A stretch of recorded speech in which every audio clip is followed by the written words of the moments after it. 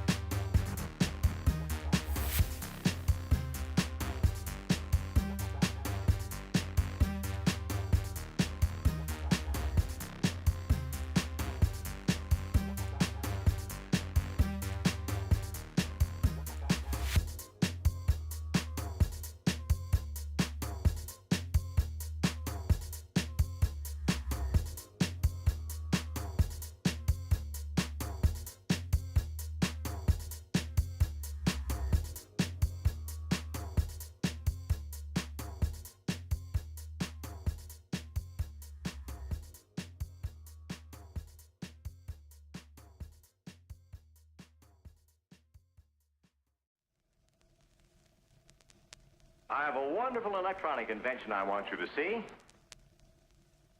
Show you.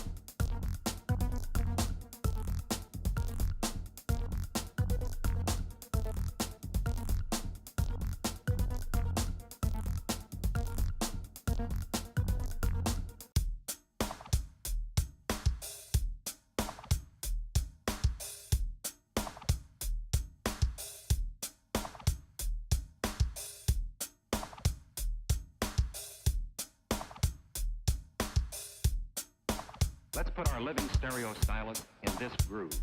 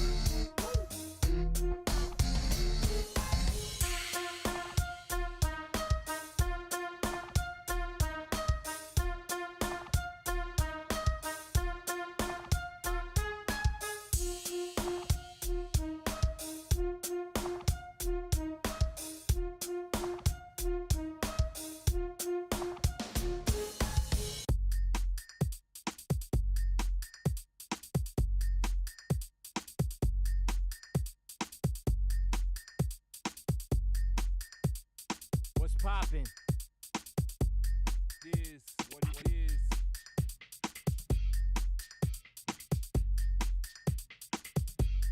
Is what it is.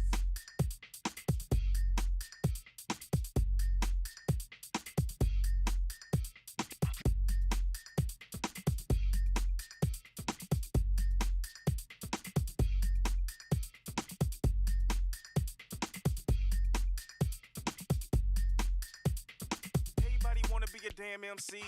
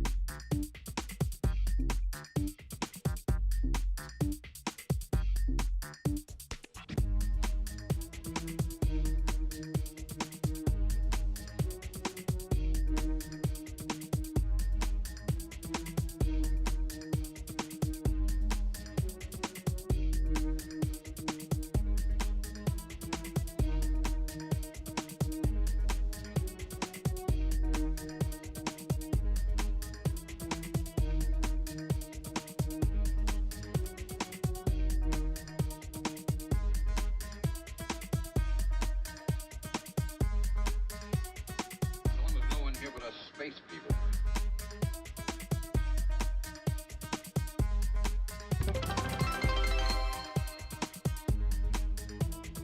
Let's go.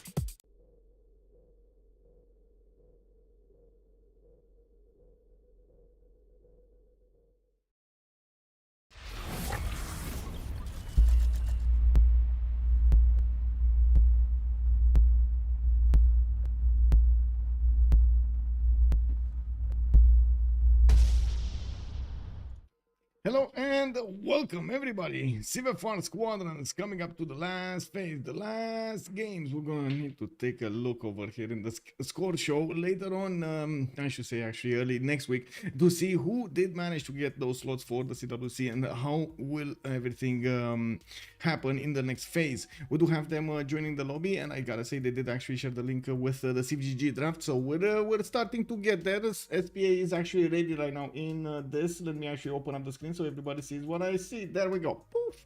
Most draft, good evening, sir, and welcome. Thank you so much for the 100 biddies. Much appreciated, sir. I did also notice Nemesis. Good evening, sir, and welcome. We do have Gelukshan. Hello, sir. Definitely want to see Japan, Victoria, and a lot of stuff. Like Guitarja. Where is Guitarja? We don't see those now. We don't see those. My God, I forgot how the. I forgot how it's called. Anyway, the unique frigate of Guitarja. We haven't spoken about it for so long now. I even forgot its name. What is the name? What is the name? Somebody will know the name. I'm pretty sure. Now, also let me actually see. Saipo, good evening, sir, and welcome.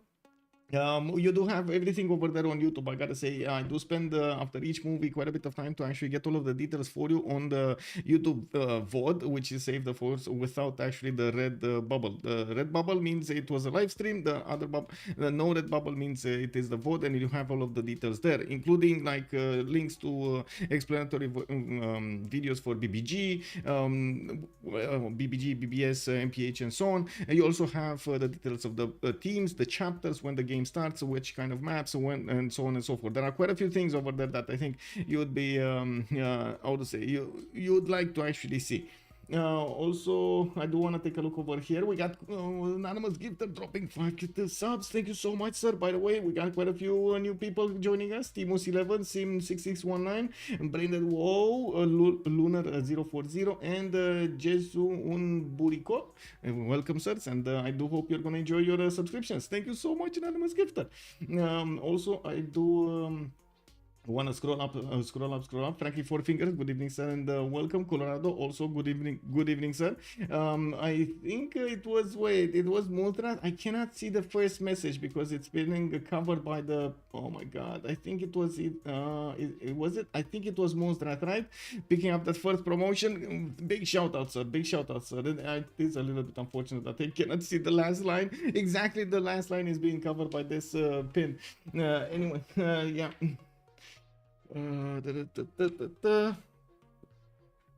Okay, also I want to say Baxter, hello there, sir, in the YouTube. Good evening, sir. Good evening. It was me. Yeah, there we go. I was remembering something. Thank you, sir. Thank you, sir. So what will we need to see over here happening is, of course, the players actually getting all into the lobby. I do believe we're missing one, and but we do when we will see also Ligia streaming for the French community the games. I do also want to say we do have actually most of them joining. So what do we have here? People, Josie, we got Apology, we got Apule. So I believe Apule with Xifi, with Floppy, and Lithox are playing for. Well, are they actually? Let me open up this. Are playing for SPA? No. Let's see. We got Apology and People are the Sharks. Okay, we got the Sharks on the other side. Floppy Flongy is the Shark. Josie is the Shark. Okay, so Apology, People, Floppy Flongy, and Josie 06. We got the Sharks here, and next to them, I don't know exactly where their opponents are. They must be in a hidden channel somewhere. Oh, yeah, there we go. It's the hidden Wheat channel. And we got Lithoxan with Xifi, Apule, and I'm guessing we're missing Mikado from the lobby. I think that's the player that we're missing from the lobby. That's why we're not seeing him. Anyway, now let's see if they are ready or not. No, they're not ready. Oh my God. Any message you want me to send to them? I can actually change my name and send them a message over here. Wait. Look, Shaka, the big provider of wheat.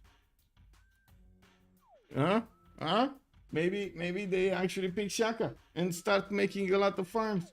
Who is the best player historically in this lobby? I don't know these players very well. Actually, there are quite a few of them. First of all, Xifi is a very good player. Apology is a very, very good player. Apule is not only a good player, but he's also the one handling a lot of the coding for BBG. He's up there very, very, very, very active. Actually, I believe he's actually leading BBG beta, as in he's the one doing the most of the coding over there. Floppy Flongy, I think all of them are. To be honest, all of them are.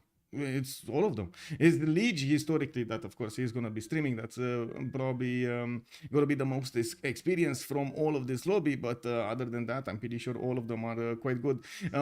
They are fighting to actually get into the CWC. They have one more season in the CWC anyway before that. And there's quite a lot of experience banked up on them. I think Apology is... is a new recruit actually for SPA. If I remember correctly, Apology wasn't with them last season. Sorry, for the Sharks. I'm pretty sure Apology wasn't there last season for the Sharks. DBZ, hello there, sir. Welcome. Who's the greatest of all of Civ6 in your opinion? Greatest of all in my opinion, Tordred. hands down, Tordred. There's like no, not even a question. Tordred. I don't know if a lot of you actually have had the opportunity to see Tordred, because we haven't seen him in like, I don't know, 2 years now. I think at some point he said he got a job at EA, and he was working there. I'm not sure exactly what or who or how or so on, but he was one of the most talented and one of the most adaptable on the spot players that we have ever seen. Winner advances to the CWC. Yes. I think the winner actually advances to the CWC in the sense that, give me a second over here so I can put up the score screen. We can take a look over here in the pins. There we go. Give me a second. Where was it? So, not the bracket. We need to take a look at the standings here. Let's see. Freightos de la Vega Iuris, Last Company DShark, and the SPA. You see they're tied over here, 6 wins and 5 losses each. Well, we do need to see who's going to pick up the 4th slot. The 5th slot will get to fight against the wildcard tournament, 2nd slot. So the 1st slot from the wildcard tournament directly goes into the competition, into the CWC, but the 2nd slot will fight against the 5th slot from CivFR and the last slot from CPL. I believe we know the last slot of CPL also is just right now I'm not remembering it, and I don't want to speak out of terms here. Let's see, are they moving? No. We're still waiting for Mikano, man. Or let me actually check if maybe he's in and I'm not seeing him or something like that. Let me actually join the lobby. Maybe it was everybody in. Hello there, WLC Akaka. Good evening, sir, and welcome. I do have to say also Noob64 is a very good player. Task for Fish is a very good player. We've had players that came and went, like Falcon, like Jack, like Red Phoenix, for example. Extremely good word player. Red Phoenix, extremely good. I gotta say he perfected that word to the T.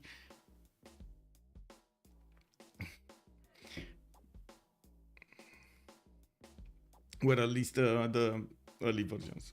Because he hasn't played for like 2 years or something.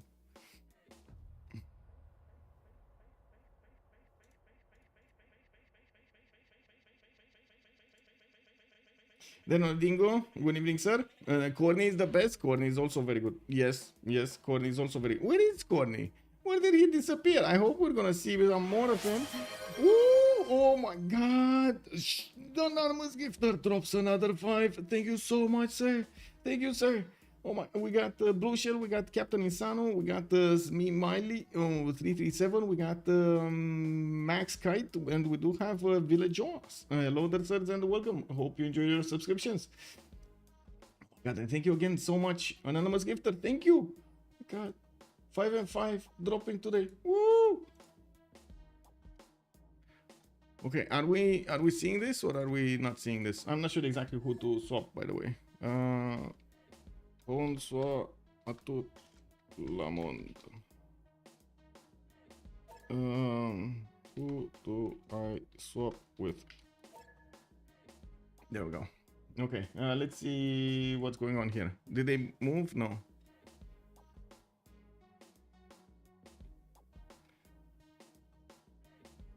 Well, it looks like we're waiting for the Sharks to get ready. We're waiting for the Sharks because SPA is definitely ready for like 5 minutes. I'm not sure what the Sharks are doing, but yeah. And I gotta say, today I kind of made myself a double coffee. Yesterday I noticed I kind of, slacked a little bit. With the coffee, I should have made another one, like especially after we passed like 4 hours or something like that. Today, I made double coffee. We don't know what's going to happen. I mean, again, if they're going to pick one of those long maps and we're going to see them go to 120, 130, we need to get ready. Good evening, Project Cisco. Also, good evening, sir. Also, Snakus. Hello there, sir, and welcome.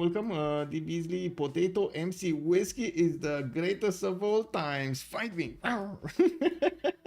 Yeah. I mean, definitely, man. Definitely. He has been, how to say, pounding as much as possible on YouTube over there with a lot of Civilization 6 content. Yes. Now we got also Harrison. Have you seen actually Harrison's videos? Actually, I really like that he's experimented with a lot of stuff and also trying to add a little bit of fun into it. I'm looking forward to see how he's going to evolve. That's definitely something that we needed in the community. Who won yesterday? Wait, did not I answer that? Oh my god, it was Lucky Nuke that won yesterday. Wait, you didn't finish the. Oh my god. Yeah, okay. The prediction, man. The prediction. Oh my god, a lot of people are gonna remain without a lot of points right now. Hearthstone favorite YouTuber right now. There we go. Thimadon, good evening, sir, and welcome. Also, I wish I had strategy videos to get back to Civ recently. There we go. There we go. Very nice. Very nice. Yeah, definitely. Pretty good videos over there.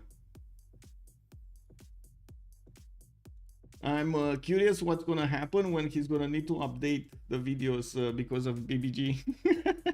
Let's see. Baxter, also imagine the torty guy you mentioned in this infamous anonymous gifter all the time. Oh, the Tordred guy. Yes. Oh my God. Yes. I mean, yeah.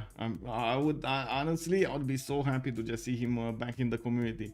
He has definitely how to say, changed a lot of the mentality when it came to simming, when it came to applying the strategies and so on. He was really an out of the box thinker, I would say. Also, Kacheka got great guides. Yeah, there we go. There we go. Kacheshka. Where is Kacheshka actually? Again, we don't know that much about it. We did see him stream a few times, like ask for casts and so on and so forth. I haven't heard from him in like, I don't know, 3 months, I believe, or 2 months. In base game, Russia is the best culture faith Civ, but who is the best in BBG? For culture faith Civ, I would say Khmer. I would, I mean, if you combine both, if you want the faith with the culture, it's probably Khmer. Khmer or Gandhi, but I would say actually Khmer. If you really want to go with Khmer for the culture, you just get that choral music and oh my god, you're gonna have so much culture.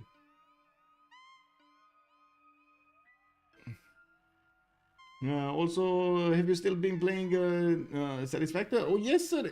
Oh my god, you need to take a look at the how to say, my Discord server. I don't know if you have my Discord server, but if you join over here, exclamation mark Discord in chat, we do have over here.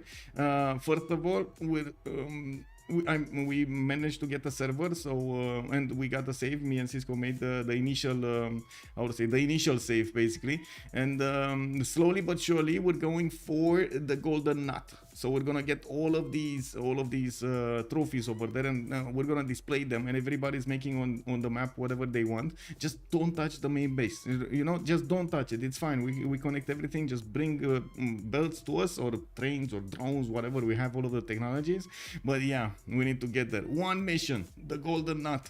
So if you wanna join, just join Discord and take a look at the channel over here. Wait, I need to rejoin. Okay, there we go. There we go. Now I'm visible. Do we have them started up? No, still no startup. Yeah, it was a bit of a mess earlier, by the way. I thought it would start at 1900, and actually it was 1915. It was definitely a time that I wasn't prepared for, and I kind of jumped the gun over there. I was like, you know, getting my coffee ready and so on. In my mind, it was 1900, and then when I started the stream, like a few minutes after I started the stream, I realized the truth. Oh, the reality. Yeah. With pleasure, Thankus. I was thinking of doing some VODs. I didn't actually get the time right now to actually do some VODs for Satisfactory, but I would like to do like a presentation video of the map, the idea of what we're going for, and then keep making a few videos with what other people are doing and to display them, like their buildings, their style, their bases, and so on and so forth. Like, since the sky is the limit, and we can definitely move all over the like disconnect from the server, no problems, because it's working 24/7, and it also allows us to move all over the place on the map. It's amazing. I just wanted to open it up, like make the server after we managed to unlock the level 5 belts, so we get everything we need, you know. It's enough aluminium to build anything. It's enough you get high speed everything from the beginning. You don't need to do something else. There are quite a few challenges actually in that game when it comes to balancing out the belts, trying to get everything done so it moves properly. And Satisfactory release date is in 2020, but it says early access. It is in early access. They will release it later on this year, Nemesis. Hello there, Angie Chimi. Hello there, sir. Good evening. Good evening.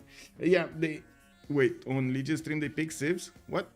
Oh my god! They actually switched this. Lol. They gave me the wrong draft. Let me see. These are only 2 people here. Lol. Are you sure they pick Civs? Because I see everybody here. Are they in the other one as well? Give me a second.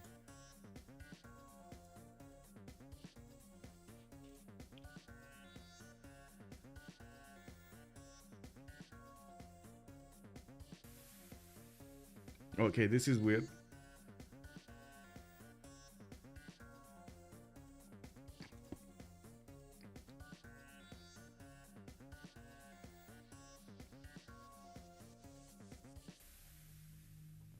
And without any warning.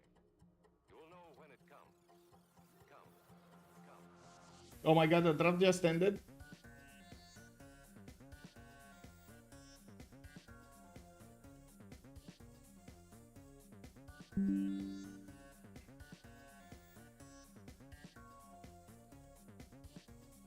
Oh my god, it bugged out for us, guys. It actually bugged out for us. No, we didn't get to... Oh my god. Kick W. It bugged out for us. It is what it is. We're not gonna have the draft. I'm so sorry. I don't know what happened, but it bugged out for us. It is what it is. Anyway, it looks like they are picking civilizations here. It is what it is. I don't know why it bugged out, but it did. Anyway, what is the map at least? What's the map? It's Pangea. Let me see.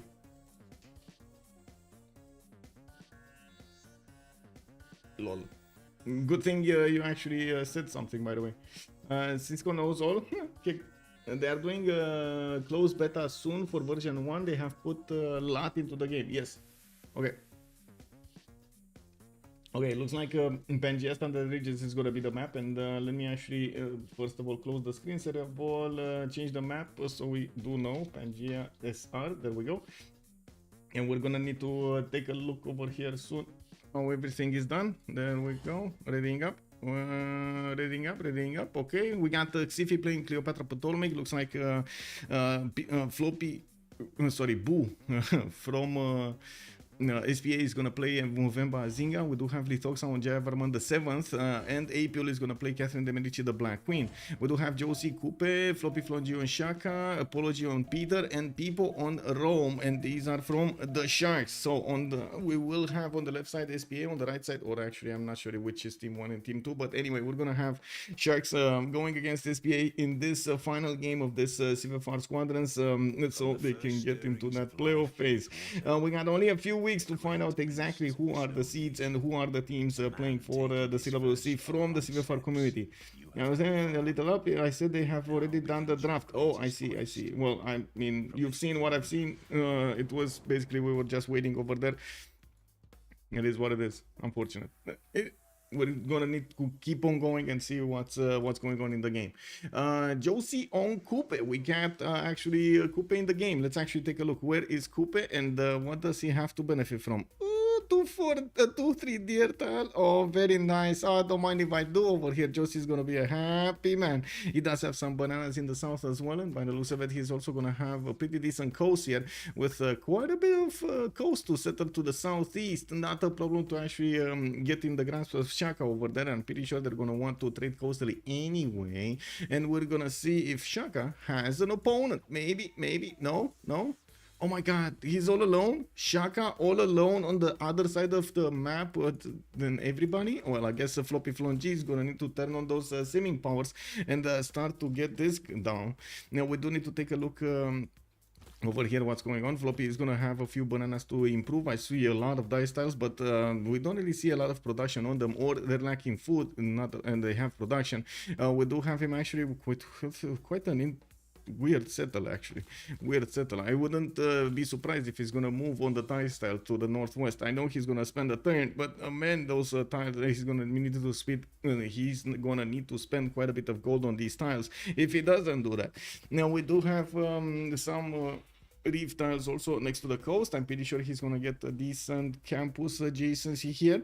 For example, this is a +3 campus because of those rainforests next to him.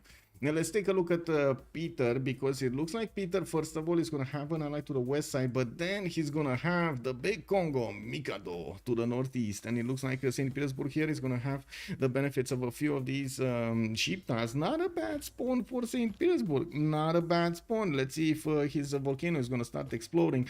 And I wouldn't be surprised if... I would say he's gonna get something like the fire goddess or something.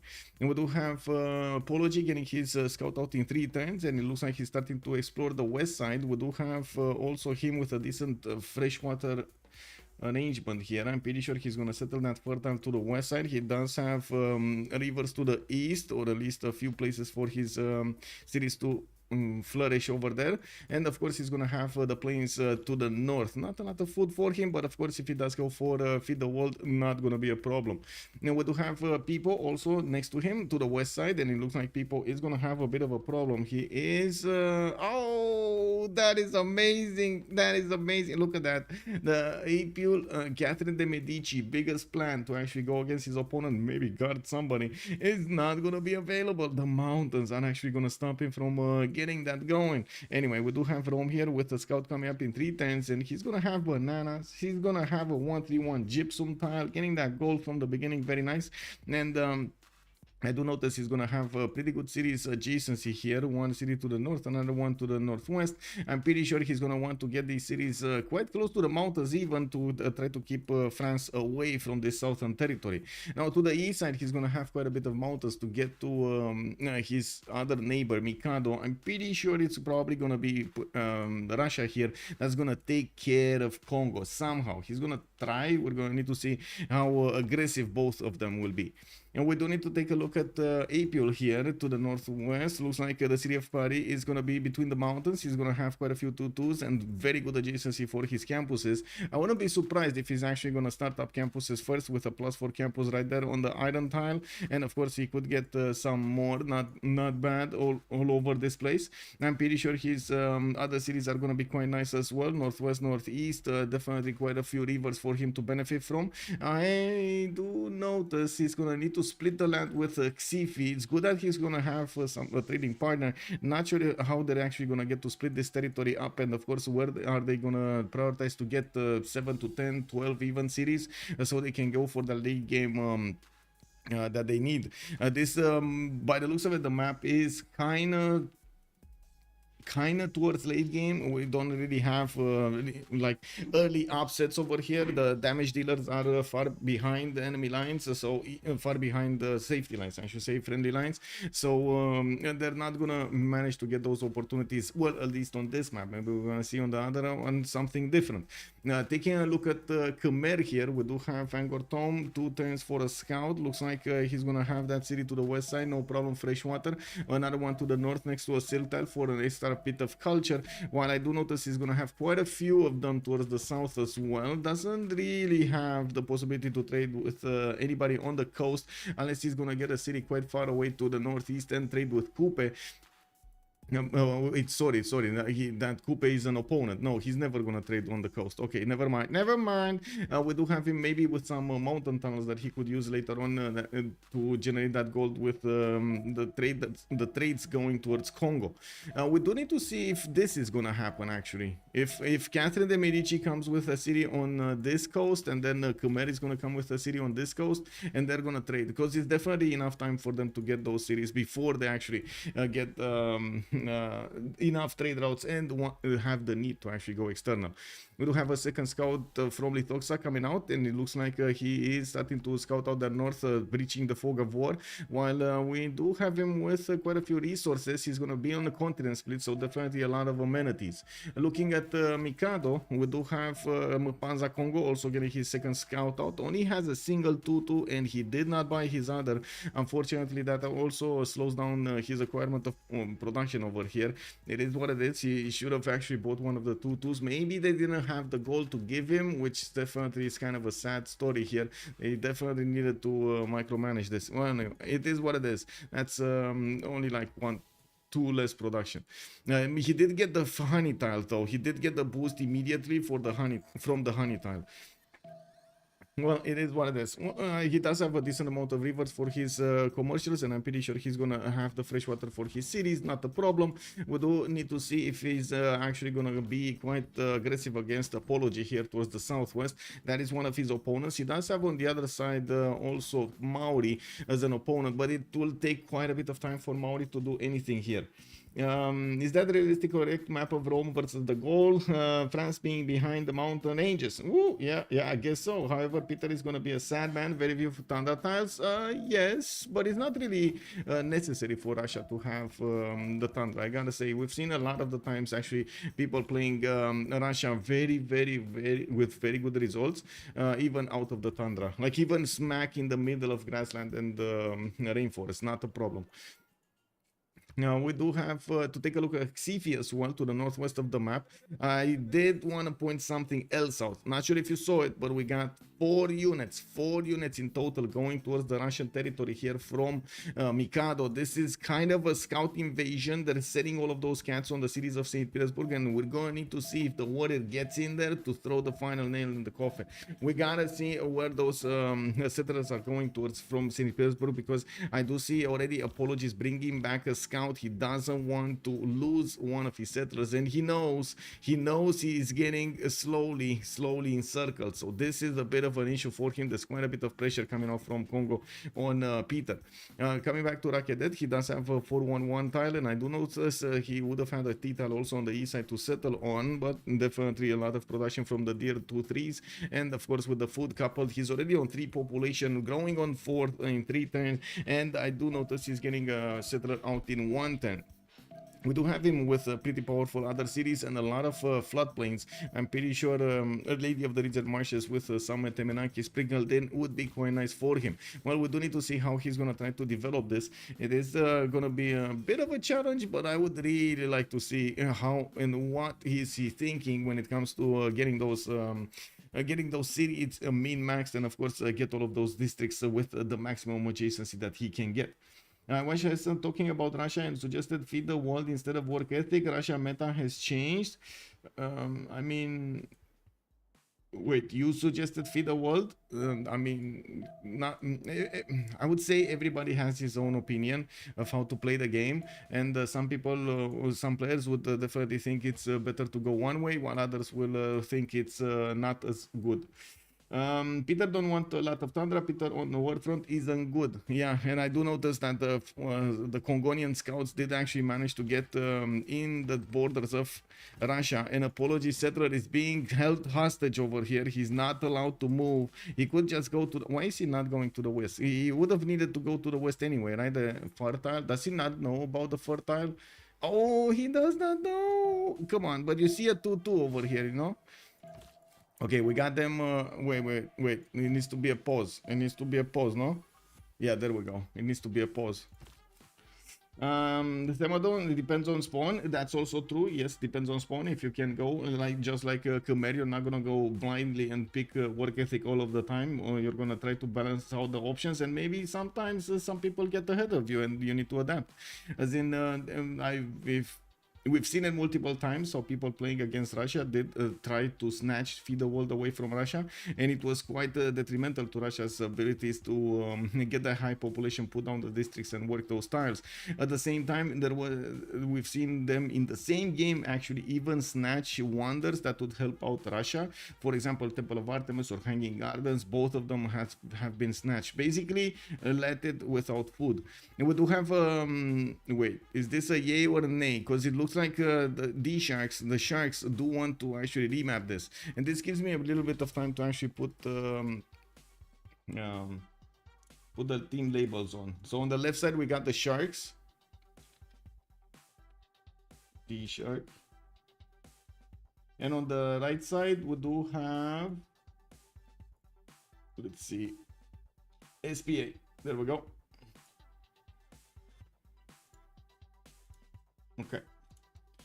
Okay, and that settles that. We're gonna need to start up the prediction soon. We didn't really have a prediction for how many remaps. It is what it is. I'm sorry for it, but we're gonna have a prediction for who's gonna win a little bit later on.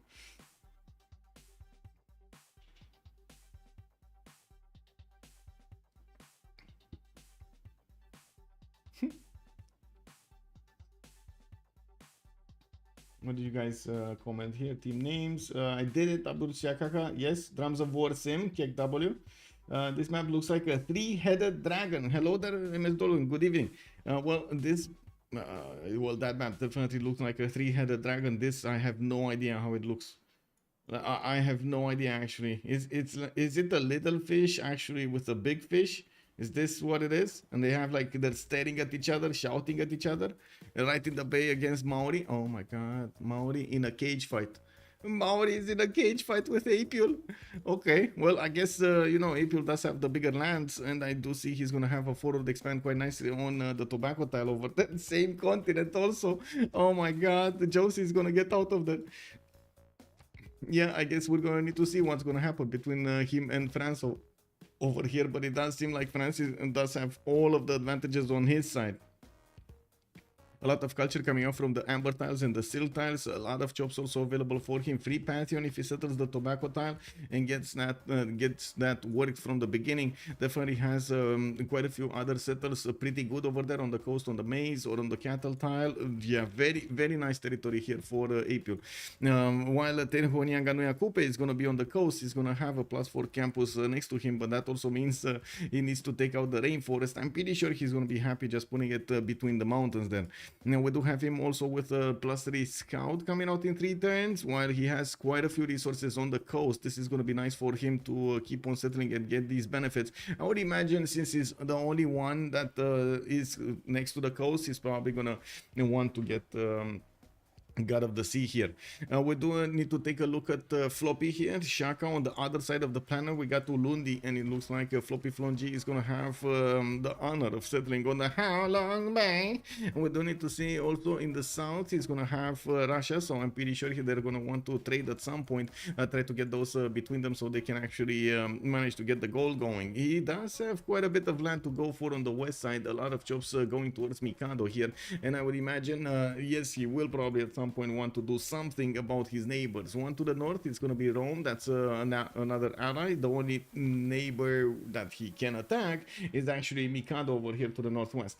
Now, TCAT, good evening, sir. This is map 3. This is just map 1, map 2. They DSharks did manage to use the remap token. Okay, we do have to take a look at Monsieur Peter. Okay, we got him with a scout coming up in 3 turns. A 2-3-1 fertile from the beginning in the capital, with the possibility, of course, to go for that Temple of Artemis. 1, 2, 3, 4, 5, 6, 7 of these tiles can actually be amenities here for him. This is quite nice. Not to mention, this time around, he's gonna have a lot more tundra to go and settle, and even one of these faith city states over there in the southwest. Oh my God, there are 3 phase city states, and there's candy in the game. I mean, this is actually quite important for Congo. For the Congo is quite amazing, quite impressive over there. I would say it's a little bit OP, but it's very rare to actually get a 4-ready Congo from the beginning.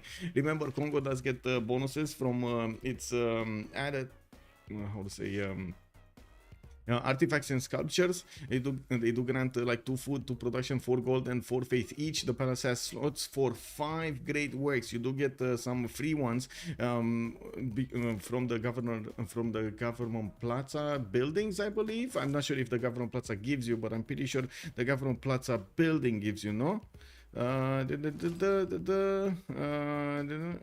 No. Where is it? Congo? Is it on Congo? Where is it? Didn't he have? I'm pretty sure he did have like free relics at some point. Receive a relic for each government plaza building. So okay, you get it for the government plaza buildings. You don't, and it's only on Movemba Zinga. There we go. Got it. And he gets more anyway, more compared to Congo. Like he gets more bonuses on those relics. Well, let's see. We do have. Where do we? Peter, right? Peter. We talked about Peter. He's getting his scout out. Okay. Doesn't look like he's going to be in any kind of danger here. He's probably going to try to go for that culture. And we do have him with so much territory between him and Khmer. This looks like more of a semi-map, actually, if we don't take into account what's going to happen on the island. The island is basically like, oh my God, what was it? Escape from Los Angeles or something like that? If I remember correctly, there was a movie back before with Snake Plissken, and as the main character or something like that, and they were sent on an island, and that was basically, you know, the fight scene. Yeah, basically this is the fight scene. This is the island where everything is gonna happen. We're gonna have a gladiator show match over here between Apule and Josie.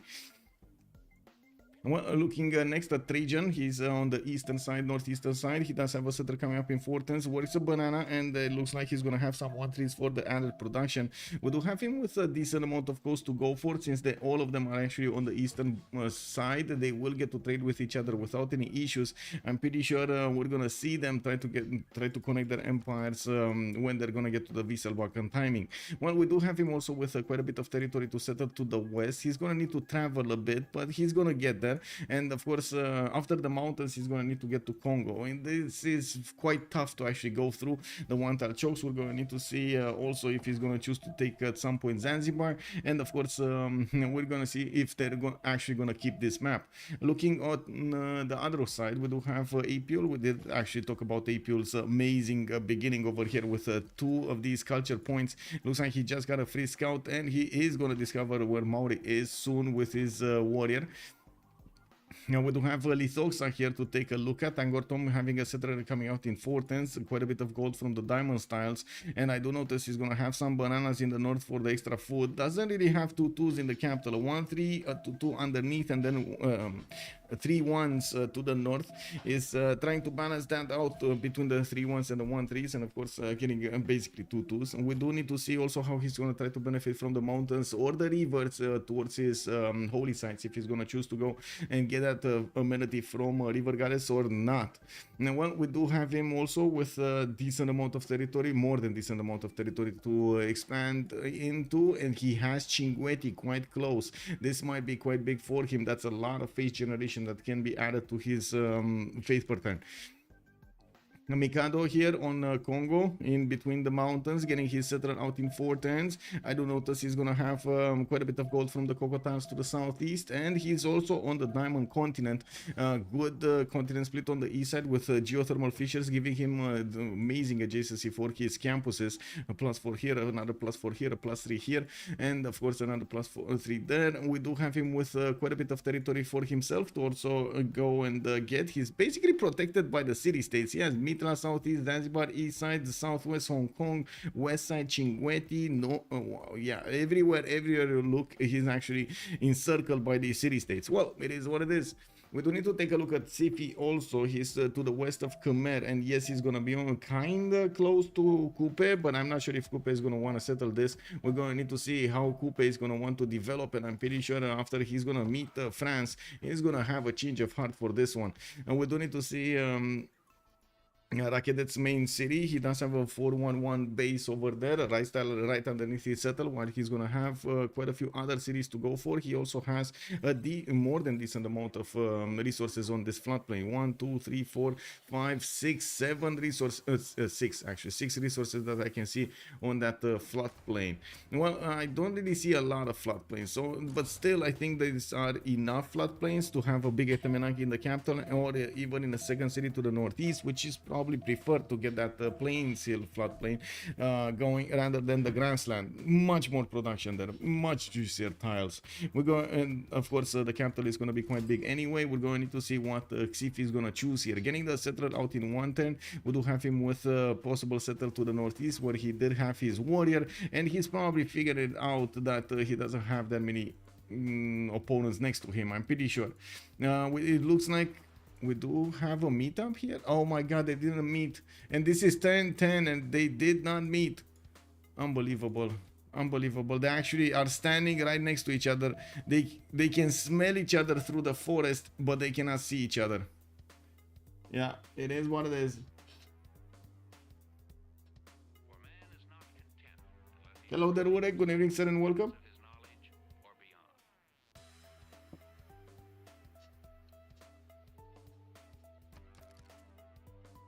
Okay, so there's only one team that has a remap token at the moment, SPA. DShark did use the remap tokens earlier. We do need to see them start this up. I do want to double check the titles are working. That is fine. That is fine. Okay, it's fine.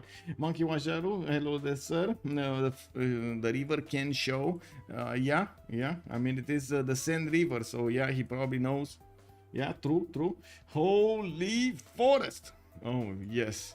And this is it, boys. Gather your popcorn, get your coffees, get your beers, get your energy drinks, get everything going, because it looks like we got this map going on. This is it. And it seems like we're gonna have the cage fight between France and the Coupe. We're gonna see on the east side how Mikado's gonna defend himself against Floppy. Zulu, I would imagine he's gonna be tasked with the great important mission over here to take down Congo. We do need to take a look at their strategics and also how they're going to start their games up slowly but surely, but I'm pretty sure we're going to have quite a few things revealed to us soon. We do have already Khmer putting down his holy site, and it's going to be next to a mountain and a river. He's definitely going for river goddess. I do notice he's also sending the first city towards the east side. I wouldn't be surprised if he's just going to settle on the diamonds there to get the goal going from the beginning. I think I needed to finish my turn there. We do have Rakedet also going for the northeast towards that other river that's gonna get that set, that's gonna get that floodplains. I do notice he is gonna have an iron tile to the south in the second ring, and his horses are gonna be third ring out to the southeast in between all of those forests and rainforest.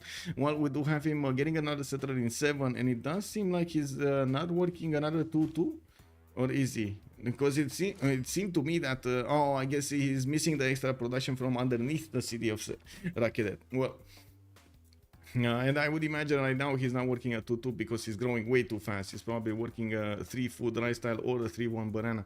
Anyway, looking at next up, we do need to take a look at Mikado to the east side. He does have Mubanza Congo with a settler coming up in 6 times, moving towards the south, towards the Coco Tiles. Definitely wanting to get that gold there, and of course you do see how much fresh water he has around his cities.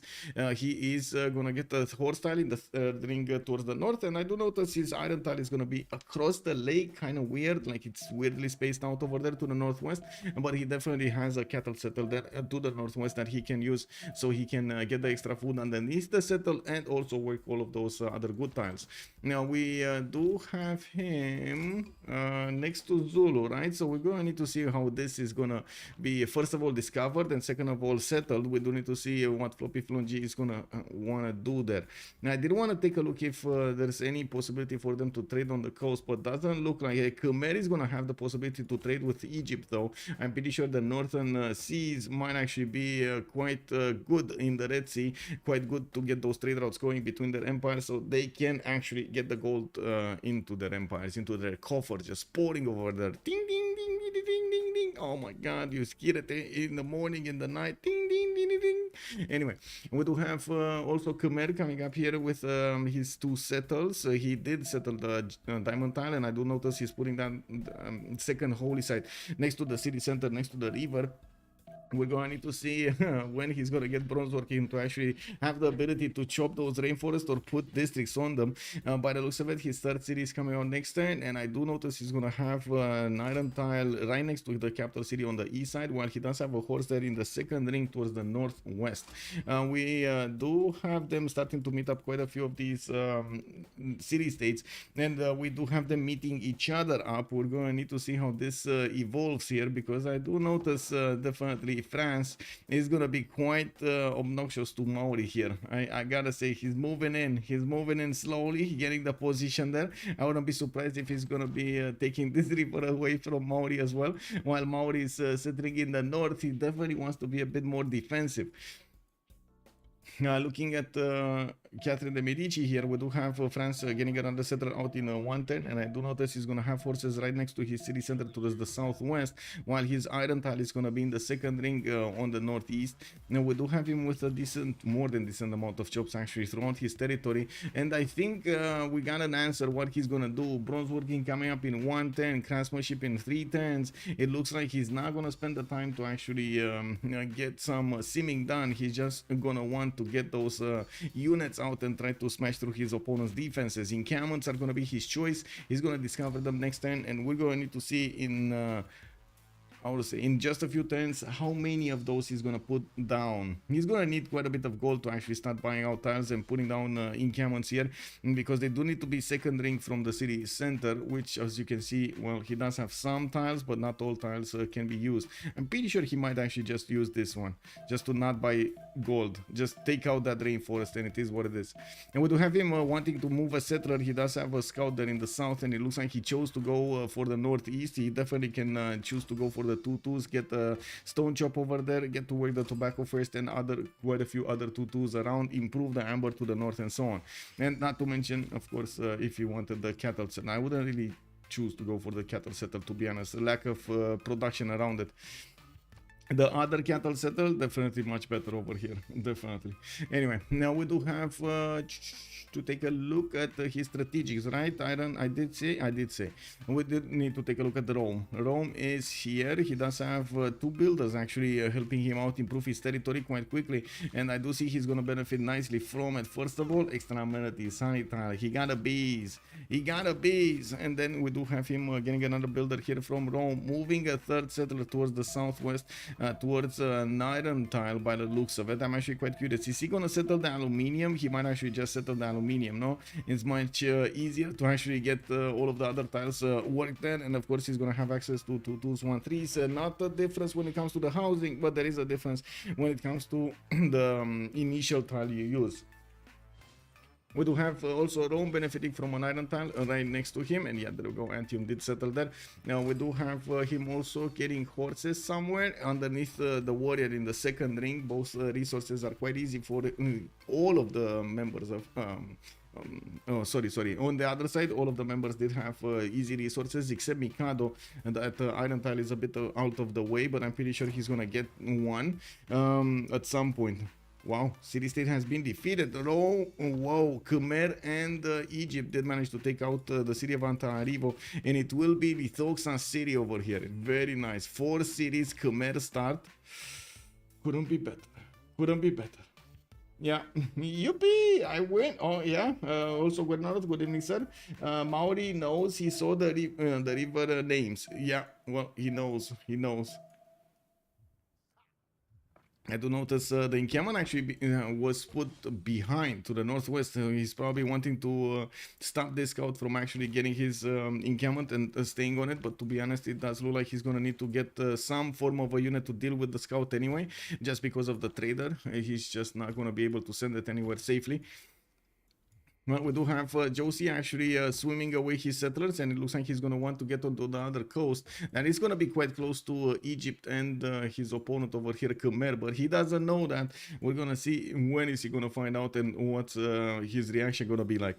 We do need to take a look at Russia here next. He already has... Oh, he also took Hattusa. 3 opening here. 4 city opening from Russia also. He's going to get that city in the northeast from his capital, and it looks like he actually will have for a single city in the tundra, that's his capital. All other cities are actually placed in the plains and in the grassland.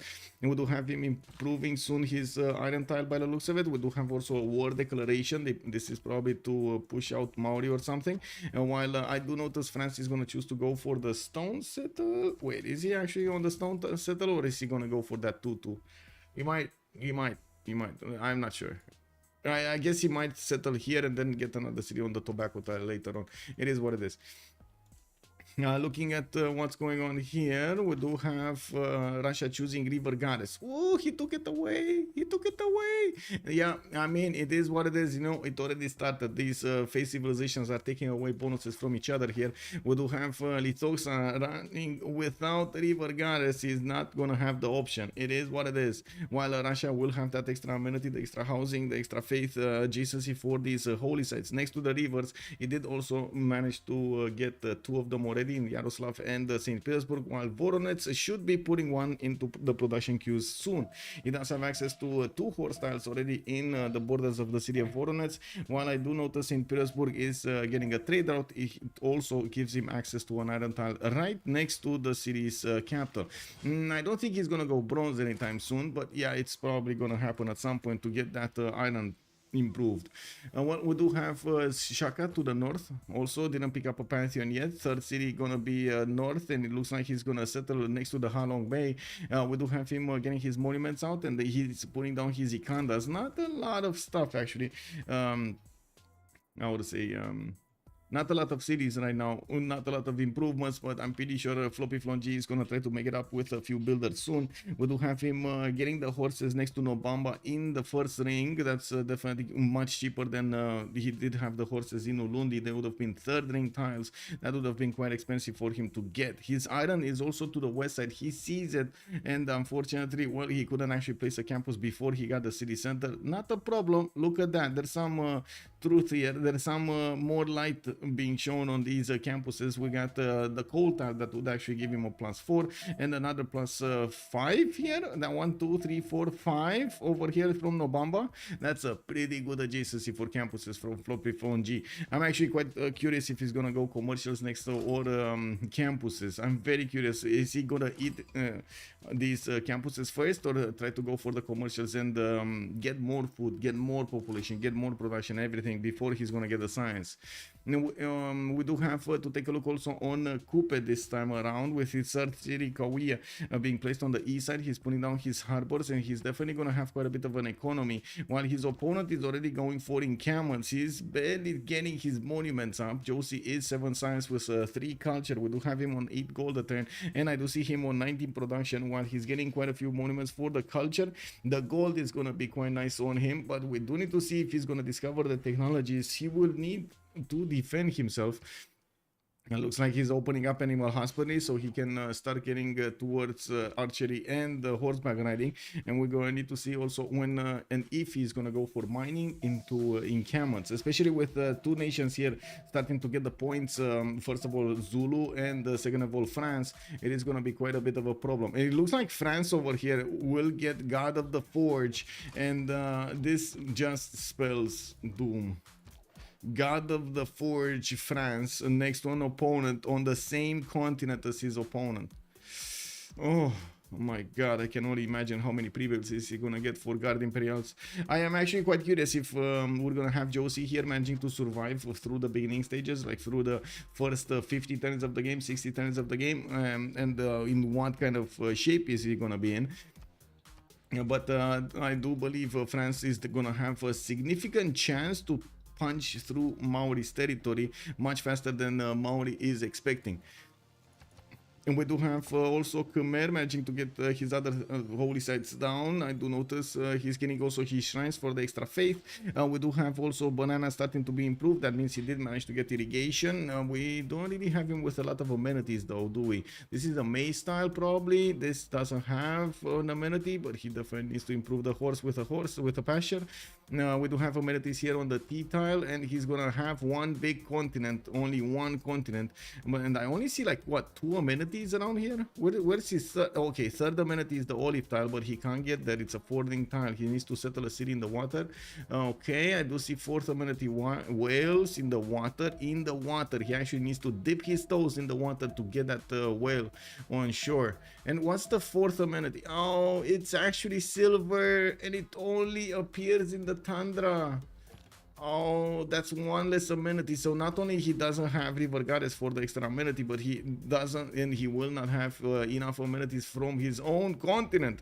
Oh, this is a bit of an issue here for Khmer, definitely, because he will have quite a few high pop cities.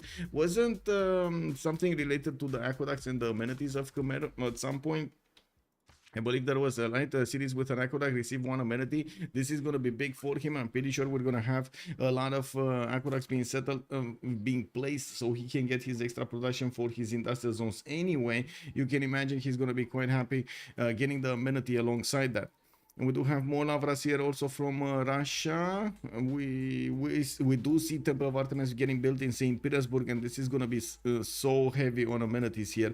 We got him on with 1, 2, 3, 4 in the capital, possibly 5 in the capital, and then another 2 here for the city of 3 for the city of Voronezh, and another. No, this is too far away. This is not too far away though. I'm pretty sure no. I mean, is he ever going to improve this? Is he actually gonna spend 1, 2, 3, 4, and a 5 turns and a 6 and a 7th to get out of there? To improve that tile? Is he gonna spend 7 turns from a builder together? I'm not sure.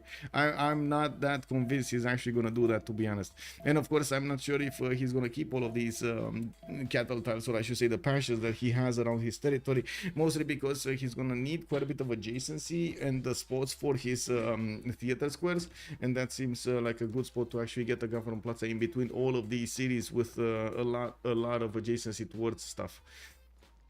He did choose to go for Moksha first. He's choosing Magnus second here in the city of Yaroslav. Didn't actually get his Gavron Plaza down yet, but we're gonna see when that's gonna happen. Let's actually take a look what's here. Got a War and Plunder chosen by Zulu. He didn't get his third city on actually Halong Bay. He put it quite to the north, and I don't think he actually got the points from the Era score, did he?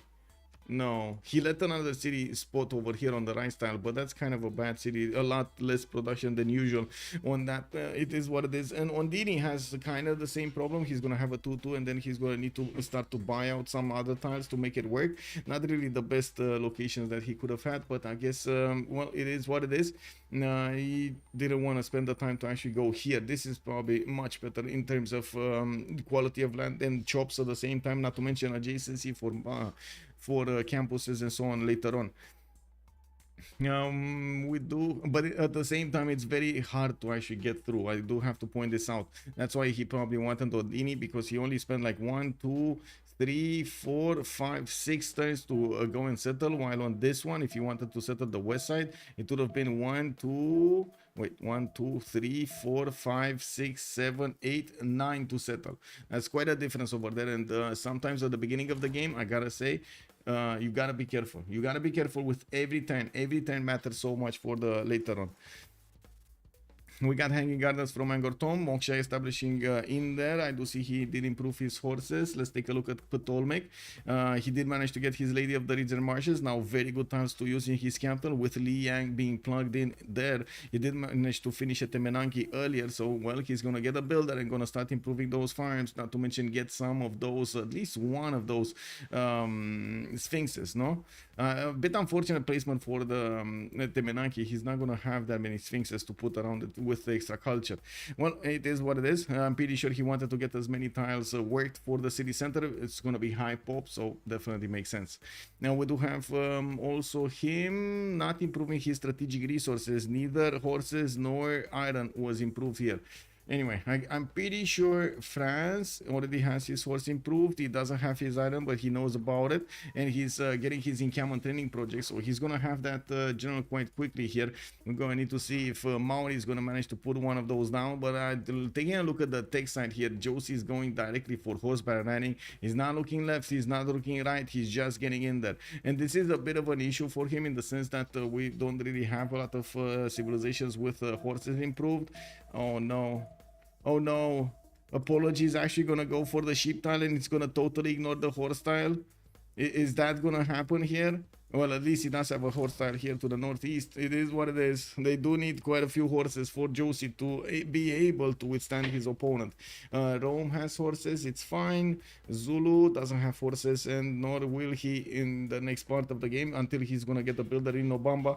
I'm pretty sure that third ring horse in Ulundi is just not gonna be an option. I mean, yes, it is an option, but not gonna be an option in terms of how much money they need to spend to get that tile. 35 gold, that's a lot of gold at the beginning. Now we do need to see if Candy is going to be sourced here by Congo. This would be amazing if they do manage, or anybody from his team could actually source it, get that relic, and then send it to trade it to Congo. I'm pretty sure he's going to be very happy about it.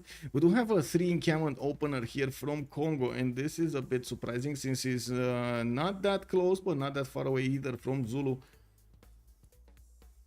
We do need to see how he's going to develop. Usually Congo does want to benefit from the extra great people points that he has, so he goes for theater squares. He wants to open up with commercials earlier. He wants to go for some campuses afterwards, a lot of trade routes and so on and so forth. Well, this is definitely, I mean, this is a tactic that right now works very well with Drums of War. We're going to need to see if his choice for the next part of the game is actually going to be the correct one. If he would have needed to build so many encampments so early on to actually get all of his bonuses and be able to withstand the whole game of aggression. I'm pretty sure we're going to be seeing Zulu over here do quite a bit of aggression against Congo. It's just a matter of time. Just a matter of time. Now, do we have more pantheons? Rome? No. Congo, City Patriangares, 40% towards the first district in a city center. Khmer did go for Sacred Path, so at least he's going to get some extra JCC from those forests and rainforests. He has quite a few of them. Not bad actually. Still would have been better to have the amenity, but yeah, not that bad. We did have Lady of the Reeds, God of the Sea here. Makes sense for Maori. He has so many resources, like even in the city of Kauai, he's going to have like 4 of them on the coast, and that's going to be quite nice for him. Access to horses on the east, and I do notice he is starting to get that extra production on his forest and rainforest. These are becoming very good times to use. Another wave of 2 projects being done in the lands of Catherine de Medici. He really wants to deny Coupe a general, and it does seem like Coupe at the moment is not even interested in getting a general. I gotta say, we're seeing Apul here chop quite a few of these encampment training projects. I would have loved to see him chop actually horses right now, because he definitely would have surprised Coupe with those units at the very early stage of the game. Does he even have time to get there? So check this out. If he would have chopped horses, but he doesn't have them, right? He has them in 2 turns. If he would have started chopping horses right now, those horses would have needed 2 turn, one turn here, then what? Oh, France. Another turn here. No, let's go directly. So 1 here, another turn here, 2 turns, 3 turns here. In 4-5 turns, you would have reached Maori's capital. And Maori, of course, as we know, doesn't really like to chop, so he's going to need to hard build his horses. He would have had the opportunity to attack into the city of Maori at least 1 time if their opponents did not buy a horse at that particular moment. It would have been quite a problem over here for Coupe. But anyway, it's definitely gonna still be a problem. France will have the +3. He will have the +5 from a general. He will be big. AJF, hello there, sir. Don't think France can push here with Maori on the coast and these chokes. Not wrong. You're not wrong. We're going to need to see. But to be honest, this is not an unpushable city defense. This is really not unpushable. You can get on these hills over here and start pushing. Like this style, for example, cannot be defended by Maori efficiently because it can be attacked by 3 other units, ranged units, and 2 melee units. It should be more than enough damage to take out 1 unit. So there will be maybe some changes if there are enough units from Maori, but that unit over there is just going to die. It's not going to be able to withstand that much damage from multiple ranged units. This one though, this one over here might actually stand tall, but he does have 3 units, melee units that can attack into it. So neither of these tiles to the south of Coupe are, I would say, they're easy to defend. He's going to need to spend a lot of HP to reposition those units so he can have always full health one, and not allow his opponent to actually get to smash into the city center directly. Looking at also turn 29 here, let's take a look at the city states. We got Zanzibar with Muscat and Cahokia for the trade bonuses. Looks like also Chinguetti with Candy and Nazca do have the religious bonuses on them. Again, nobody is actually suiting Candy right now. Doesn't look like they're interested in getting those extra relics. Hong Kong with industry. We do have Mitra and Nalanda for the science, and Namadol is going to be the only one for culture. Namadol has been discovered by Coupe, so I wouldn't be surprised if he's going to try to take that as quickly as possible. Rome did get to 5 cities already, putting down his harbors. Looks like he's getting his audience chamber out from his capital city, and he did choose to not put his second district out from the capital city. I would imagine he might actually go for a theater square here from Rome, or entertainment complex to go for an early Colosseum. We do have him to the west side with the Gavron Plaza in adjacency to 1 city. That just unfortunate, but it is what it is. This city just cannot reach those tiles. Anyway, now we do have to take a look at but Zulu, what is he doing? Barely building his barracks. He does have a lot of production that he needs to put and not a lot of production in his cities to do it. While I do notice Mikado is also scrambling to get an encampment training project. He probably saw what his ally is doing over there, getting all of these done. While Zulu does have one more turn until he's gonna get a general. Two of them already got picked up. France did manage to get two of them, while it doesn't look like Congo is gonna manage to deny a general from Zulu. Is he gonna buy this tile? No. Oh, his builder doesn't have movement speed. Yeah, it's fine. I mean, if he would have gotten this chop, yes, he would have gotten the general, but he's not getting that chop, so he's not gonna deny Zulu a general. Zulu's just gonna passively get it. Now, what do we have here? General for France, second general from France. We got Shun Tzu over there. A bit of a surprise that he's still keeping it. I would have expected him to use it for the extra book that you get in the capital. Not bad, you know, some extra culture over there. Never bad. We do have him also finishing up his barracks before he's actually gonna start to get his units out. And I do notice on the other side, we do have Josie here, you know, kind of realizing that he's not gonna get a general or a list of this era, and we do have him going for Gavron Plaza here in next turn. He's gonna get it. We do need to see when he's gonna start actually pumping out units. He does have the ability to get horses out. He just didn't actually get them. It is what it is. Can you show production? Yes, Ruperfet. Good evening, sir. Also, Miniature Oblique. Hello there, sir. Guernaros, I see that. SPA only on 2 continents. Let me actually take a look. So SPA is over here. That's 2 continents, 3 continents. No, they're on 3 continents. Congo is on 2. Wait, Congo is SPA, right? Yeah, Congo is on 2.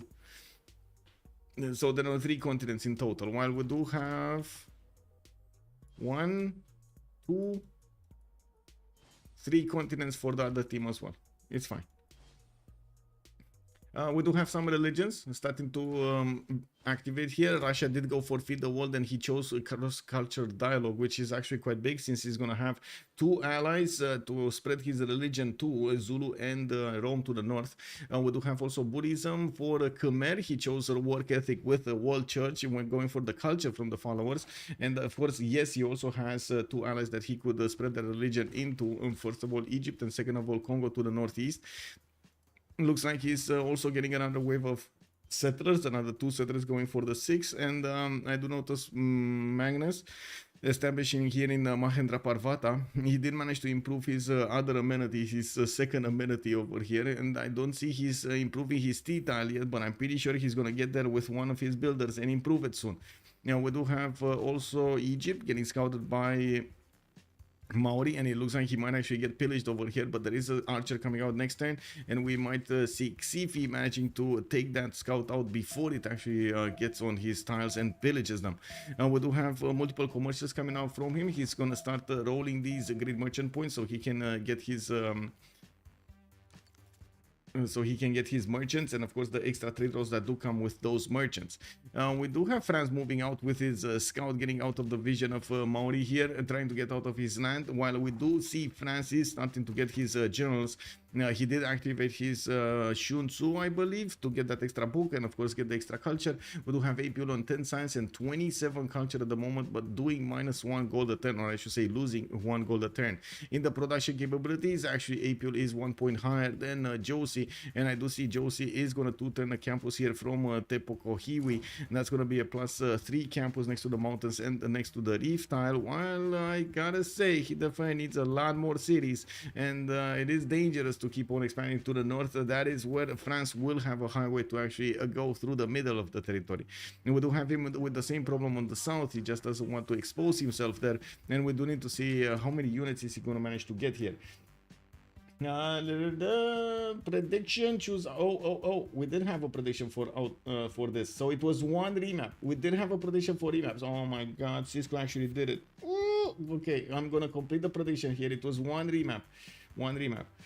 Coupe is on 2 continents. Yes. You say sharks are on 4 continents? I see 1, 2, 3. What's the 4th one? They don't have the green continent. That's the 4th one, and they don't have it. Or am I missing something? Am I missing something? Let me actually get a prediction going for who's going to win during the game. Who will win? We do have on one side SPA, on the other side we do have the Sharks, and a submission period for 30 minutes. This is a very important game. I do want to reiterate, it is very important game for them. They will get a slot in the CWC if they do manage to get through this game. Whoever wins this, they're tied right now, and it's the last game between them. I do notice one of the horses of Paris actually went to take care of the Maori scout to the north. That also lowers his ability to get these units on the front line quickly. While I'm pretty sure we're gonna have a little bit of aggression. He might not go for the kill. He might actually go for damage to Maori, just to force Maori to get some units out. Yeah, let me get the poll up also over here on YouTube. By the way, hello YouTube, how is everybody doing? I hope you guys are well, and we're getting this going. First era started up soon. Who will win? We do have SPA on one side, DShark on the other side, and definitely a lot of passions from both to get the victory here. We do need to take a look on the middle of the map here. Okay, Ancestor Hall chosen by Egypt to go for the expansions. He's already getting quite a few very, very interesting yields over here. The culture and of course the science from Etemenanki, very nice. And while Khmer is going to have these 6 cities, I do see a 7th settler coming up from Mahendra Parvata, while he's starting to get quite a bit of production from his shrines because of work ethic. He's also putting down theater squares here with the hanging gardens in the capital. He's getting a 50% growth increase in all of his cities. This is very, very important. Not only that, but he's also getting some how to say, yeah, some housing over here in the capital city. I'm a bit surprised he did not leave a spot there for his aqueduct, but I would imagine he's actually going to take out one of the bananas for the aqueduct. That kind of seems like what's going to happen, right? He's going to take out the banana for an aqueduct. Anyway, I'm actually quite curious where is he going to go and settle with these later on. We do need to also take a look here on Rome. He already got his 7th population. He got a campus next to his Cavaron Plaza. That's only a +2, but still is better than none. And we do need to see if his next placement of a district from the capital city is going to be an entertainment complex or not. He definitely could try to go for a Colosseum here if he wanted to. Now we do have also Rome managing to pick up God of Open Sky as a pantheon. He's going to get the extra culture from all of these improved pastures. He does have 3 of them already, and I do notice he's 4 of them actually already. So he's starting to get that extra culture going. He's on 14 science with 34 culture at the moment. Okay, so let's see. Josie, Pen Russian Boys Golden Age on Coupe, getting his horses out. I do notice he's 1 turning, 2 turning them, and I do notice Francis is going to get the advantage of having a general, not to mention the extra diplomatic visibility over his opponent. And we do have also Shaka, Drums of War, and 10 science with 24 culture. He is getting a general here, and I do notice he's at the moment not actually making any units. He's gonna go for Ancestral Hall, not the Warlord's Throne. That is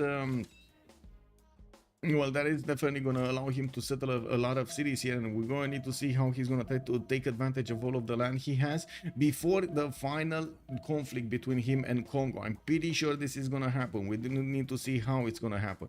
We do have also Apology, 14 science with 30 culture. He's getting his theater squares down, and he did take out that cattle tile. Definitely makes sense to actually get all of the adjacencies for his theater squares. While he's on 34 faith at 10, he started to get these great writer points, which are going to be quite valuable since he's going to be in a direct culture fight with Jayavarman the 7th. At the beginning, the 30 cost writers are extremely valuable.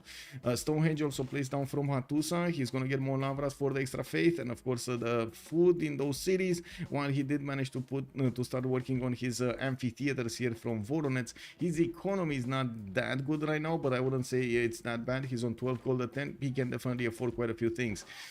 People, Rome, North, 5 cities, putting down a commercial from Rome. Now it doesn't look like he's gonna rush that entertainment complex. He's gonna go for a little bit better economy. He's already on 37 gold at 10 with 68 production, and I do notice he's getting a few more lighthouses from his already built harbors, so he can actually get those extra trade routes going. He will have coastal cities to trade with somebody, but we're going to see when Ulundi is actually gonna oblige with a city on the coast so they can trade with. Rome already set up Antium, for example, with Reina. He got that in there. We do have on the other side Apul here on the west of Maori, 12 science, 28 culture, -3 gold at 10, chose to go for drums of war, and I do see him still struggling to get to Maori scout to take him down. That actually kept one of his horses busy instead of putting it on the front line here. And we do have France's damage definitely overwhelming the horses of Maori. If they do get sufficient numbers around them, that's a +8 that he's gonna have to go against Maori's units, and we do need to see how many of these is he gonna manage to get. With Manus established in Toulouse, he's gonna have the ability to chop the units much more efficiently and send them towards the front line there. Also Pingala in Nantes to give him the extra science. I do notice he did manage to finish his Warlord's Throne, so let's see him go. He's getting his infrastructure. Let's see him get everything here. I really like, by the way, how he's synchronizing a lot of the stuff, like the finish of the Cavron Plaza building with the Magnus established in Toulouse in 110, the builder that came out and is ready to move on to a tile to chop, and so on and so forth. We do have also Ritoxa, 14 science with 21 culture on 5 cities Khmer. He's getting those other cities towards the north, and I do see he is going to go for an entertainment complex. So we might actually see a Colosseum being built over here in the city of Mahendra Parvata, where he also has Governor Magnus established. With the Monumentality Golden Age, he can buy out more builders and be able to chop that extremely quickly. I think I am missing the chat.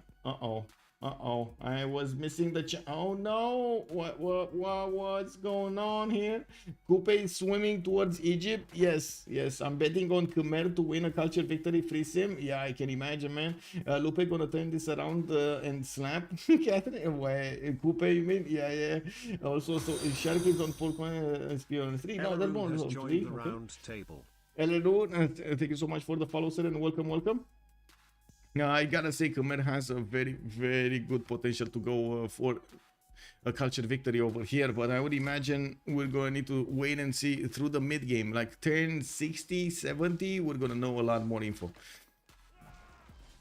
Now we do have Khmer also with 44 faith with 69 production over here, and I do notice he's getting audience chamber as his building of choice in Angkor Thom.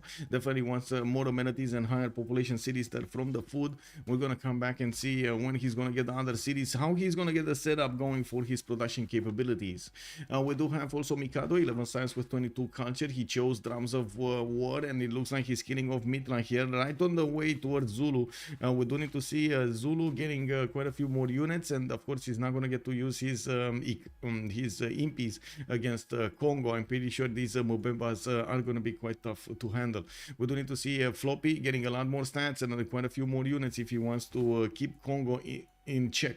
While I do see Congo is going to get a massive outflow of settlers. He's building, he already has his 4th one on the way, while he has another 2 in the build queues. They are going to go and settle his north, which he does have quite a bit of with Mitla as an extra city and a position to actually get another city here from Mubumbi to the east side. I would imagine he's going to build a stronghold to hold Zulu down as much as he can. And we do have also Xifi with 18 science and 22 culture with the Temenanki bonuses. He's also getting a theater square here. That's going to be a +4. While I do notice he's getting a Moksha in the city of Memphis. He's getting a few new settlers out to settle the new lands he has. Looks like he's actually sending one to the west side here. Interesting. He's going to be very close to the coast. But I don't think he's worried about Maori at all. Maori being already under attack by France. It looks like slowly but surely he's chipping away at his defenses. There aren't that many units though, and it doesn't seem like at the moment France wanted to put too much resource into this. Mitla has been taken down. Looks like Congo did manage to succeed in that adventure, and we do need to see how Mikado is going to want to do everything else against Zulu. Zulu can actually chop quite an army here. Has quite a few things to chop. Russia versus Khmer in the culture victory and simming? Yes. Basically. Okay, we got the encampments coming out from Rome also. Looks like he's getting new lighthouses, and he's sending another city over here to the west side towards Zanzibar. And we got a wave of builders coming around, and I am actually quite curious. Is it the feudalism timing? Yeah, it looks like he's hitting feudalism in 2 turns, so he's pre-building as many of those builders as possible. We do have to take a look also here. Egypt did put a city on the coast, but on the eastern coast, he does have the opportunity to get a navy out, and this might actually be what breaks Maori here. If Egypt actually gets a navy, we're going to need to see if he's going to choose to go for some harbors or get more cities on the coast, so he has that so he would have that opportunity. Mares, I should say theater squares with the possibility to build mares are starting to get out of the cities of Kupe. He is going for Waller's throne. Wait, didn't he actually put earlier Ancestral Hall or something like that? And now he's going for Waller's throne. He's definitely going to want to do quite a few more units to defend himself. I think he realizes the danger he's in. France is sending a settler right next to the capital city of Maori, and he's going to want to go towards castles as quickly as possible. We do have Apil here with 15 science going for that higher technology. France's castles will also receive a free spy, which is very, very valuable. The extra diplomatic visibility that you do manage to get, I'm pretty sure is going to be quite useful. And I do notice he's starting to improve most of his territory. Doesn't have a lot more cities. I would imagine, of course, it has the ability to settle a lot more cities. But right now, he's not actually putting them down. Trying to get some adjacency from the rainforest into his campuses. I do see his government plaza got placed here in such a way that these campuses will give him a decent boost in science. A +3 there from Nantes, which already has a Governor Pingala inside of it. I'm pretty sure it's going to be quite good.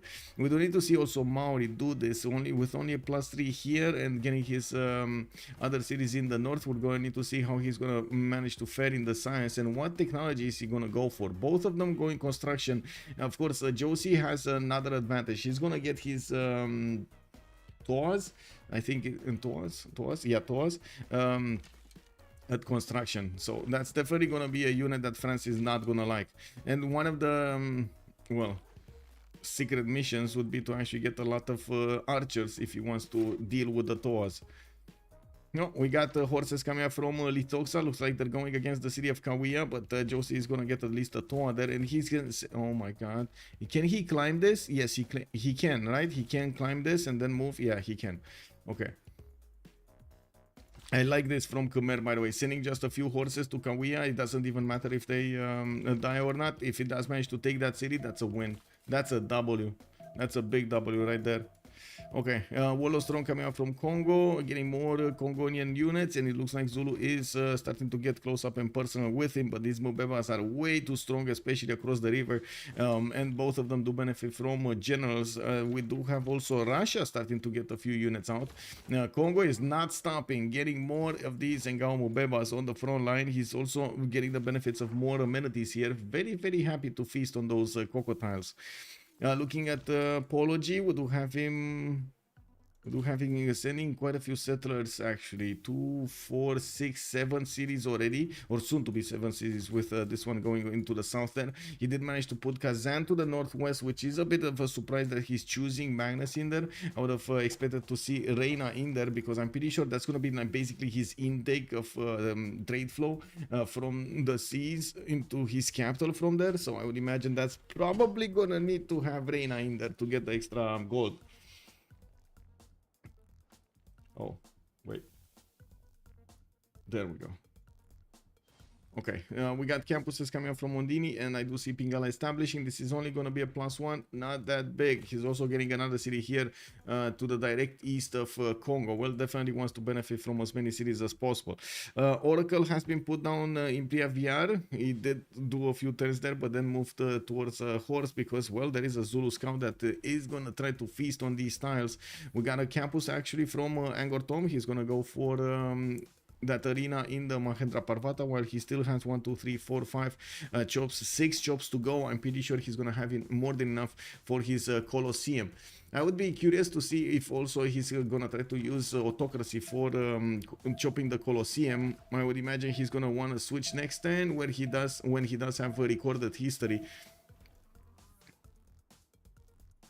Okay, so it looks like Floppy trying to get that scout on a theater square. Get that culture back to his homeland. We got Josie also getting his bronze working. Oh, let's see what's going on. Okay, so he did manage to pillage the theater square. I would have imagined. Quite a few units coming out from France. Now he did manage to get a wave of chops in these ones. 2, 4, 6, 7 of these horses, with one having a promotion. A settler moving towards the front line, and I'm pretty sure April right now is screaming to his allies, please give gold. And he does need to send the signal to his allies to keep as much gold as they can for the turn where he will need to upgrade these units into coursers. That actually might give him the opportunity to break through Maori's defenses and well, take some cities out. We do have the horses of Khmer about to get the close-up and personal with the Toa. The Toa does apply a -5 around it.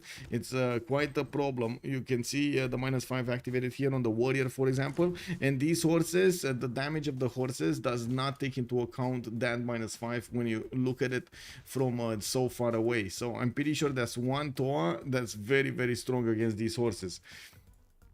Now we do have a Colosseum in 6 turns coming out, but I'm pretty sure he's gonna chop at least another one. And yes, with Magnus, he's probably gonna shave off like at least 2 turns there. We do have Oracle being built in Preaviar, while the Horse of Khmer is gonna clean that scout up. We do have also a lot of campuses coming out from Congo. Did not choose to go for commercials, and we do need to see what is he gonna fare with the gold. At the moment, he does have 22 gold a turn, and of course, we do see that Zulu and him are fighting for the city of Mitla. We got some horses also next to Moscow. He doesn't want to take the chance of these units actually getting in there. They're extremely maneuverable unit. You see how quickly they move? Oh my god, yes. And he got the Tortos. I mean, I guess, you know, it is what it is. You gotta do it, right? You gotta do what you gotta do. Another city from Maori in the north, Opango, and yes, he can keep on settling the coast. We do need to see if Candy got taken. No, Namadol, it's People. People is not Josie. People is People. People is Rome. People is Rome with 3 cities on the coast. I guess he does get some benefits from Namadoodle anyway, right? I do see him putting down his Diplo quarter, and not from his capital where he does have Magnus internals.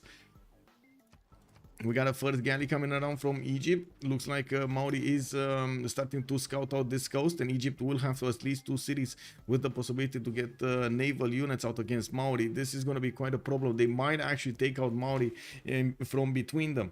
While on the other side, of course, I do see Russia keeps on getting these bonuses. Another theater square coming out from St. Petersburg. That would be his 3rd one, while he's on 6.9 Great Writer points a turn right now. He's going to start acquiring them. Let's see. The first one, Cleopatra did manage to get a Zankian for an extra trade out capacity. And I don't see a single writer being acquired, so this would probably be the first one, while Khmer is going to be lagging behind. He's only at 1.1 points, and from what I do see, he's focusing on getting that Colosseum as fast as possible, getting his Prasats down, and of course getting more theater squares. This is going to help him a lot. Oracle plus a theater square plus Governor Pingala in there with the double points, that is going to help him get back on track there. And we're going to need to see if Russia is actually going to want to get that going also. Oh, he did finish Stonehenge, so that means he got an extra religious belief here. It's itinerant preachers for the spread to 30% further away cities. That's not bad, not bad. Actually, he's going to convert even Congo here. Yeah, that's going to be his opponent, and of course going to get those extra juicy science points on his side. Not bad at all, gotta say, not bad. 29 science, 47 culture with not a single campus. That's pretty good. And wait, wasn't there a builder going for the sheep tile? What happened to that builder? There was a builder going for the sheep tile. What happened to that? He will just chop harbor, then Reina will established. Okay, yeah, makes sense. Well, let's see. Kazan over here does have a builder there, and he only has 2 chops to go. Let's see if that's gonna be enough. The harbor has been placed down, but I'm pretty sure he's gonna want to get that builder. But I do believe the chop is going to be more valuable if it's against the builder though. Anyway, you do see the horses, for example, right now attacking into a Toa are only 33 strength against the Toa's 41. This is definitely quite deadly for these Khmerian horses. I do see campus research projects coming up from Maori. I would imagine Hypatia is going to be next, and he is going to have the opportunity to get it. I didn't see anybody else trying to get it, but let me actually double check who has campuses and who has the want to go for it. No. I mean, we do have campuses here, but it doesn't look like people want it. Russia doesn't have a single campus, and France, I'm pretty sure, doesn't want it. Okay, so I guess it will be Maori. That's going to be important actually for Maori, getting already 42 science and 32 culture to work, while Apul is 29 and 32. Even if Apul is going to get his coursers, I'm thinking quite a bit if Maori is going to be that disturbed about the coursers with his TOAs, but he would need quite a few more TOAs. I only see like a few of them. Oh. Oh my god, this might actually be something. Look at the wave of units going towards Opango here from France. The first horse has been discovered by Maori, and it looks like Josie is sending reinforcements there. That's why they're going towards the north. He's giving up on this, on the defense. Well, giving up. He's not reinforcing Tehonianga Noia Kupe, deploying some units to the north so he can keep his opponent in check there. The difference in economy, though, it's quite big between the two teams right now. People, Apology, and Josie are all three making quite a bit of gold, while on the other side, only Xifi and Mikado do have significant amount of gold. Armed City State has been defeated. Wait, what? Okay, Willa. Was this? No. What did they kill? What did they? Oh, France killed Nalanda. I see. France got another city, so he's gonna be on 2, 4, 5 soon to be city. Okay, not bad. He's catching up in the city count. I do notice Khmer is also sending those horses towards the south across the river, while Otatarapa is gonna get the horse out in 3 turns. That should be more than enough time to actually get in there and stop the horses from attacking him. I'm pretty sure he wants to. Oh my god, this would have been amazing. Like initially when I saw the TOAs going to the north, I was thinking, oh my god, what would Egypt do if there are like 3 or 4 TOAs getting into the city of Edfu? They could just swim in there, boom boom boom, take down the city of Edfu before even Xifi knows what happened. Colosseum got chopped in the city of Mahendra Parvata. Still Governor Magnus established in there. I do see Antananarivo. It did get the Governor Liang bonuses, and yes, he's gonna get a campus from there. That's gonna be a +3, not bad. Getting his libraries out. While yes, we did have Maori managing to recruit Hypatia and another one, Euclid. We also did have Russia picking up his first great work, and I do notice he's about to hit another one, 9.2 points a turn. That's a lot of points at the beginning. He's getting his temples for the extra food from quite a few cities. And what is this project? A Theater Square Festival project. He's not content with how many points he has. He wants more points. Papa Sparta, hello sir, good evening. We got a good game. Yes sir. Petition to a button to make Toas perform the Haka dance. Oh yes please. Yeah, yes please. Not bad. Yeah. The Beasley, not bad. Wait, not bad on what? On the which one of the ones? Chop Harbor, the Reina, good game. Okay, was that the response to the good game or the petition to add buttons? The Beasley, what is the Beasley gonna say now? Yeah, he has a choice. He can actually make up his mind to say something else about what he said initially. And he's not saying anything. Look at him. He's definitely thinking about his options, weighing them, saying, okay, is this better? Is that no? Did I mean that? Did I actually mean that? Anyway, now we do have Josie here getting his castles in 3 turns. Apul just as well. Feudalism also importance for Apul. A little bit late, but I guess he did. Well, it is what it is. He didn't want his military alliance, no? Yeah, he didn't want his military alliance. It doesn't seem like he's gonna have any success in the city of Opango, but he is maybe gonna take out a scout. And while that city is gonna get ancient walls, doesn't seem like he's actually gonna have the opportunity to take it down. He didn't have a general for these units either. They did go there as quickly as they could, but yeah, without a general. Terracotta Army in 6 turns, while Apul is gonna get his free spy soon. I'm pretty sure he's going to be very happy getting a level 2 in it for him.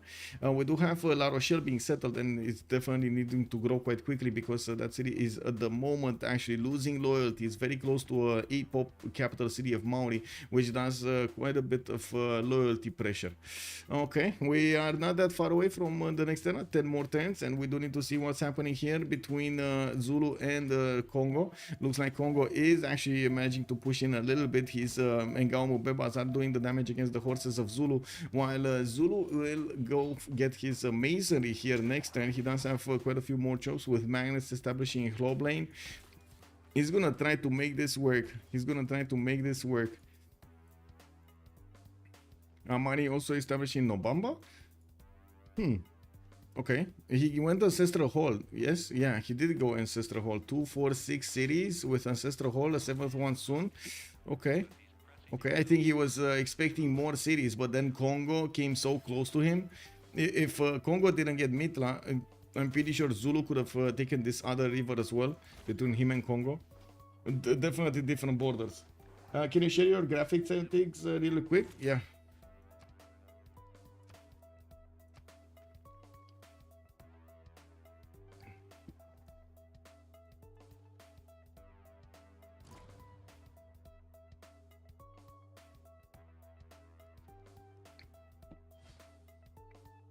All good?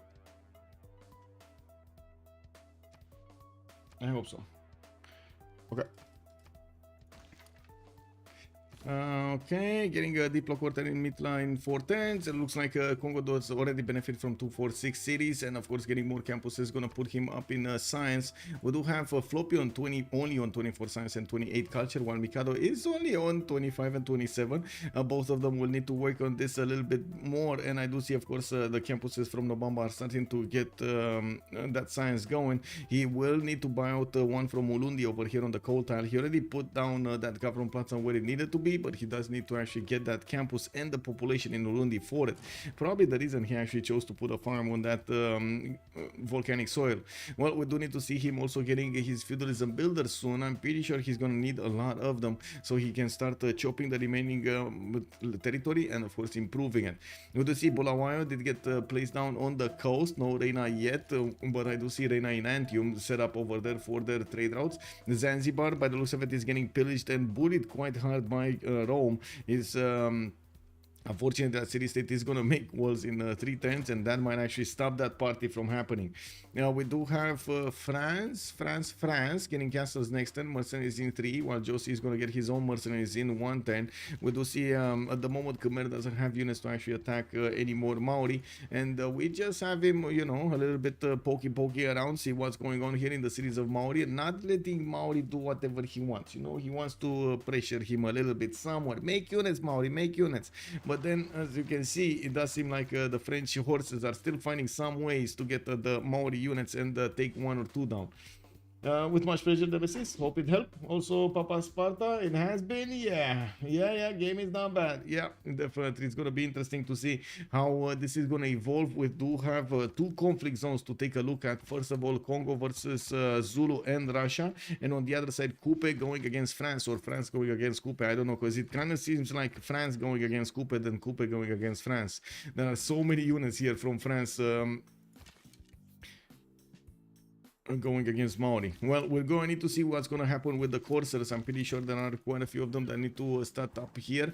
And looking at Apule, he's on 75 production, -6 gold. He doesn't have a lot of gold in the bank, and I do notice his allies are not making that much gold. They will need a few turns and maybe a few chops, like crab chops or mace chops, so they can actually feed those Corsairs for Apule. We got Theater Square Festivals also coming out from Egypt. Looks like Egypt might actually take up the mantle of fighting against Russia's culture. Egypt was only 1.1, while Russia is already on 11 points. We do have Maori on 1, and Khmer is on 4.6. Khmer did finish Oracle, so now with Pingala, he's getting quite a wave of extra points that we're going to need to see. I don't think he actually, with this little points, I don't think he actually has the double from Pingala. I think it's just Oracle adding a few more points. And we do see the Prasats getting out from him, and of course the extra production is going to be very welcome here from work ethic. And Colosseum is keeping his people happy. We do have him on +3s over here in the majority of his cities. I do notice Maori is doing exactly what he needs to be doing. He's put units in the water. I don't think horses are the best units. I definitely think Toas would have been much better, but I think they would have been a little bit more expensive for him to get. So, but yeah, I mean, get those Toas in, bro. I mean, we got Edfu over here on the coast. Xifi just as an archer, and that archer is taking a swim, Paul. That archer is not even on the job, man. He's taking a swim in the water, man. That guy just wants to have a party. He doesn't want to go to war. Like, look at that. He just wants to take, you know, enjoy the waves, enjoy the sun, eat a little fish here, eat a little bit fish there, you know, maybe get eaten by piranha sometimes. Oh, pokey a little bit. I mean, there was a little bit of piranha, you know, around my feet over there. It is what it is, you know, but I got out. He wants the adventure. He doesn't want war. And then Josie's coming up with those horses getting against him. We do need to see if he got out of the water. The archer actually got out of the water. Okay, well, this guy, I think he feels it. I think his hairs are feeling the changing wind. Yeah, it is what it is. Well, we do have Magnus also established here La Rochelle, and I do notice France is preparing quite a few builders here to help him chop more units if he need be. I'm pretty sure he was going to be talking about siege units alongside all of these courses getting upgraded with Terracotta Army finishing up in 3 turns. He's going to get that level 2 spy very, very quickly. I really like this from April, by the way. He started this at the perfect moment in time to get it and everything he would need for the next part. We do have actually him switching towards engineering and getting towards mercenaries. We do need to see how quickly his opponent will manage to get to printing and get that extra diplomatic visibility equaled out tight between him and France. So there is a possibility here for France to get a +9 or even a +12 for a few turns against his opponent Josie. You know, we don't really have units from Egypt, and I don't really see him benefiting from chops. He does have his builder on a stone tile, which he is preparing to chop a harbor with, while in the capital city, he's still building builders. We do not actually have him even with a single classical unit out. We do have 1, 2, 3, 5, 4, 5 horses already swimming. A 6th and a 7th and an 8th are coming out from his other cities. Maori is definitely gonna chew on some Egyptian wheat today. He's gonna chew on that baguette like there's no baguette in the world. Oh my god, get some chocolate in there, get some cocoa in there. He been chilling. Yeah. Hello there, Nuclear Uncorn. Good evening, sir. Yeah, how's the game going? Well, I think we're just getting into the meat of the game here. We do have Zulu getting pushed by Congo. Congo not letting go. He's gonna take down Daddy Kanda, and it looks like Floppy Flonji is in a world of trouble. We got also Lithosa getting a sneaky. Oh, look at this. This is beautiful. He met the settler in the forest, and that settler is like, nope, mom, get me out of here, mom. we do have archers coming up from Zulu trying to help that one, and we do need to see if the scout has the Alpine promotion. So I don't think he's gonna get it. He doesn't have a level 2 scout, so you know, it is what it is. Well, I do see Zanzibar did make the walls, and Rome is just standing around next to it. We do need to see if he's going to keep on punching through. I would imagine so. I do see he does have 2 archers to chip away the walls, and these legions are not going to take as much damage as you think going against the city walls, especially since they are attacking not with full health. Okay, we do have for the ministry in Rome. He did get his his great library here next to the capital city of Rome, and I do notice he did manage to put down non-freshwater city Mediolanum on the west side. That's 2, 4, 6, 7 cities here for Rome, with of course the possibility to take down Zanzibar. Oh, there's actually a battery ram going. I see. He's actually getting a battery ram against Zanzibar. I mean, sure, yeah, why not? Get that battery ram in. Okay, is this gonna be Castle's timing? Like, is Josie gonna get coursers here? Is he gonna want coursers? I don't think he wants coursers, no? And Apul just got castles. Okay, that means level 1 spy. That means level 2 spy. Boom. And also all of his units did manage to get the promotions. Yeah. Okay, level 2 spy is gonna take a few turns here. He's about 4 or 5 turns from actually attacking into Maori with the full damage. I do see he's starting to upgrade courses with his half cost card. We do have already 2, 4, 246 courses with another 4 that can be promoted. And I do notice his horses in the north are just horsing around through the rainforest and the forest. They don't really have a plan in mind. And we do have a few Egyptian galleys getting out from here, and it looks like again he does have the vision to the southwest, but I don't really see him knowing about this or preparing for a possible attack. Pick game, hello there sir. Congo, draft, base, cancels. Next on France. Is France in range to make a play? Yes, yes, yes, yes. France is in range, and not only he's in range, he's ready to go. He's ready to go, but these coursers without the spy are not worth it. 58 against the TOA 60. That's gonna be 53 against the TOA 60. They're not gonna do anything against the TOAs. The TOAs, amazing units. Amazing units, amazing units. I don't think courses break TOAs. Yeah, yeah. With the spy is the secret here, right? He needs to get the spy. And I would say also unit count is quite important. If he does manage to attack, keep on attacking, he will break the TOAs.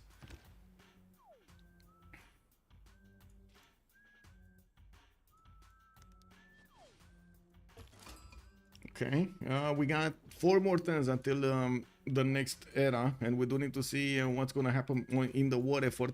Looks like Congo did manage to punch through Zulu's defenses here, at least on the Ikanda, and we do have a floppy Flonji in a bit of trouble. We got some knights coming up from Russia to deal with this, but again, the Ngao Mubebas are quite strong to defend against this. A wave of archers are coming out from the cities of Congo. I'm pretty sure these are going to be crossbows soon, and we're going to need to see if he will manage to push through Zulu and take him down. Well, I would say at the moment he's definitely keeping him busy. Zulu did manage to keep his settler safe, and it looks like he's gonna settle it to the north. Zanzibar is taken down. Okay, Era Square. We got Josie going for a golden age. Floppy is 4 points out from getting a golden age, and by the looks of it, where is his impy? He no have no impy. Well, he's gonna have a boat sailing coming up next turn, so he's gonna get a boat. Okay, Apology 7563. He got his work done, cut out for him. I do see Apadana coming up from St. Petersburg for extra slots, and I do notice he's getting industrial zones with new traders. I'm gonna say he didn't actually get his campuses out, so the science is gonna be quite scarce. No, he's not. Oh my god, this is unbelievable.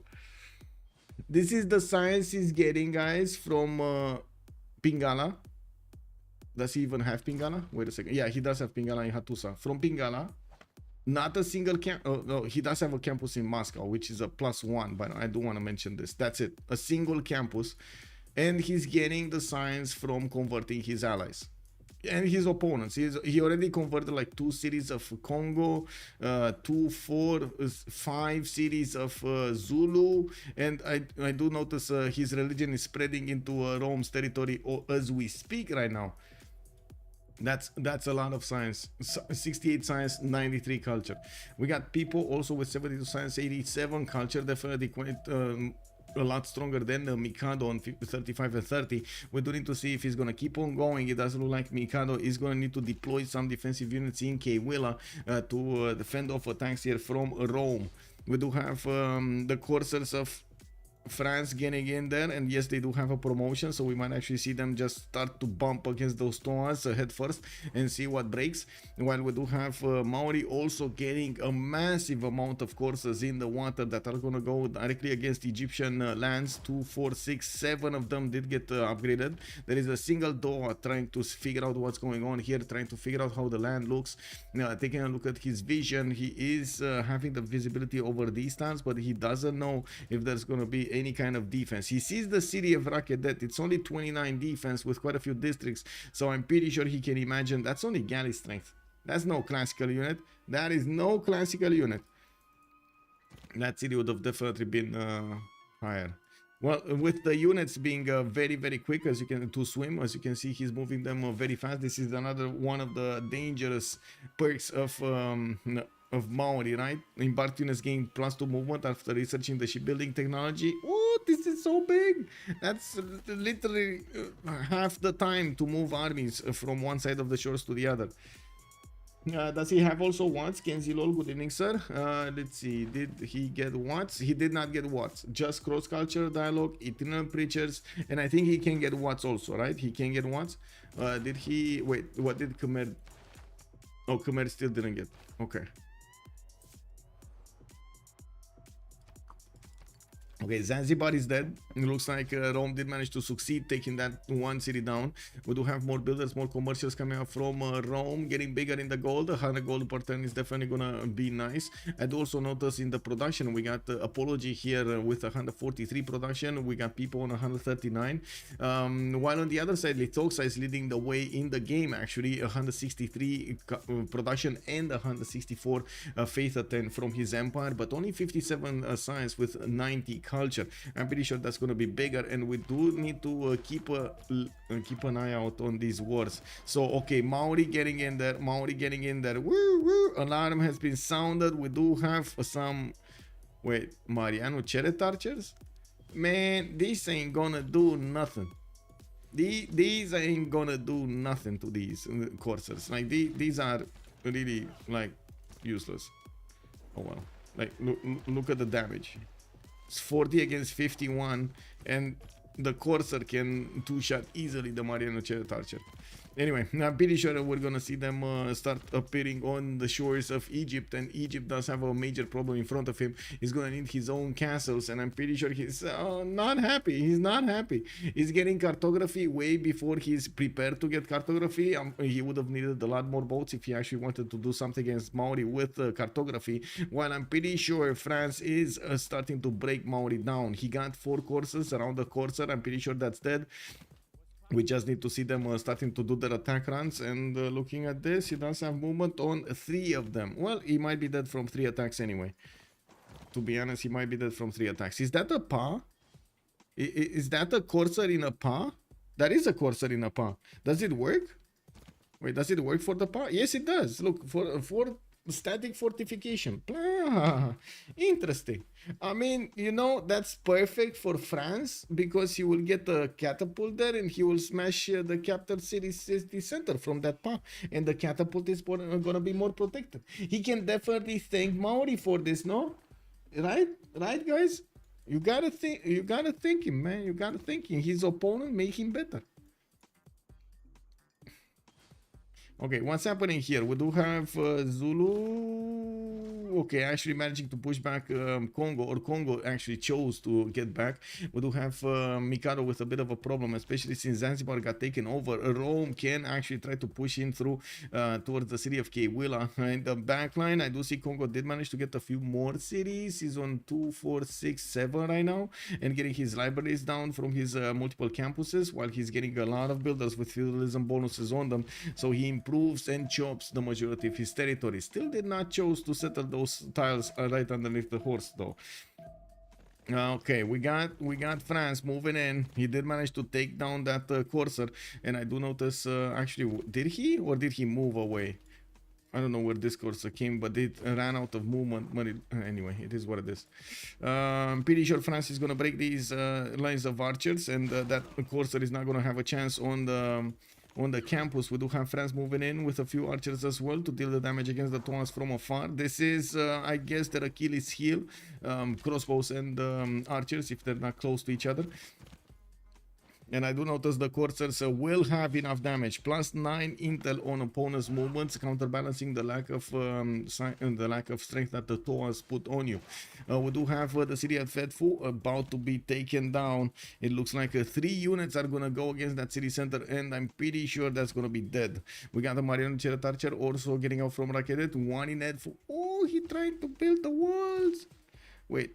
Is he even gonna get the opportunity? He's not gonna get the opportunity. Or is he? He might actually get the opportunity to chop the walls next time. Yeah, he will, because only 2 Corsairs can actually do this. So unless Josie gets this builder, and this builder doesn't matter, but this builder matters.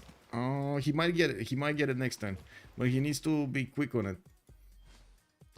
Anyway, we'll see what he chooses. To attack into the city center and try to first move his opponent, which is the host, so he's probably not going to have a chance, or go and take the builder and not allow his opponent, regardless, to actually get the ancient walls. Okay, looking at the era score, did we have some stragglers here? We got April going Dark Age. Okay, that's gonna help him some more to actually do the damage against Maori. Already he's overwhelming Maori. You can imagine with the Dark Age +5, this is gonna be a bit extreme for Maori to defend himself. Litoksa gonna get his golden. He's getting quite big. 2, 4, 6, 8, 9 cities. Soon to be 10, 11 cities. And I do notice he's getting Grandmaster Chapel in 4 turns from the capital. Still did not put down his aqueducts from the capital, but he does have one from Mahendra Parvata. No setup at the moment for industrial zones. Oh, he's not gonna get any aqueduct from Angkor Thom. That's kind of how it looks like, no? Okay, what's happening here? Edfu, so he did choose to attack into the city center. So let's see. Even if he chops the walls, I don't think it's gonna withstand the damage from these courses. But let's see. Okay, he did move away his builder. That city's dead. That city's dead. That's just gone. Builders taken out. We got Josie getting foothold in the Egyptian territory while he's sending a few more units through the water. It has a big problem in his capital though. His opponent's units are managing to break through the lines, and yeah, you do see, of course, it's just a matter of time until France is going to get those catapults next to that city center and start to smash it down. You would need quite a few frigates actually in this scenario, and a lot of crossbows to push back, even though crossbows, I don't think it's going to help him. Frigates probably. Frigates. It's a lot of frigates, and he's not gonna get frigates. He's getting a few quadrims, and of course he does get the opportunity to attack the Corsair from the coast, which is pretty poke. But yeah, there we go. He took out a Corsair with these, the quadrims. His item working 1 turn, exploration coming up in 6 turns, while Maori is getting into behind Egyptian territory here. This is quite destructive for the Egyptian lands. This is actually very destructive.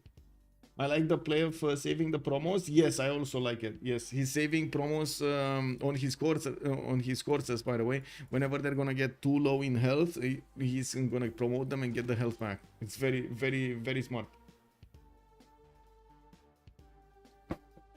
France can shipbuild next turn.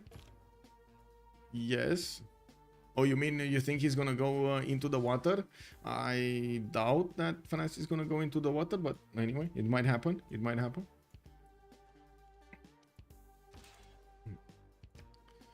We're gonna talk about their golden ages and their options after the pause here. We got only a few seconds, 20 seconds to go, and we do have Apul in the Dark Age. Now we can see the damage though.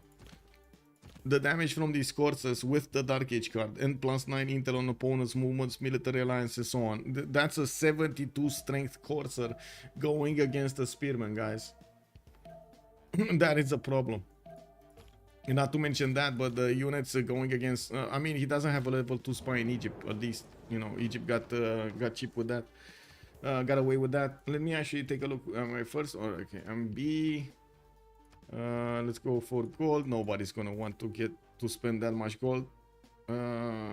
Trade.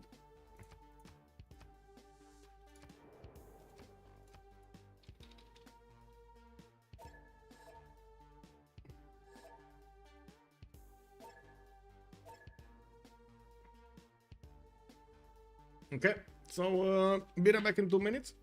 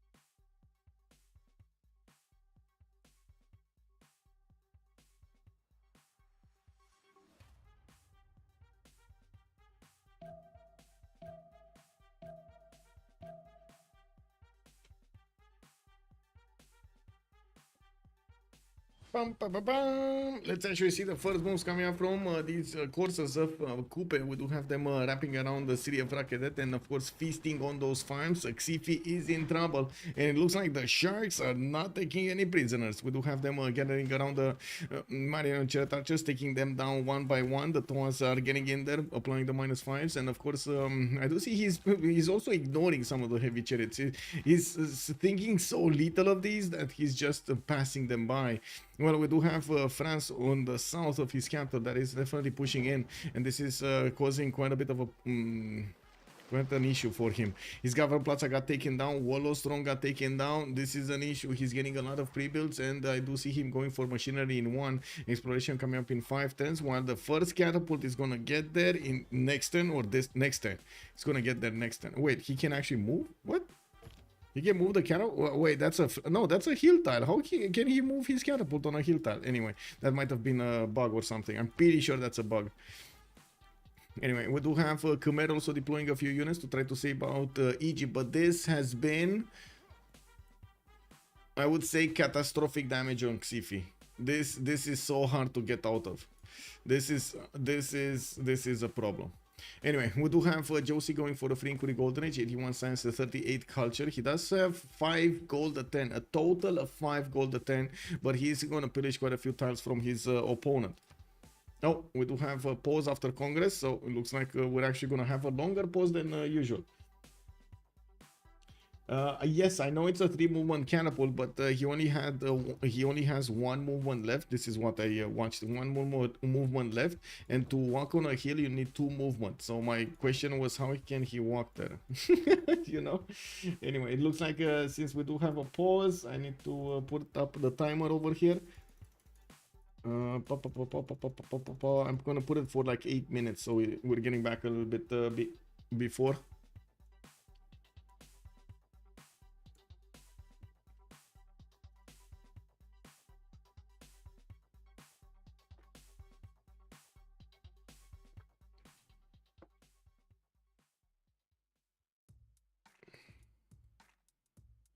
Oh, you guys want to take a look at Satisfactory while we wait for the next 10 minutes or something to keep you up to date with what happened in the server? Let me start it up.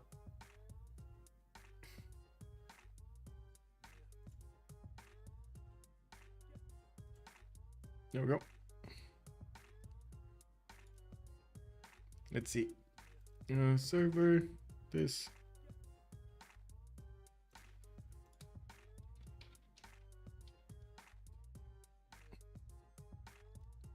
Okay. Okay, let's see. It will take some time because I already have Civ6 open. So, and to be honest, with all of the machines that we have running right now, it takes quite a bit of time for them to load in. It is what it is. It is what it is. But it's quite amazing that we do have Unreal Engine over here holding all of this together. I'm not sure what they're gonna do with multiplayer because there were some limitations that they were talking about, like for example only 4 that could be on the server, but I think that was dependent on the RAM, and we did manage to get a server that has a little bit more RAM than usual, so it should be able to hold 12 players. Okay, I'm back. Okay, what do we have? It's fine on the stream. Yeah, you guys see it fine. No framing, no nothing. Yeah, it kind of looks fine.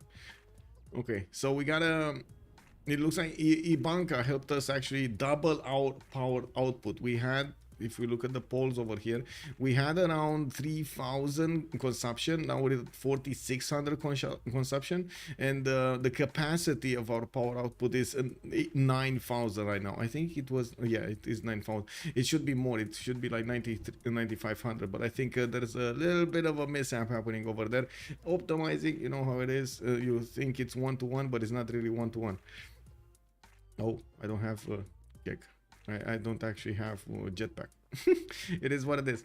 Anyway, that is the big building that is getting built right here. This is the road to it, and let me actually get after the waterfall so we can get to where we need. I'm not actually on my user because I can't use my user when I'm load in the game. It's fine. Yeah, it's fine. Okay. Looks like Dying Light. Okay. Interesting. The graphics are amazing. I gotta say the graphics are amazing. That's the new power tower. That's a power tower in the sense that's those are holding a lot of batteries over there. That's basically our safety net. If we start to lose production somewhere, it's just gonna take power from that one. Hoping the production is well. Okay, this is the big building.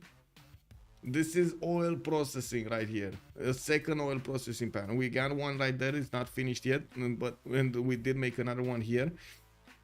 Ibanka was the brain on this one. I just made the connection to the outside, to the main base, so we get all of the products that he's making right here. What is he making? Plastic and rubber is getting in here.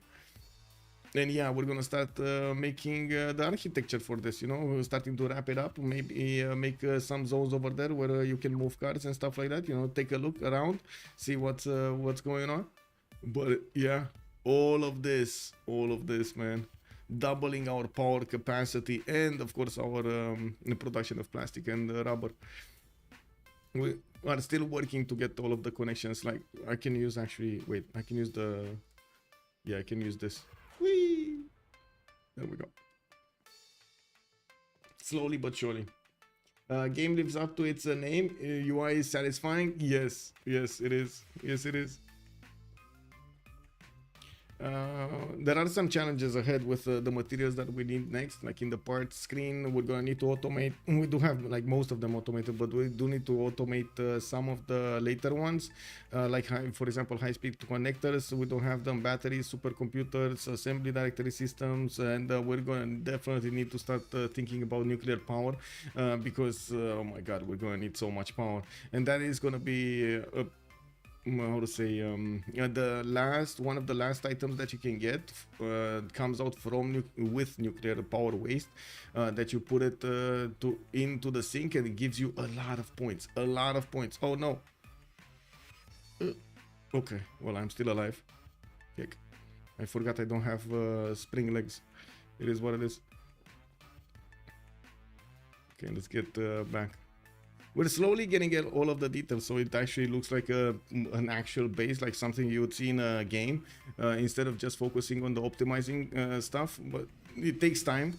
Of course, optimization is the first one, and then oh my god, this is the bug again. Oh my god, look at me actually jumping around everywhere. There's a bug with these tunnels. It is what it is, unfortunately. Oh, I really hope they fix that. Okay.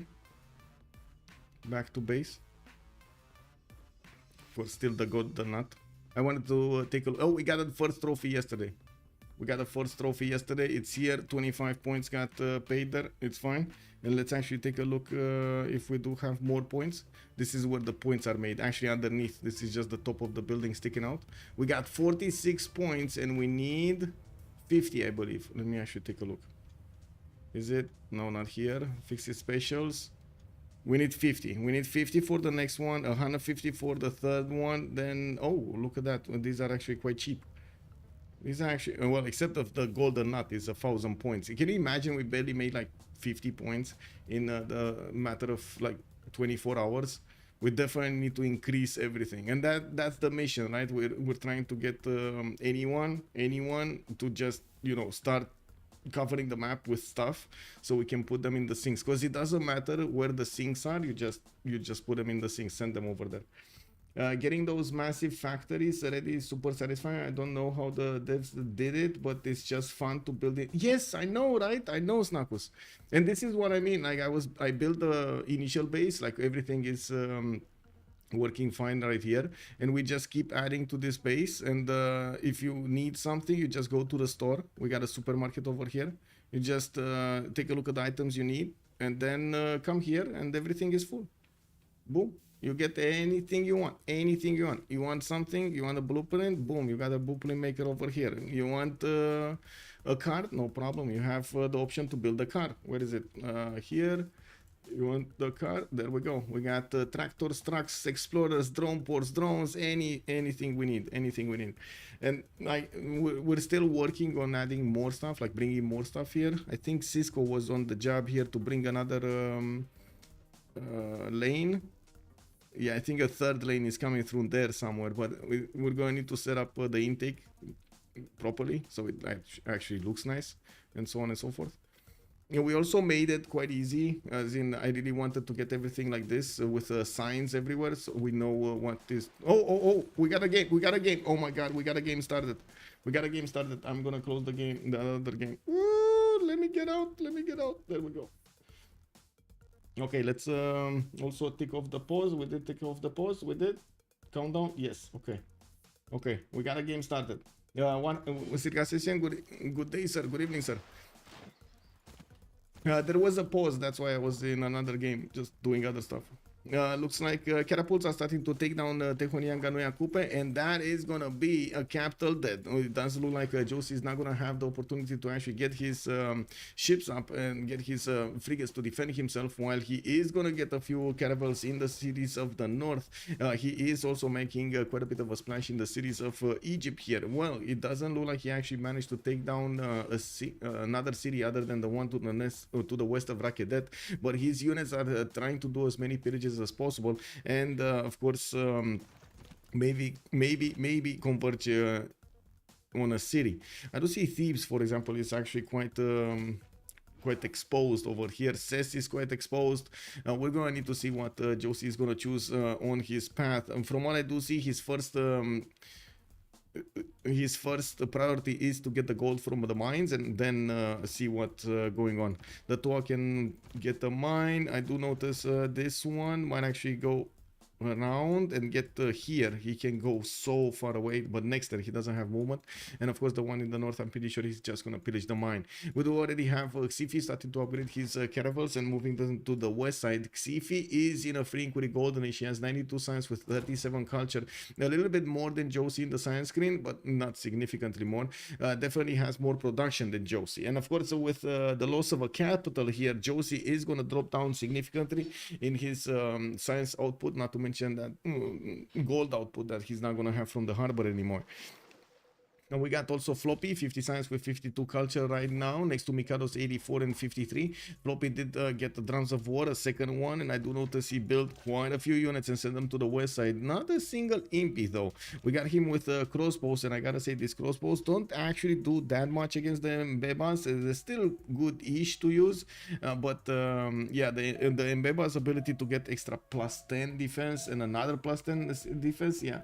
Wait, what do you mean get off the server? What?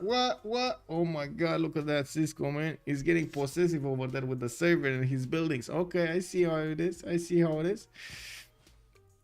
Now we got to take a look also on Apology, 130 science with 126 culture. He has some units from Zulu in his territory, which by the looks of it, they're gonna try to flank Gongo here. They might actually try to go around and try to hit his cities from the south of Nsundi and Mubamba. Looking at this, we will see the capital city taken over. France is diligently taking out all of these tiles, pillaging them, so he doesn't give... He doesn't miss a single spot here. He does have plus 12 internal opponents movements. That's why he has been breaking Maori here. Well, we do have Maori also pillaging these, or no? Wait, why did he not pillage this? What did he do? No, he did pillage it. No? Yeah, he did pillage it. He pillaged this one as well. While I do notice he did lose one of his coursers. Yeah, he did lose one of his coursers. We do have him getting into the back line of thieves here. And of course, with only 2 coursers, I'm pretty sure he's not going to take down the city, but he's going to pillage. And that is important because he needs as much gold as they can get for himself, of course, for his galleys to turn into caravels, and for his quadrims to turn into frigates, if he's gonna get that technology, because he's dropped to 59. He's trying to get printing to tone down the damage of extra diplomatic visibility that France has on him, but it looks like that is gonna be too late. That is kind of late. 2 turns for printing, that's gonna be late. Let me move up my screen here also with this and just don't want to forget something. Okay, there we go, because it happens to me to forget something, and you know, then you get some sneak peeks into my great private messaging with a lot of feed pics in them. It is what it is, man. It is what it is. New age, new dawn, new feed pics. We got to talk about Apology, right? Let's see. He's on 183 faith, 167 faith attempt right now with 231 production, getting his Forbidden City, and did manage to recruit Isidore of Miletus. This is going to be very important for his upcoming game. We do have him prioritizing getting the production over getting his science, but I'm pretty sure getting so much science actually from his cross-culture dialogue is helping him out so much. It's 132 science. He has the most science in the game with 2 campuses. Unbelievable. Anyway, we do have people also with 192 science and 90 culture. He is on the eastern coast, and by the looks of it, he's not building that many boats. We do need to see if he's actually ever gonna want to go against his opponent here, go against Egypt and try to force him out of his cities on the coast. While I do notice Maori has upgraded his caravels, he put them in the choke from the north, and Egypt will need his frigates to actually punch through that. Of course, Maori did manage to get quite a few frigates here, and by the looks of it, France has a bit of an issue. These are one-tile chokes, and it's very hard for him to actually punch through. While I do see Maori is managing to keep doing damage with his quadrims, well, there are the catapults coming up next, close up and next to them. This will be a problem because they can actually take down the quadrims easily.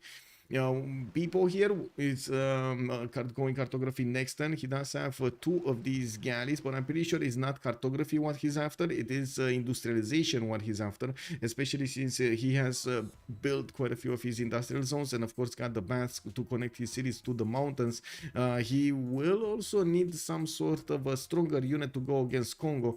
I guess we're gonna need to wait for him to make a decision there, or he already made it, but we don't know it. We don't see it. We got also Apul getting his 2, 4, 5 cities plus the capital city of Mauri to sing for him, and we do have some settlers coming out from Paris, Nantes, and Toulouse. We do have also Reina establishing there in Toulouse, where he did not place down a commercial, not yet. He's still gonna need that 7th population, which does seem like it's kind of hard to achieve. He does have one in Paris. Oh, he got he did get a campus there in Paris. Okay, I see. And of course, putting a city on the western coast is gonna expose him to people and floppy flangy on the coast, not to mention maybe even Russia. We do need to see if they're ever gonna actually take down Catherine de Medici city.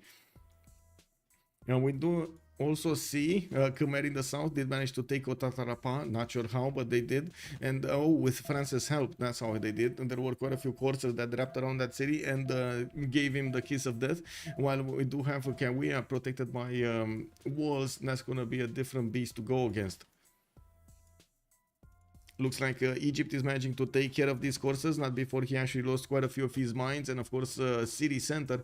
We do have him still struggling to take down all of the courses before he's getting pillaged. I'm pretty sure this one, for example, is just gonna keep on pillaging. We do have Apul in the Drums of War Dark Age. While he did manage to get the +5 card, he's managing to do the damage against Maori and take down his capital. Following attacks, we're not sure. We do have the catapults managing to take down one of the quadrims, and they can definitely keep on doing that. Lithoxa, Monumentality Golden Age, his second one, 126 science, 131 culture, a lot more cities than Russia, I gotta say. He did choose to expand aggressively here, and he's gonna get a lot of districts quickly. He already has 2, 4, 6, 8, 10, 12 cities, and he's about to take down Chinguetti. Looks like Lithoxa is not gonna want to give that to the Russian Empire. He wants it for himself, and of course he's gonna start putting catapults in that direction. I gotta say, Antananarivo has already been taken by him, so unless he actually gives it to Congo, he needs to raise that city. He can't take it. He needs to raise that city, and that is a problem. It is what it is. Now we do have him also managing to acquire a few of these. Rome, I mean, he gonna get Newton, boys. I think the Sharks are gonna get another. Oh my god, not only Newton but also Ibn Khaldun. Okay, he gonna get both.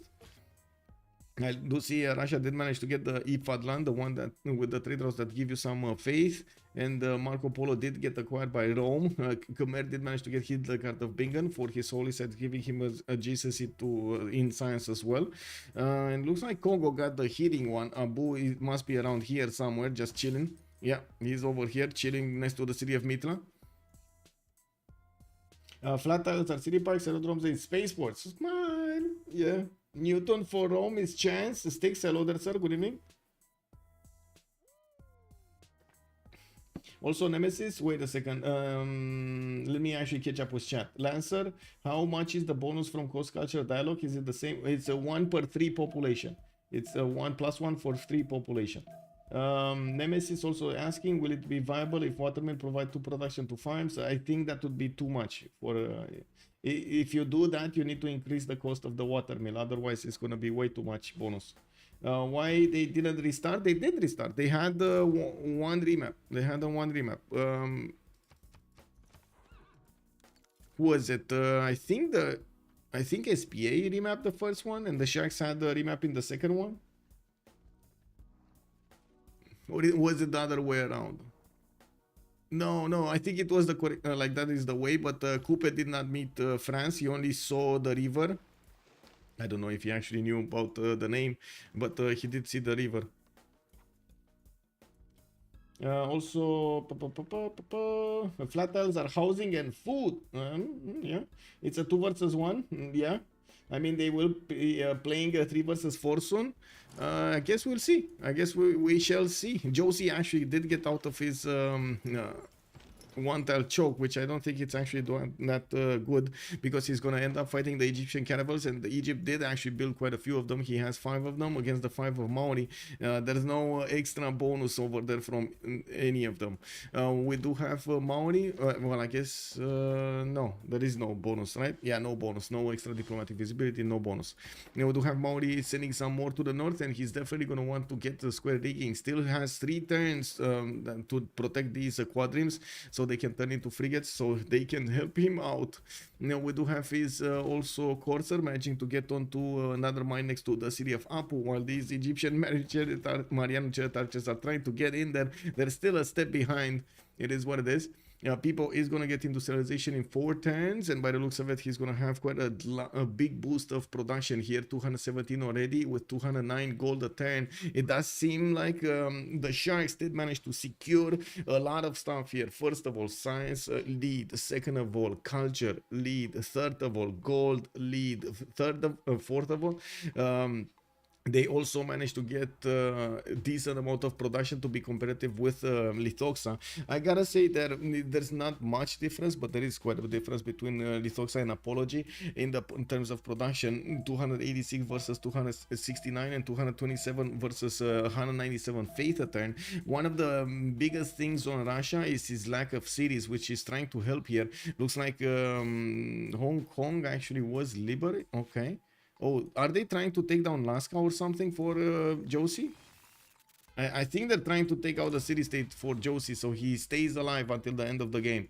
Now, on this side, SPA does have problems with, of course, APL being on the west. He's focusing his efforts on taking down Maori, and he's doing a great job at it. We do need to see if Maori is going to manage to keep on clinging to these cities, while, of course, his fleet is getting taken down from the north. Maori realized that he's not going to have a good fight against Xifi, and he needs to get back there. He got slammed a little bit, but then, you know, he saw the light. He got back.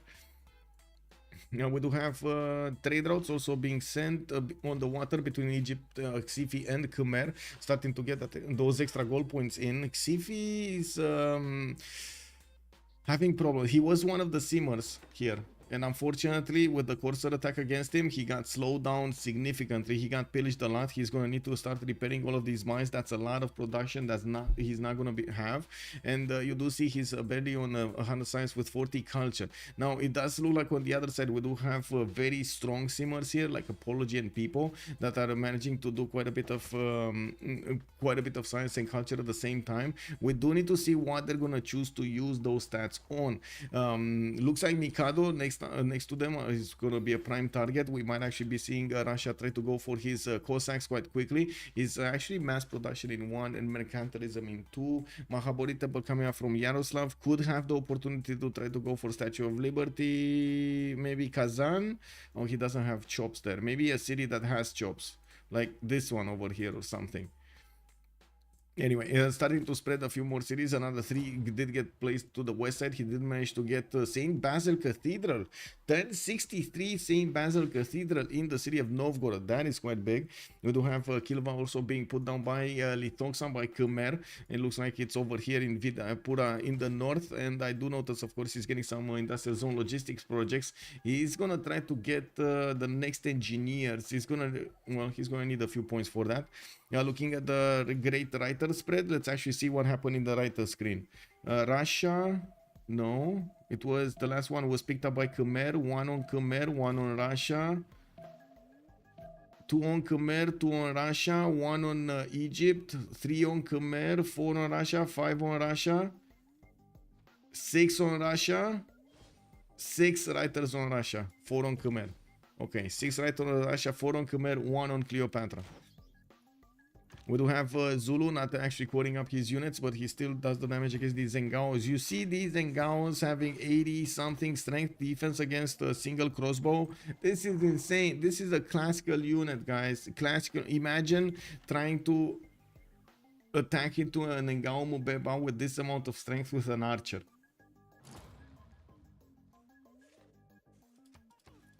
Yeah, it is what it is. Definitely I think Congo is underplayed, I gotta say. We got Egypt over here also managing to push back Maori. Unfortunately couldn't actually hold his choke to the south of his city center, the next one, and it looks like he does have a settler coming up in 110. He's gonna try to fly away somewhere. Unfortunately doesn't have that many options.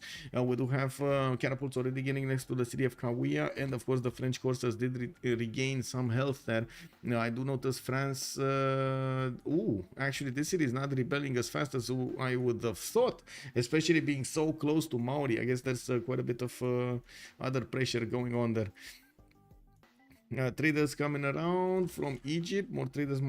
Here it looks like it's a stalemate.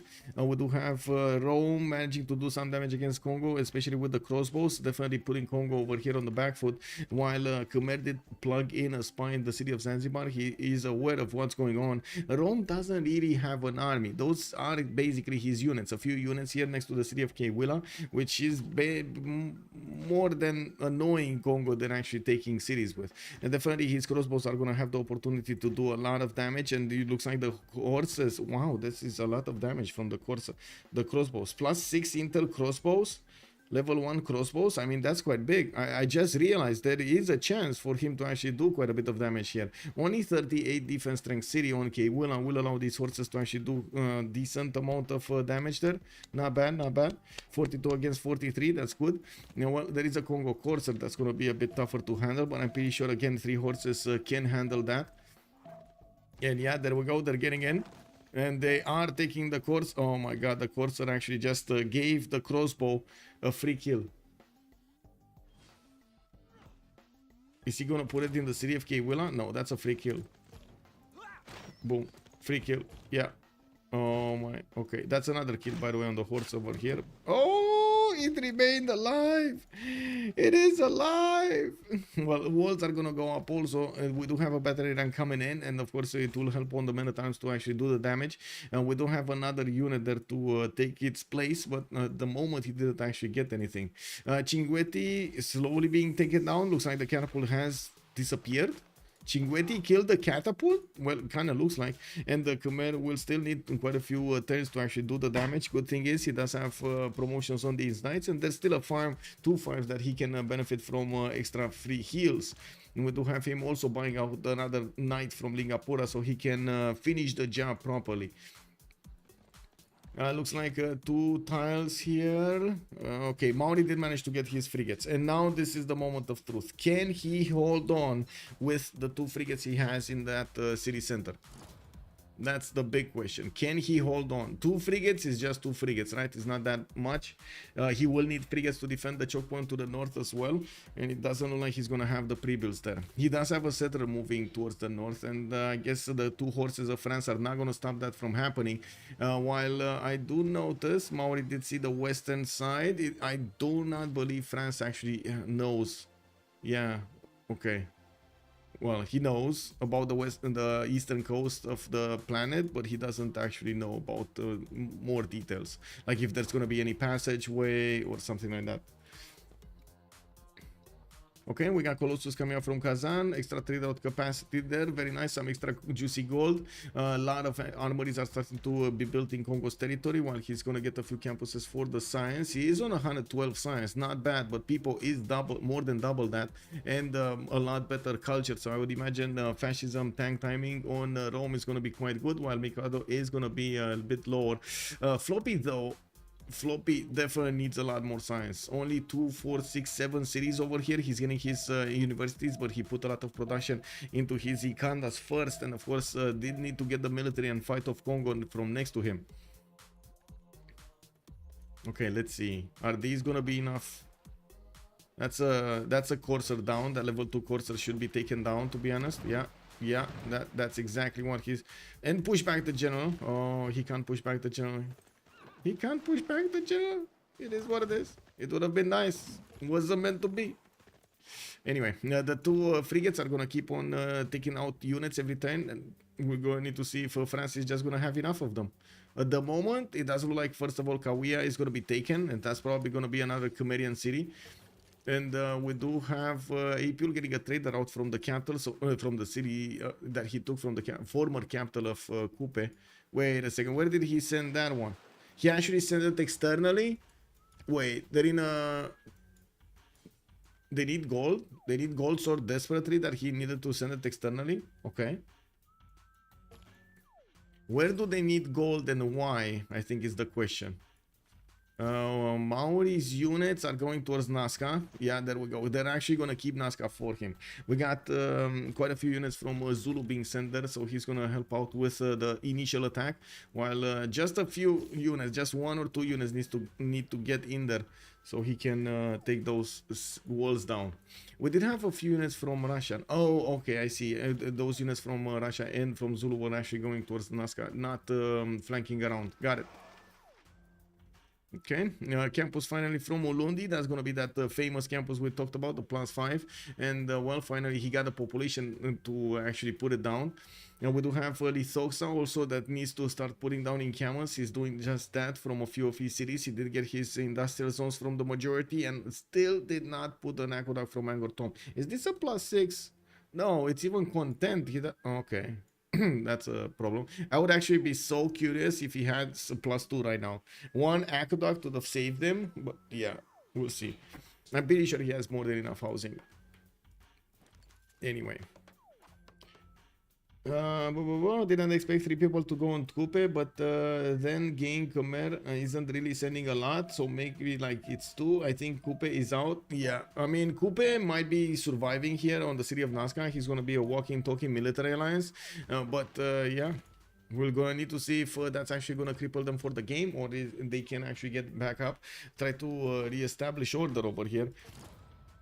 We do have even some units from Xifi that are not going to spend any time and will try to go against Maori, try to get out as much damage as he could. Of course, 52 strength walls over here are going to be chipped away by the trebuchet, and those frigates don't do as much damage to the trebuchet as you might think, especially with +9 extra damage on the French trebuchet. In the city-states, looks like Chinguetti is going to be taken down. Candy is still here. Hong Kong being kept by Josie. Okay, yeah, he definitely needs that city center so he can take Nazca. Muscat being held by Xifi for the gold. Mikado is keeping Cahokia. So they actually have both, on SP, they have both gold city-states, but they're not making the gold. Yeah, they're not making as much gold. Okay, interesting. Very, very interesting how the game actually gets this going.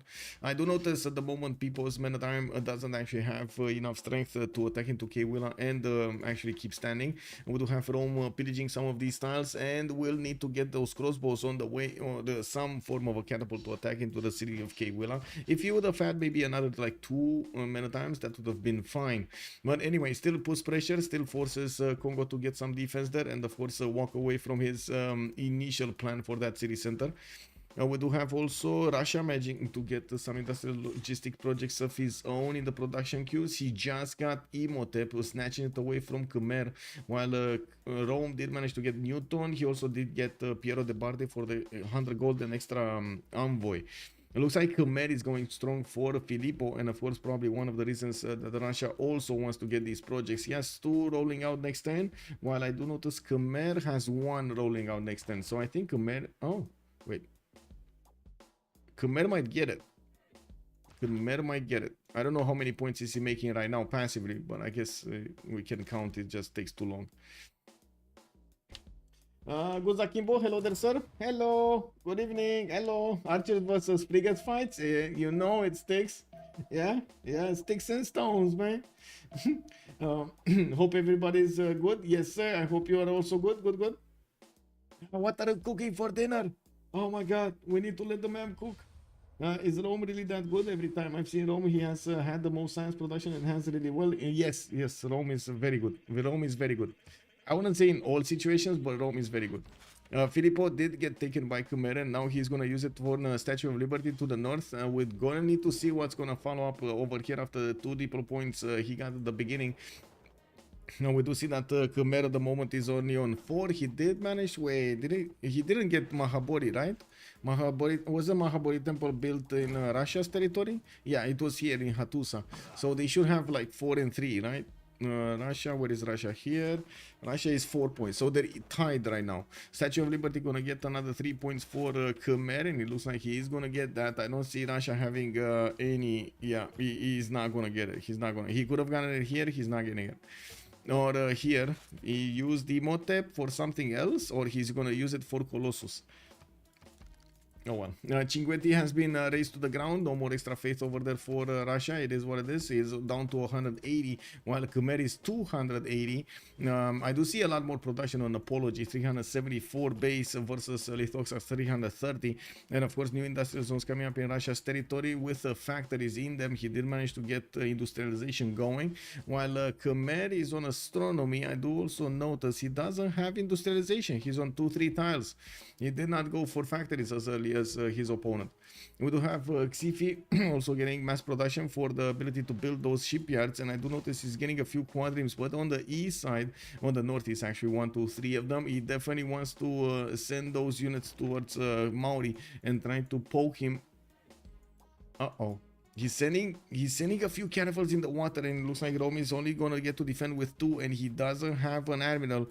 We do have him defending so much over here, but he's also getting a Venetian arsenal, and I'm pretty sure he's gonna finish it before any kind of critical damage will be done. The question is, will he actually follow up with his own units and actually go against CivFR, or is he gonna choose to focus more on the land here to take down Congo?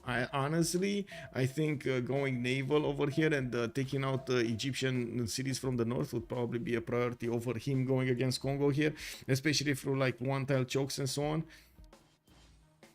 Later on in the game, if he's gonna get nukes, he can nuke the cities of Khmer from the north, no problem, with a nuclear submarine being in the Red Sea.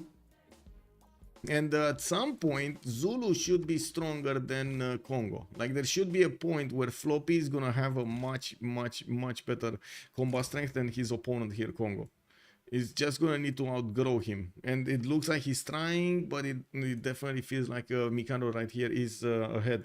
Well, we got one more city remaining for Maori when he's sending 2 of his settlers towards the northwest. Looks like the city of Opango is going to be a problem to keep. At least he does have his 2 frigates still alive, and we do need to see if they're actually going to prioritize taking down the trebuchets, which don't look like they can, or keep on taking out the coursers. I would imagine the coursers should also be a priority. He can take this one down quite easily. The 2 frigate shots are more than enough. Oh, I see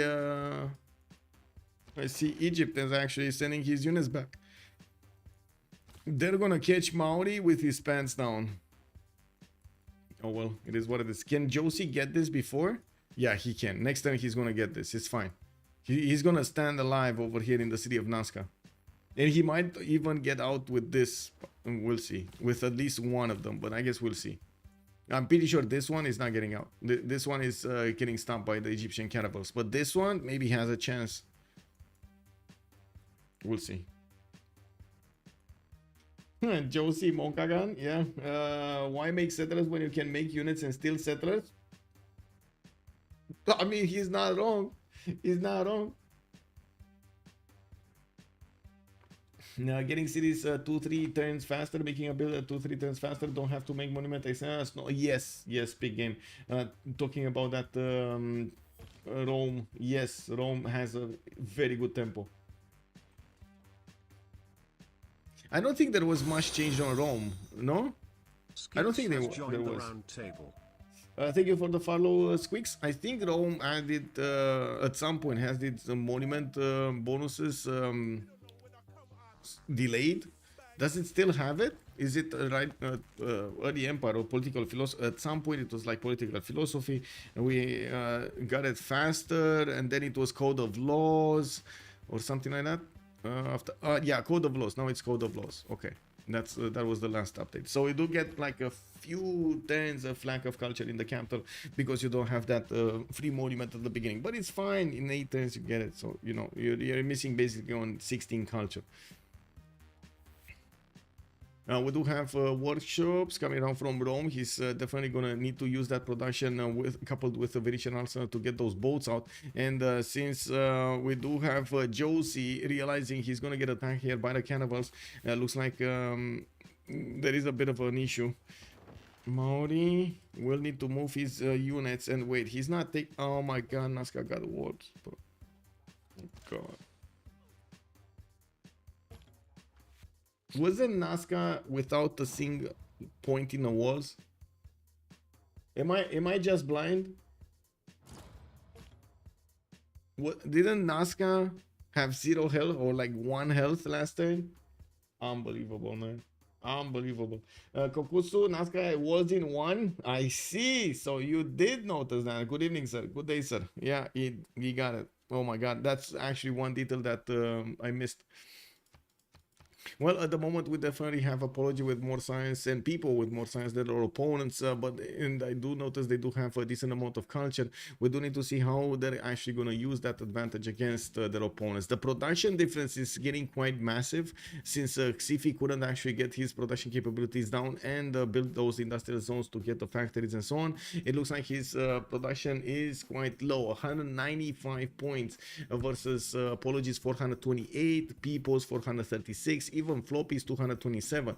We do need to see if Floppy over here is going to manage to get a lot more science, because he definitely needs to get to like 200 to be quite valuable over here to take down Mikado, which is already on 153, and it doesn't look like at the moment he's actually doing anything else other than getting that science. Definitely needs more campuses. He definitely needs the libraries in them. Looking at also the gold per 10, now it's starting to stabilize. Lithox are getting the gold with Xifi, trading through the water in the north.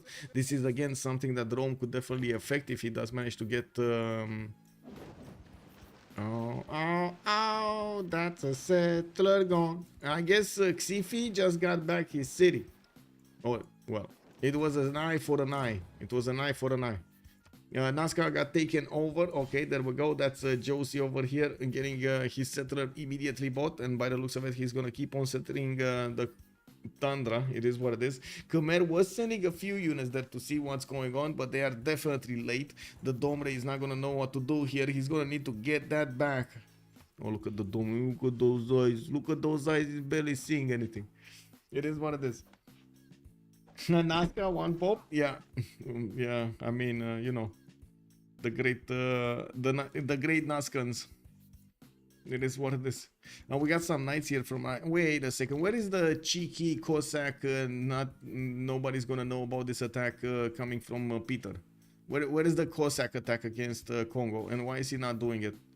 Where are the pre-builds? Where are the Corsair pre-builds over here for his units? Is he just gonna buy them with faith? I don't think he's gonna have that much faith. It's 169 per 10, 253 faith. Where is his Gavron Plaza? Gavron Plaza, Grandmaster Chapel has been activated, so he definitely has the opportunity. And I do see his siege tactics 110, so I'm pretty sure he's not that far away from getting his military science. Cossacks against Congo will do a lot of damage. Especially if Zulu combines his forces here with something strong. Oh well, we'll see. Care Bear Stare, what with horses? Yeah, no Cossack previous. I don't know where are the Cossacks? No Cossacks. Yeah, no Cossacks. They won't break the Congo. Cossacks aren't worth. They won't break the Congo. Is saying. He just waits till tanks. I see. He will wait till tanks. Okay. So we're not gonna have the honor of seeing the Cossacks just running around and doing their thing on the map. Okay. I see how it is. We were having dreams over here. We were thinking about the big Cossack conquerors. We were thinking of how they will show up everywhere, but no, they don't want to get out of their homes, man. They don't want to play. Yeah, looks like Maori is managing to do quite a few victories here against Egypt and takes down some of his cannibals. 2 of them got taken down, 1 of them fled, and I do see another one that is trying to get out. The center of Maori keeps going towards the north, while I do see Francis getting ready to attack the city of Opango. That still has a center coming out in 3 turns from that particular city. And there is a caravel in the south that is going to try to pillage a few trade routes here if he gets his bowels on. I guess, is it Bowzone or something? Anyway, we do have him pillaging the crabs of his opponent and of course getting some more of those health points back, while I'm pretty sure he's gonna be happy to pillage his opponent's harbors since it was his harbors anyway. They were his harbors anyway. There is a significant amount of Squadrons starting to get ready in the city of Shed at 4 frigates, and I do notice we got CFI going for industrialization. That means he already has the upgrade button on the frigates. It's just a matter of time. Statue of Liberty has been finished here in Khmer's territory, and Khmer did jump up to 7 out of 20 diplomatic victory points, while Apology is only on 4 out of 20. He's building up his shipyards for more production and going for the Potala Palace from Priaviar to get, guess what? Another Diplo victory point. And we do have to see if there's ever going to be a fight here. By the looks of it, doesn't look like it. Now we do have Rome retreating from Kewilla. Couldn't touch that city center anymore, and while I do notice Zulu is scoring up some of his units, I'm pretty sure that's more for the era score than anything else. Well, it is what it is. I do have Josie on 80 out of 90, not even for era score. He's just, he's not having the number of units to core up that easily. Okay, Apology did buy out a Corsair here, and you say Cossacks are not going to do damage to Congo? Looking at Congo's military, I would beg to differ. If they were good enough in time. But it looks like Mikado is gonna have line infantries, right? From the Zengao Mubebas. Oh well. Wait, 9 turns a night? What is this city working? 20 production city. I mean, Congo, where production, my friend? What do you mean 8 turns for a night in a 7 pop city? Is he not working chivalry? He must not. Oh, he's not working chivalry.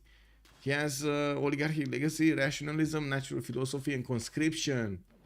Oh, I see what it is. Well, these crossbows have been shooting for quite some time, and it looks like they got the level 2s here, and these are going to be quite problematic, especially when Floppy is going to get his ballistics. Those are going to be field cannon cores going against the Congo units, and if Russia is going to actually oblige with a few Cossacks, we might actually see Congo being taken down. Well, we do have coal power plants coming up from Russia. He's busy building those. He got the Forbidden City and got an extra wildcard policy slot to use. As you can see, using Republican legacy, using rationalism, natural philosophy, liberalism as well. So he gets 2 amenities for each city that has specialty districts, 1 for 1 and 1 for 2. We do have professional army also chosen and craftsman, so he gets the extra adjacency on his industrial zones. A +12 is here. He did manage to recruit more writers, and I do see him trying to go for Potala Palace even with Governor Magnus. He only has 2 more chops available to put into it, which doesn't seem like it's gonna give him enough production, but I guess we're gonna need to see.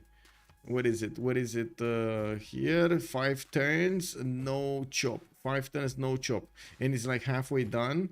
And let's see was the he has Imhotep, bro. Yeah, he has Imhotep. He needs to move it here if he actually wants to get this. He needs to move it here. He's probably gonna teleport it or I'm thinking he's gonna teleport it. Oh no, he wants Oxford. Never mind, he wants Oxford. 5 turns for Oxford in Voronezh. Well, Apology is already 277 science with a 200 culture, 164 faith and 529 production. By the looks of it, if he does want to wait for tanks, it's not a problem. We do have Chivalry actually plugged in Congo. Oh, he got Chivalry in, but it's 6 turns now to build a knight. 6 turns to build a knight? Oh my god, that is that is catastrophic. I mean, at least give your iron away, you know. I think Coupe is out. Coupe is here. Coupe is standing here. I do see Khmer is trying to send a few units there, and we're going to need to see if he's actually going to take out the last remaining stronghold of Maori, because it is protected by Zulu's units, and Zulu will have cuirassier corps here. Coupe building a monument. I mean, you know, he needs to, right? He needs to. Yes, sir, I can show religions. Russia went for the amenity, stupas, and Buddhism, it did not get his next two. Stupa. Yeah. Yeah. Make light cav, run at Rome, the best play he has, but it's hard to do. Yeah. Let's see. Let's see how this is gonna happen here. Okay, so France is gonna take down Opango. There's another settler here that's going towards the west side, and he's probably gonna settle somewhere towards the north of Rome in a safe position. He does have quite a bit of time, right? Until Nazca is gonna be troubled. He's already sending more cities there. With God of the Sea is gonna make these nice, and of course Maori already has extra production, right, on the tiles. There we go. You know, he's kind of Russia in the tundra. You know, extra production on the on the forest. We do have Russia buying some courses here, and we do see him with only 100 remaining. I would imagine he's going to want to hard build a few units if he actually wants to go for that timing, but it doesn't look like he's going to have enough to actually get an attack against Congo. Well, he's going to have like 5 of them. 1, 2, 3, 4, 5. Yeah, 5 of them, and that's about it. Still 12 turns to finish the Potala Palace in the city of Tver, but he still has a chop. He has a chop available. That actually might be enough time. There's no way he's gonna get this chop in that city center. He can't switch it. But yeah, he has another chop. One more chop. Come on. We'll see what happens next. And that's only a 3 pop city. It's still gonna grow and add more production there. While this one is 4 turns out. He needs to chop it to be less than 3 turns.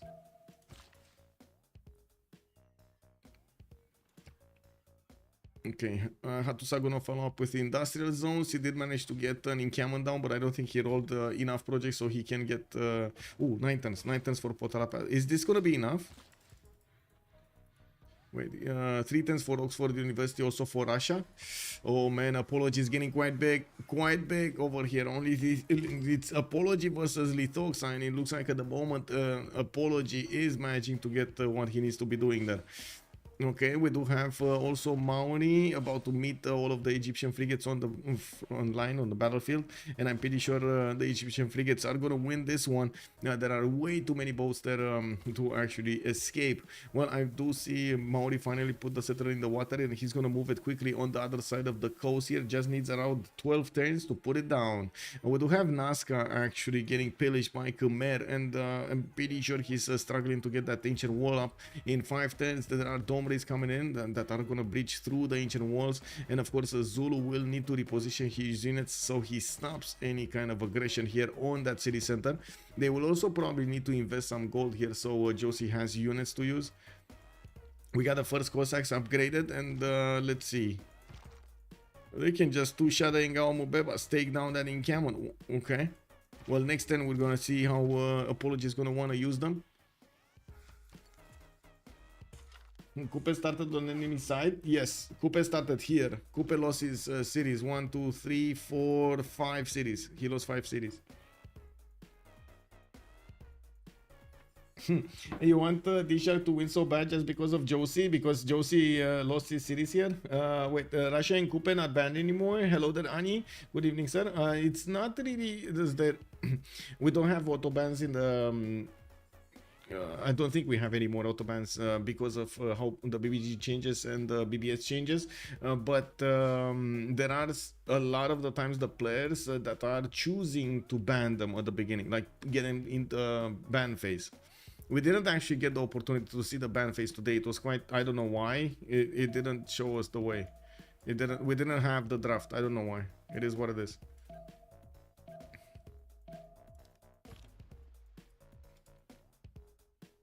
Gladly. Nazca is very easy to protect. Yes, I agree.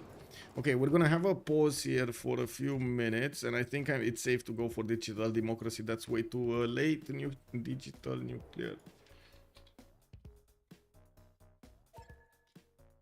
Okay, I go B, and we're gonna have a pause for 2 minutes to go to the toilet, stretch some legs, and get back on the action.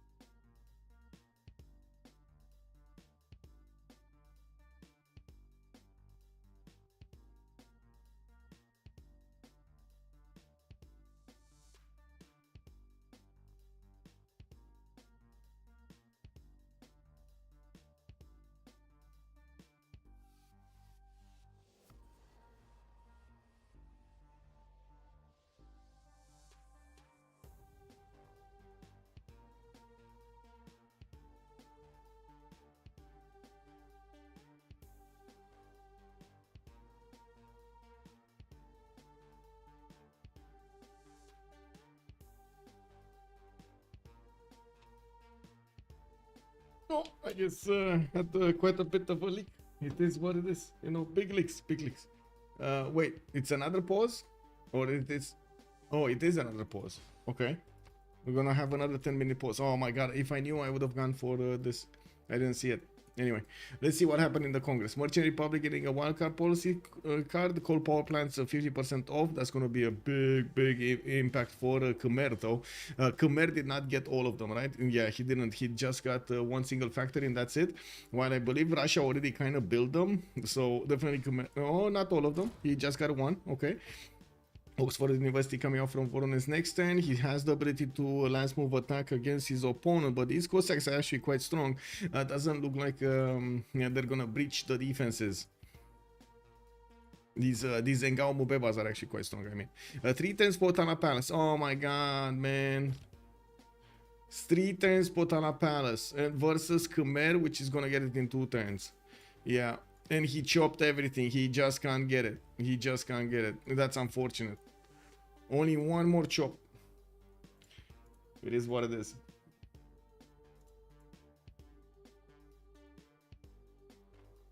Let me see what you guys are talking here.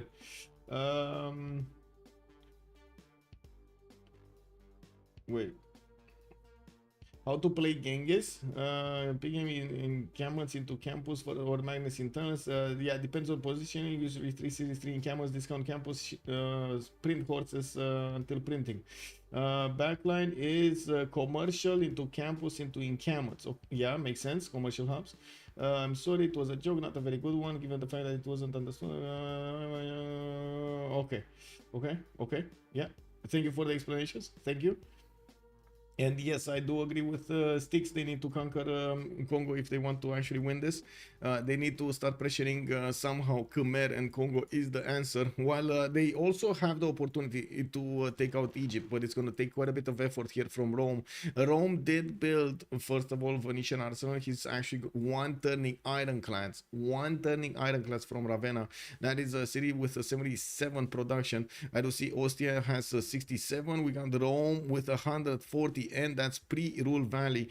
He's gonna get more. He doesn't have a harbor to actually pump out units with that one, but he's gonna get it. He's gonna get it. Don't worry. If you're attacking someone with 25 tiles away, go printing. Yes, plus, and just wreck them. Yes, sir. One turning ironclad. Whoa. Disconnect. What is this?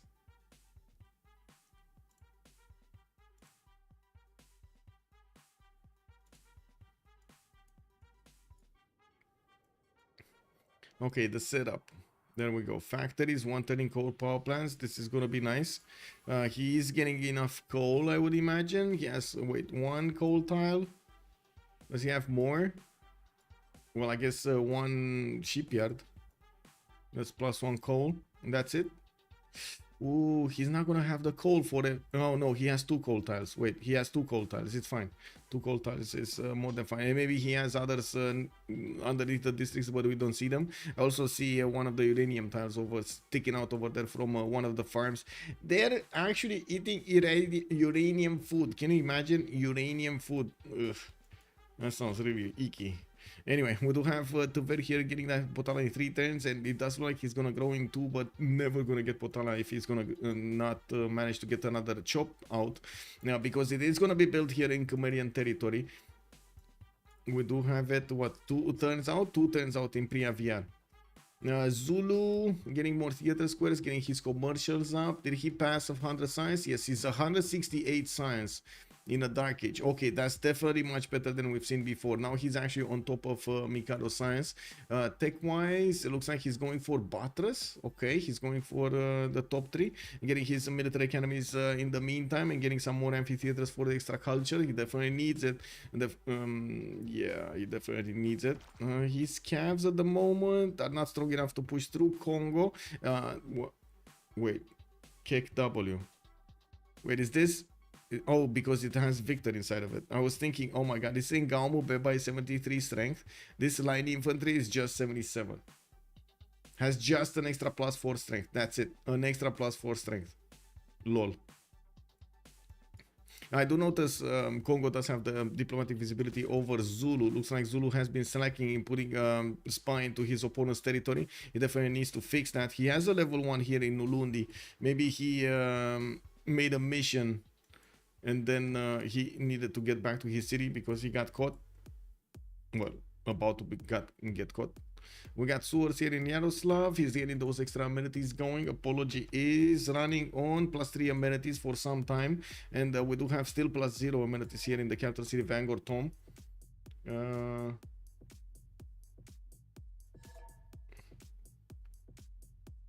What's this Susi Litho?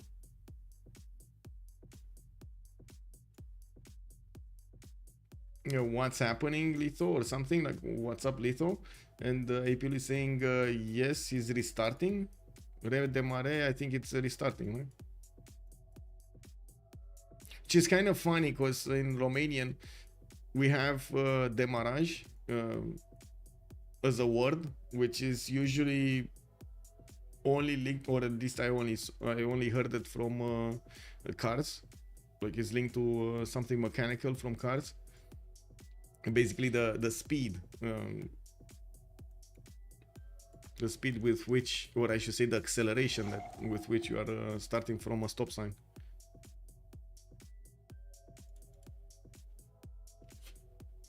He doesn't need to rebuild anything. What's the tech situation? The tech lead situation. Apologies on 39 techs, and we do have Lithoxa on 37. So I guess he does have a 2 tech lead over his opponent, even though he does have significantly more science than Lithoxa here. And he had for quite some time that science lead. 48-63 versus Lithoxa 41-41. More production capabilities on Khmer. I gotta say he has the bigger amount of cities here versus Russia. He's gonna have such a big empire, and I'm pretty sure he's actually gonna finish these districts soon. As you can see, production is going into the southwest as well as the coastal cities that he got from Kupe. He's building up the shipyards in there, so he gets the extra GCC from those harbors into shipyards. Extra trade routes also. The shipyards do have, so I should say the harbors do have lighthouses. France can make a play though. Let's see what France is gonna do. France did inherit 3 of the cities on the coast, doesn't have cities on the west side. Now he's getting, I would imagine France is actually gonna re-specialize in getting as much gold as possible for his teammates, and probably fund Khmer the next, and the defense of Congo. That's my take on it. France situation looks very sweet. I don't think he's actually gonna want to go to, this is I guess the big question mark. Is he gonna want to get a lot of galleys out, and are they actually gonna start fighting Rome? Because Rome over here is kind of the big dog in the ocean right now, which at the moment is not really getting up for a major naval fight. He does have the opportunity, he has the chance, he has the tech, he has everything he needs. He's not doing it though. Khmer is gonna get helicopter pushed in the future. I'm having an epiphany. I see. It might be. It might be. I think it's better than going naval. Yeah. If he can up helis in Khmer's land, he can contest. That could be nice. Yeah. So you mean getting a lot of pre-builds going, like courses right now or calves, and sending them, keep sending them towards Khmer on the east side until they reach somewhere over here somewhere. Yeah, that could definitely be an option. He's gonna have a lot more science, but he's kind of behind. The 108 science is not a lot. He's on a 2100. It's gonna take a long time to get those helis, get the materials. He has the units anyway. Yeah. Well, I guess he did lose quite a few of them. He doesn't really have that many more. Like what, 5 right now in total? He has 5 in total. 6. He has 6. Okay, we gotta unpause. Okay, we got this going. He definitely has time to do it. Yes, I agree. Wait, we do have more caravels coming out from CivFR. Looks like he is actually gonna take this seriously, and we do need to see if he's gonna manage to win against Rome. Rome is the one that he needs to go against, while Rome still actually gets his swords up rather than going for units. He definitely is getting a lot of production and quite a bit of happiness in his cities, which is gonna be good. We did have Jayavarman VII losing 2 diplo points this time around, even though he did get his Statue of Liberty. He is down to 8 out of 20 points, while we do have Apology on only 5 out of 20. And we do have Apology also building up his sword count. Just put a few Cossacks for good measure towards the northwest of Moscow, and is going to finish his Oxford University in Voronezh. We do have Zulu coming up with quite a few commercials as well for the extra gold, and finally he got the lead in science over Mikado, not to mention his lead in production with not that many cities. Was definitely expecting Congo to have quite a bit more than him, but it is what it is. We got the package shots coming around from Mikado. He did get his metal casting, and I would imagine he's not far away from getting his ballistics. I don't think he got it though. No, he didn't. He just discovered military science for the upgrades on these calves, and did upgrade a few. Yeah, upgraded a few of them, because he's getting pushed here by Zulu. Zulu's calf cores are actually very strong against the line infantries. They definitely can push his opponent here slowly but surely. The problem is he doesn't have the numbers. We will need to see if coupled with the Cossacks they can do something over here against the city of Congo. Why is this in camel still alive though? Yeah, well, anyway, it is what it is. Okay, let's see. Khmer finishes that there. We got a factories. I guess we kind of got a snap picture of what's going on everywhere. Here in the lands of France. Wow, this city, bro. This city. Where is the production? Is that the Maystar? He's working the. This is a 5 pop city that is working 1 production tiles.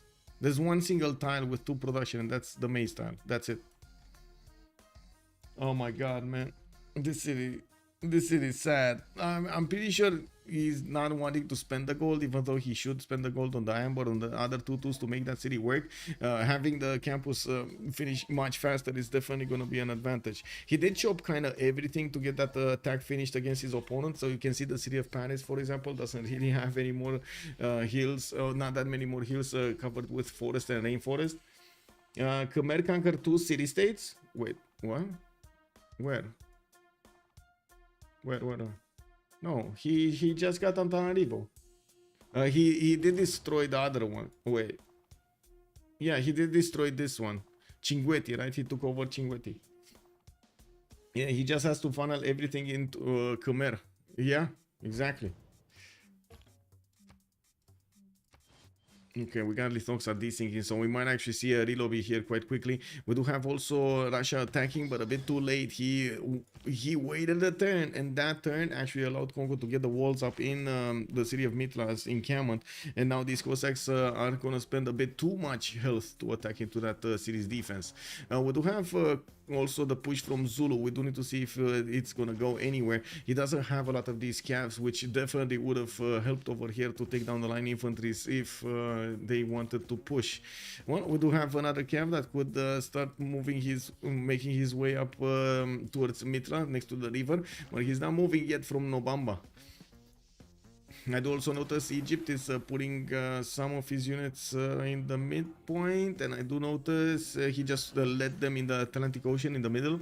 Didn't actually go scouting or looking for a fight against Rome. Rome is putting a harbor from his capital city, and he is one-turning ironclads from multiple cities, Antium and Ravenna. Not to mention, I'm pretty sure Rome and Ostia will both actually manage to one-turn them. That's a 67 production in Ostia, and Rome was 140 the last time. That's before Rule Valley. With Rule Valley is 170 production on Rome. I'm pretty sure ironclad fleets are gonna be one-turned here. He does need his nationalism, no? Or does he have nationalism? He does, a caravel fleet over here, so it's just a matter of getting the numbers.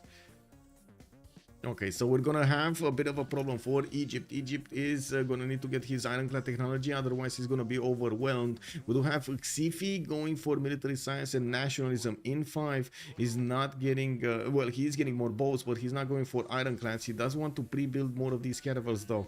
Okay, well, I guess we'll see if he's gonna have them in good enough time. In Russia, did Russia sneak in some bonus here? No, he's still 2 turns out from Potala Palace. That's sad. That's sad. That's like 3 chops that just gone down the drain. You get only half of the production back, right? Does he have a legacy? Who? And what legacy? Wait, which legacy?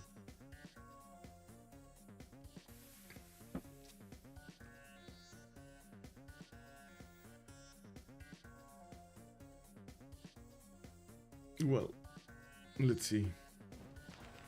Yes, Republican Legacy. This is what you're referring to, Republican Legacy.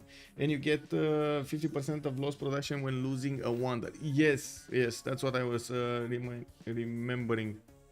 You only get half. Josie's asking if they want a relobby, and I think it will be a quick relobby over here. So, yeah. So we fixed the desync. You can save 1 turn of the production, I guess.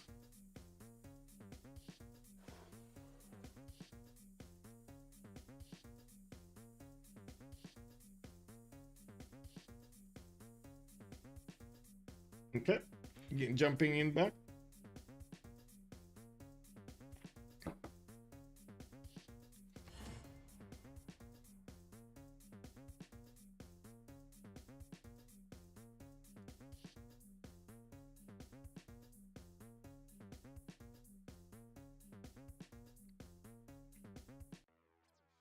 Just need to get everybody in. It's going to be fun.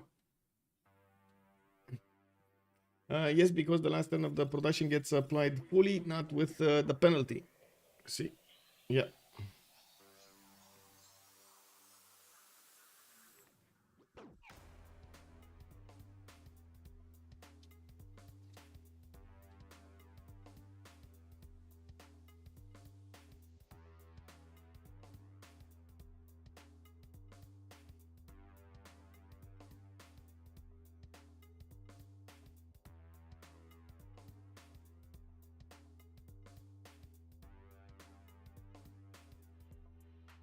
Why you see a lot of people place backup wonders just in case they get slot ordered on a bigger, yeah, well, big ticket one. It is what it is. There's a lot of competition when it comes to these big wonders.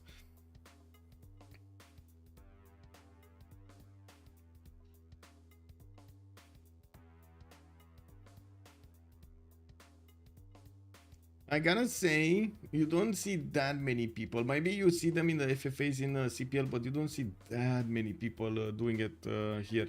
I mean, we can take a look, and I can definitely follow this up in the next weeks for a lot of the games and see if that's actually happening or not. But to be honest, I would have remembered if they're actually doing this. I know I usually take a quite good look on them. But yeah, I do agree. It's useful if you do get that. Pre-place Oracle when building the colo.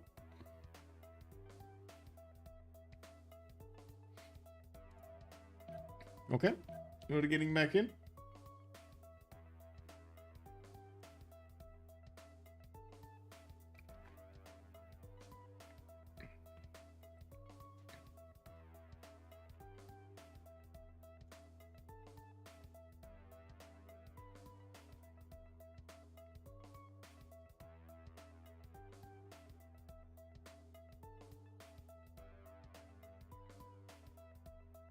Smoke, vision clouded by ash and soot.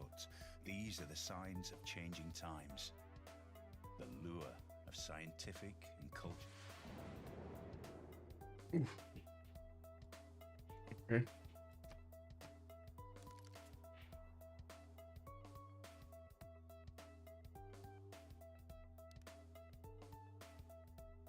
Okay, so we do have quite a few Cavs and line infantries defending Congo here. Not a problem for him. Finally, Zulu did get a spy in the city of Keiwila in one of the Congo cities to equal out that extra diplomatic visibility he's benefiting from.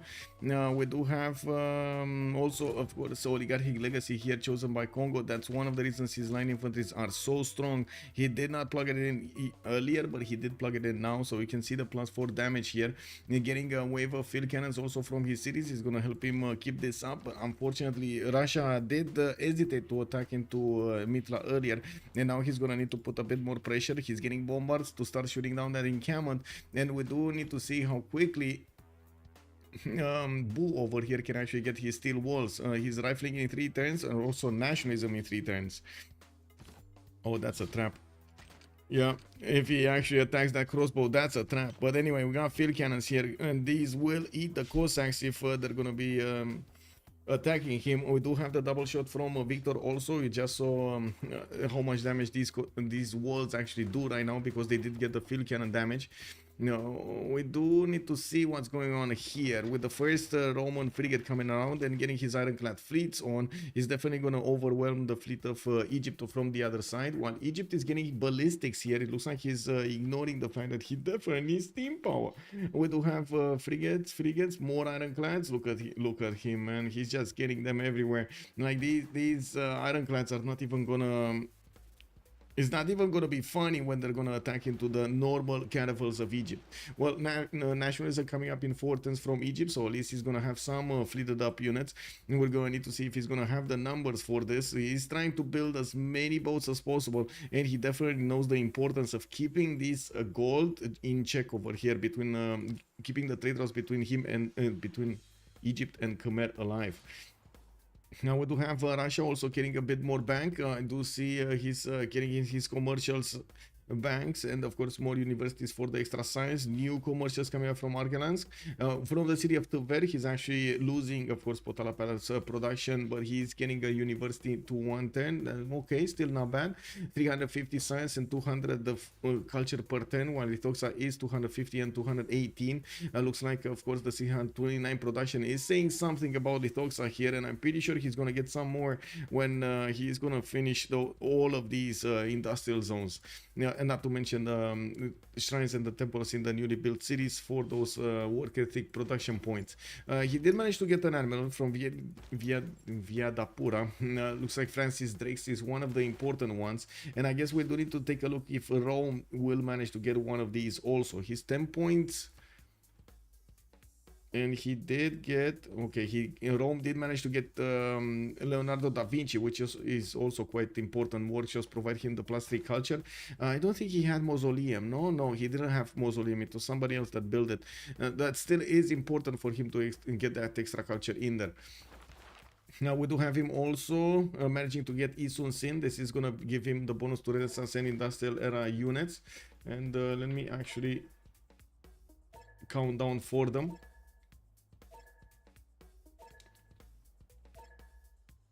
They have a Diplo chance. Statue on Khmer. Khmer is on 8 points right now, and we do have on the other side Apology on 7 points. They did vote him down the last Congress, so I would imagine that they do have a bit of a lead in Diplo favor. Yeah, they do have a little bit of a lead in Diplo favor, so they will probably get another wave of points on Khmer in the next Congress. It's good that they're keeping Josie alive, by the way. It's very important to keep Josie alive so he can keep voting on that Congress and also have the ability to give him points if you're going to start to be negative.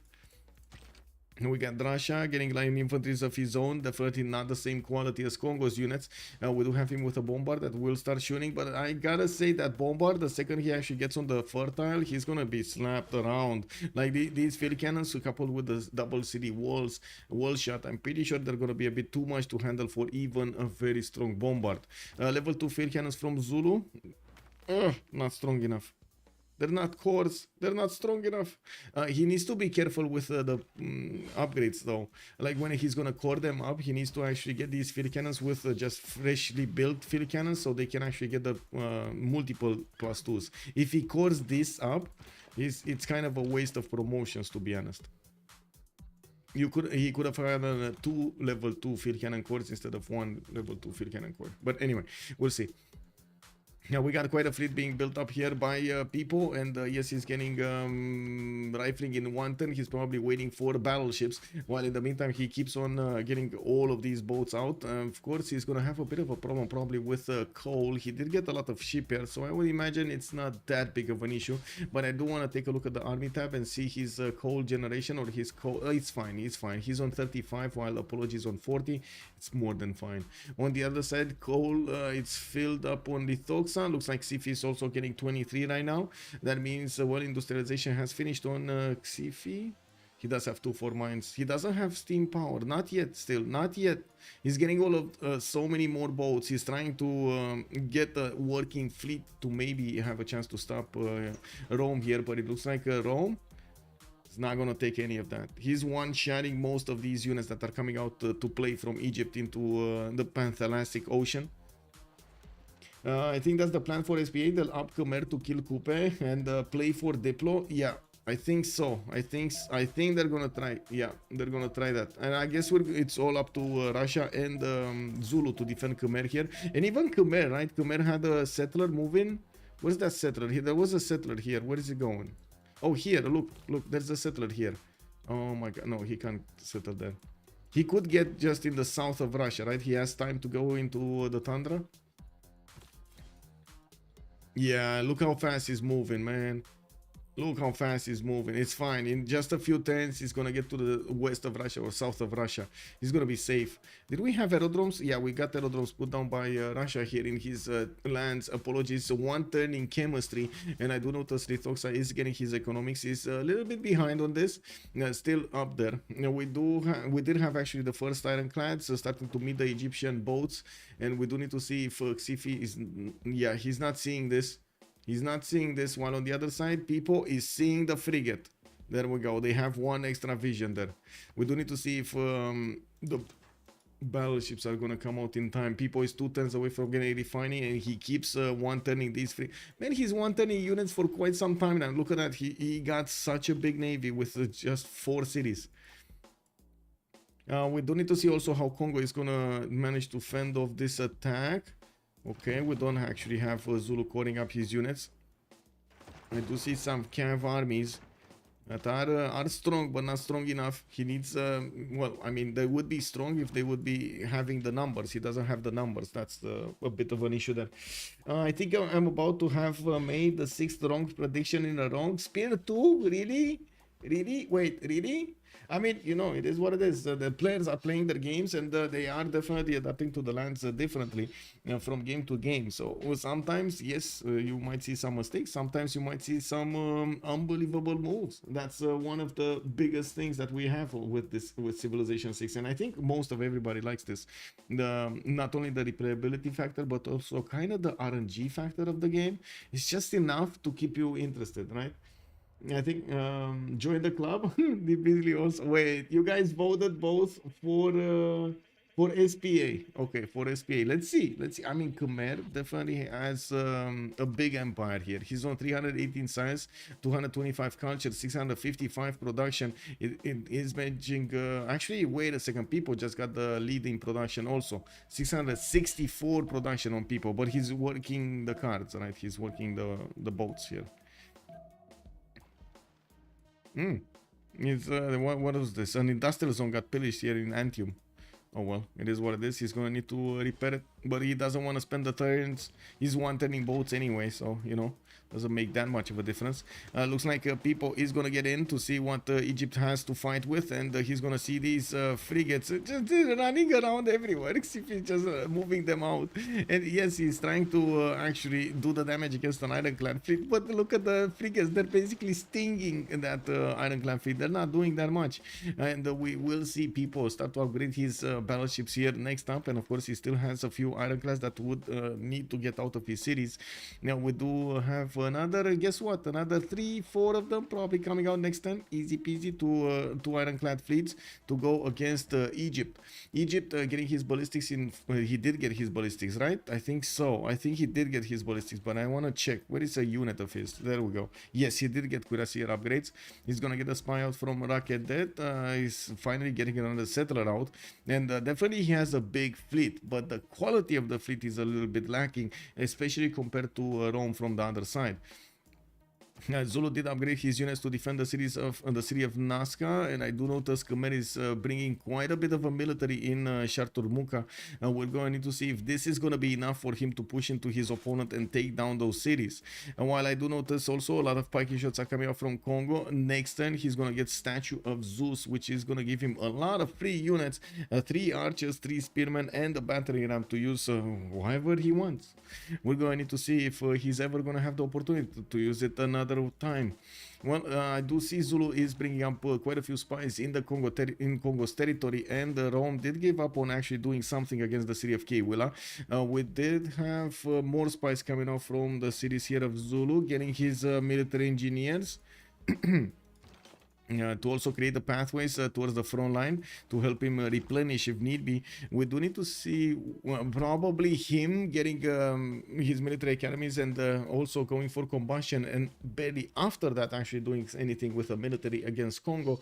While Congo is not going to be that far behind from getting his own tanks, it does look like the moment Congo is not preferring. He's more thinking about his line infantry than actually getting tanks, also piking shots, than getting cuirassier pre-builds. He only has like 2 or 3 of them, which might not be enough. I guess he still has time. Like, he needs refining, he still has time.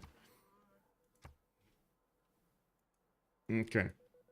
Yeah, looks like the ironclad fleets over here of people are gonna need. Oh, he got it right on time. People over there, let those caravels and the frigates of Egypt have their way with his ironclad, and then promoted it, got himself back, and put the emblem promotion on it. And it looks like Egypt is probably gonna lose like 3 boats this turn. I'm pretty sure these ironclads can take down 2 frigates. Not sure about the third one.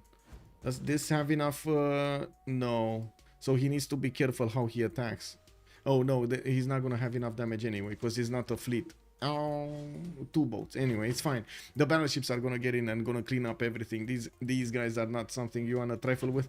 I'm pretty sure with the ironclad fleets in front and the battleships behind, he's gonna start chewing through the cities of Egypt quite quickly. When he's gonna finish with Egypt, he's gonna keep on going to liberate the cities of France, and that's kind of where the Diplo victory is gonna stop, because there's gonna be so much Diplo favor acquired from liberating 1, 2, 3, 4, 5 cities that I don't think anybody's gonna match that Diplo favor.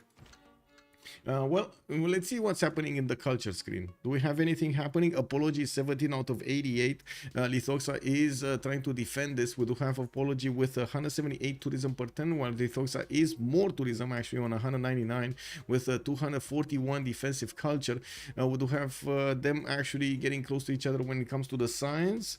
And I do notice research labs are starting to get out from multiple cities of Russia. So he's going to get an influx of science points per turn quite quickly in the next few turns, and gonna finish up more campuses, more campus slots for that.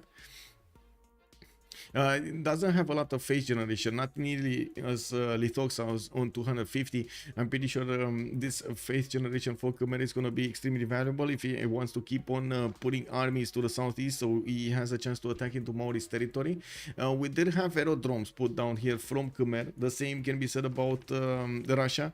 He did get at least 3 aerodromes, and he's probably going to use those planes to fight Congo. We don't need to see after he's gonna finish his research labs him starting off to build a few biplanes to get to advanced flight.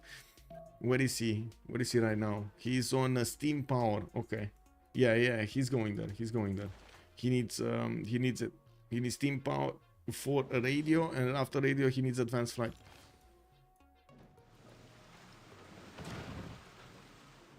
Okay. We got Egypt over here with the ability to... Ooh, he might actually take down one of the ironclad fleets. Wait, yeah, he might take it down. He needs to sacrifice one of his caravels, but he might take it down. Is this? Yeah, it is enough damage. He still might die. Anyway, we do have a full health caravel over here that can do the damage in another frigate. So yeah, that is possible. But there are so many more coming, and of course with the newly upgraded battleship fleets, I'm pretty sure he's gonna be fine. He does need to keep a few ironclads so they can take on cities. And by the looks of it, Egypt is not gonna have nor the time, neither the opportunity to actually get his ironclads on the board here. He's just sending as many of caravels as possible towards the northwest. Oh, look at that, man. Maori he got into the lap of Zulu. Look at him go. He's actually in the marsupial of Zulu.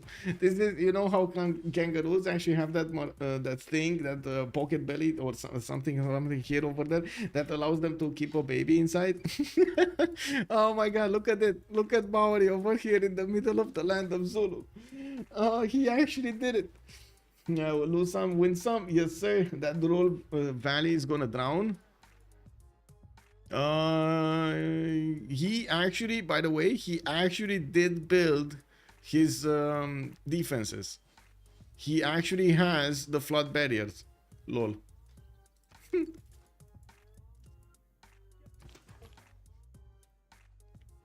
It's a cozy place. Yes, it is. Yes, it is. Okay, what do we have here? Egypt. Is France doing anything? Oh, France is getting a massive fleet. Oh my god. Okay, France is getting a massive fleet, and they will need a lot of gold for this. Let's actually see. Apio is 113 with 102. His scientific theory in 2 turns, and I do see these galleys are getting all of them cored up. Wait a second. He doesn't have frigates? Okay. He doesn't have caravels? No, he doesn't. He keeps on building galleys. He's getting the biggest fleet of them all. And of course, he does have a level 2 spy, so that is going to be quite nasty. We do need to see how Apio is going to manage to deal with the battleships. This is the problem, the battleships, not the ironclads per se, the battleships. Ooh, low coal from people. Looks like he went a little bit overhead and didn't get to check his coal there, with especially so many boats. I can imagine all of these are actually needing that coal per turn. Okay, new ironclads coming in.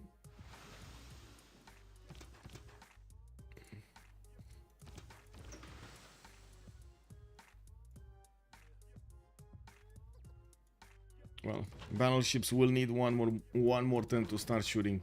They're not as fast. Well, I guess this one can start shooting, can move here and take down a knight.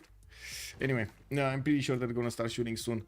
We do have to see if Khmer is gonna get some more planes. We got more aerodromes. It looks like there was a flood in Priaviar taking out his food generation there. Looks like also Congo did manage to get the helicopter general and activated it. We're gonna need to see where is he gonna send them. This guy does a lot of damage, by the way. If he does get into the borders of a city, unprotected city, he's definitely going to take it down. We do have also Zulu creeping closer to Congo's borders, trying to push out with the field cannons as many units as possible, while Congo did put field cannons in the city centers. I'm pretty sure Zulu cannot step over this. He's going to get shot down by the city walls. Now we do have more spies coming out from Zulu, and I do notice field cannon cores are starting to come out of his cities. This is going to be quite important, and also he's starting the pre-builds for his tanks. Cuirassier armies coming around. This is going to be quite deadly to Boo in the next part of the game. 250 production here from Floppy, and I do see his economy is okay-ish, 57 gold, while he's getting more commercials. And he is trading on the water with his allies over here. This is helping them stay afloat when it comes to the gold per 10.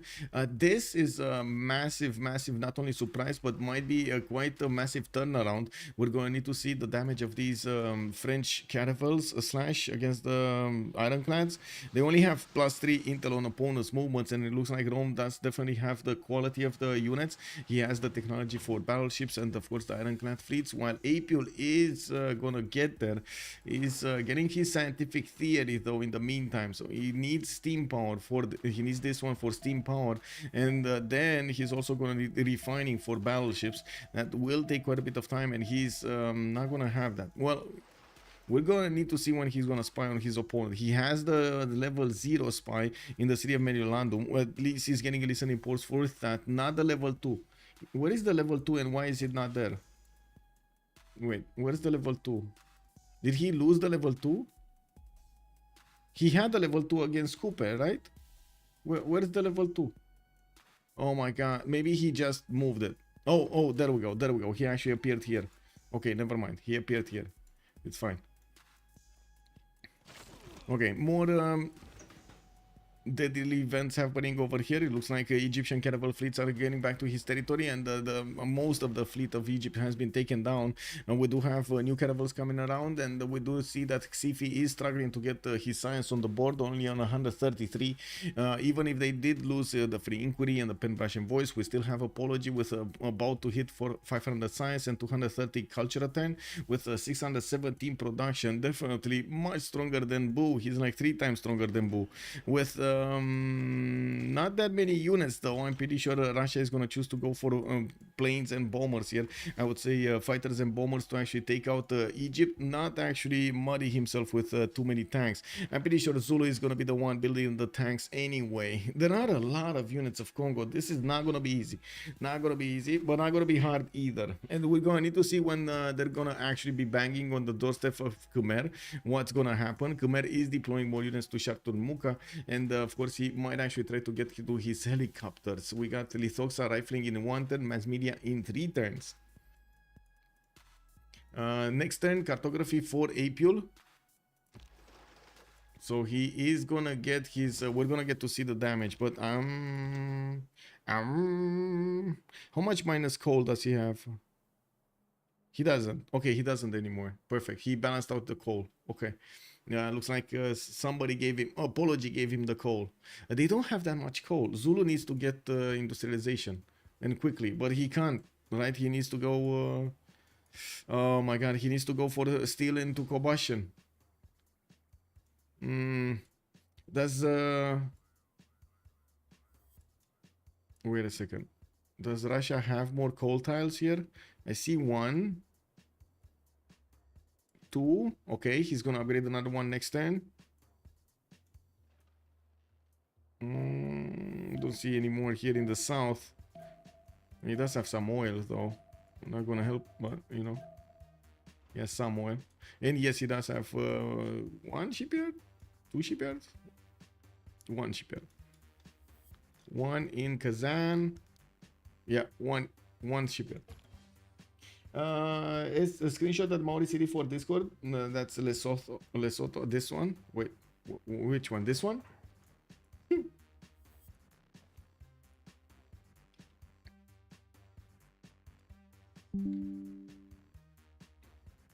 Got it. Let's put it where it needs to be.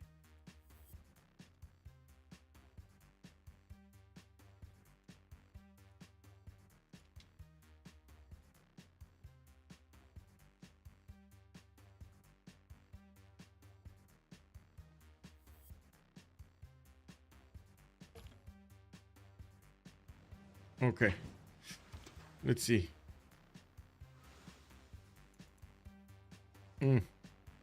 Square rigging coming up in April in 2 turns. Also, he will need that also for the industrialization and steam power, and it looks like I'm not sure if he has mass production, to be honest. But anyway, we will need to see quite a few more boats coming out from April, and he needs forced by people to start upgrading them so he doesn't get overwhelmed. But at the first sign, it looks like people is going to go directly to Egypt and neutralize this series before he's actually going to take care of the liberation for France. To be honest, it doesn't look like CivFR is going to have that much production, but he is going to have his own battleships next turn, refining, finishing up for CivFR next turn, and he has quite a few pre-builds here.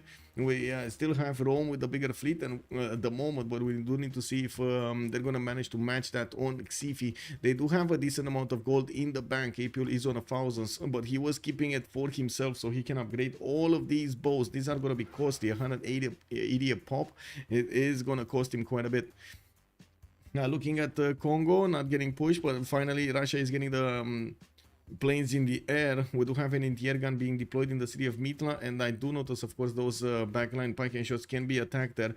There aren't that many anti-air guns available from Congo to defend himself. He's getting some more. Mubaza Mubata working on one, and I'm pretty sure he's gonna get one for each city center.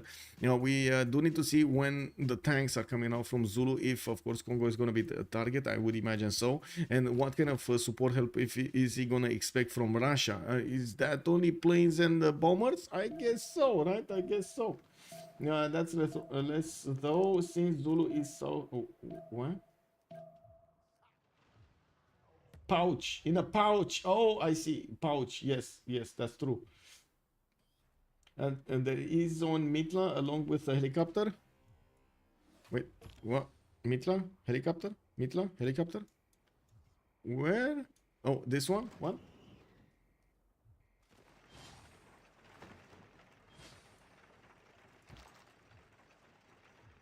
Oh, you mean the anti-air guns? Yes, there is an anti-air gun. Did I miss that? Maybe I mispronounced. Or maybe I didn't mention it properly. Anyway, we got battleships coming up from Egypt, and I guess we're going to need to see the damage between them. Rome is moving in and taking out as many units as possible, while he is going to get the vision over his opponent, upgrading battleships here, as you can see. He's still going to take out quite a few of them. We're going to need to see the first moves next turn, but these ironclad fleets will do the damage against the battleships, so not to mention his own battleships will start eating at those boats. Well, we do have people cleaning up, and I do notice Egypt is running with a frigate towards the south here, while I do also see Rome did stop to build his unit. He's not building any more units. Well, I guess he does have a coal problem, so this is kind of the maximum that he could reach with the current gold generation that he has. Is he working the... no, he's not. I was wondering if he's working what is called the drill manuals to get more coal. But no, he's not. He wants the production, and he wants chivalry right now. Looks like he's pre-building for something. He was getting... So, okay, archaeologics, I do see cav armies. Cav armies coming out from Rome. We're probably going to see him go against Congo directly over here, and then follow up with an attack against Khmer. Just keep on going. And we're going to need to see how quickly that's going to happen. He can easily get these cav armies out from his cities, getting some swords also for the added amenities. While I do notice he's preparing an encampment from Ravenna. It's going to take a few turns to get the military academy in there. 2 turns for aerodrome from Ostia. While his research labs are finishing, he did manage to jump up to 419 science a turn, while we do only have lithox on 428. Fighters coming around here from Russia. That means he did upgrade the first one. This is going to be a bit more powerful to deal the damage against Congo. And yes, that anti-air gun is probably not going to be enough for long. We do need to see how many planes can Russia actually deploy against Congo, and of course how is he gonna try to turn up this defense. I'm actually quite curious. Did he get? I don't think he got it. Did he get the 25 defense from like the 4th promotion on Mitla? Oh my god, he did. He has 25 bolstered anti-air defenses. Man, oh man, Imikado did manage to get that. It is what it is. Romy is playing well. He's waiting for a power spikes. That is true, Sam. Hello there, sir. Okay, people. We got him with the battleship armadas getting ready to shoot those shells against Egypt. And as you can see, Egypt is still upgrading his battleships. He doesn't have them freed up yet, nor will he have that many, but at least he has one. And it looks like at the moment, People is not actually actioning with his own battleships. He wants to wait a little bit. One of his battleships actually got damaged, but I'm pretty sure he's going to get the experience by just shooting against his opponent slowly but surely. The tech side, People is going for nukes, combined arms, and of course he's going to get to get destroyers also, which is going to be massive. We do not have him with the ability to upgrade here, though. Whoa. Is People seeing that frigate? He must be seeing that frigate. Oh, this battleship doesn't have more movement. Rip. Anyway, back in for Xifi. We do have Congo getting more units to the southeast, put more of these anti-air guns into production. Another one from the northern cities. And I do see Apology did deploy another fighter here to the west side. If he does manage to deploy it over here, he can start tearing apart the Congo units slowly but surely, dwindling the numbers, which is gonna be quite annoying for Congo. Oh, what was that? And what was that? A military engineer there? Was that an actual? I think it was a military engineer from Zulu that got denied here. Congo just got in and took it down. Yeah, no respect, pa. No respect, pa.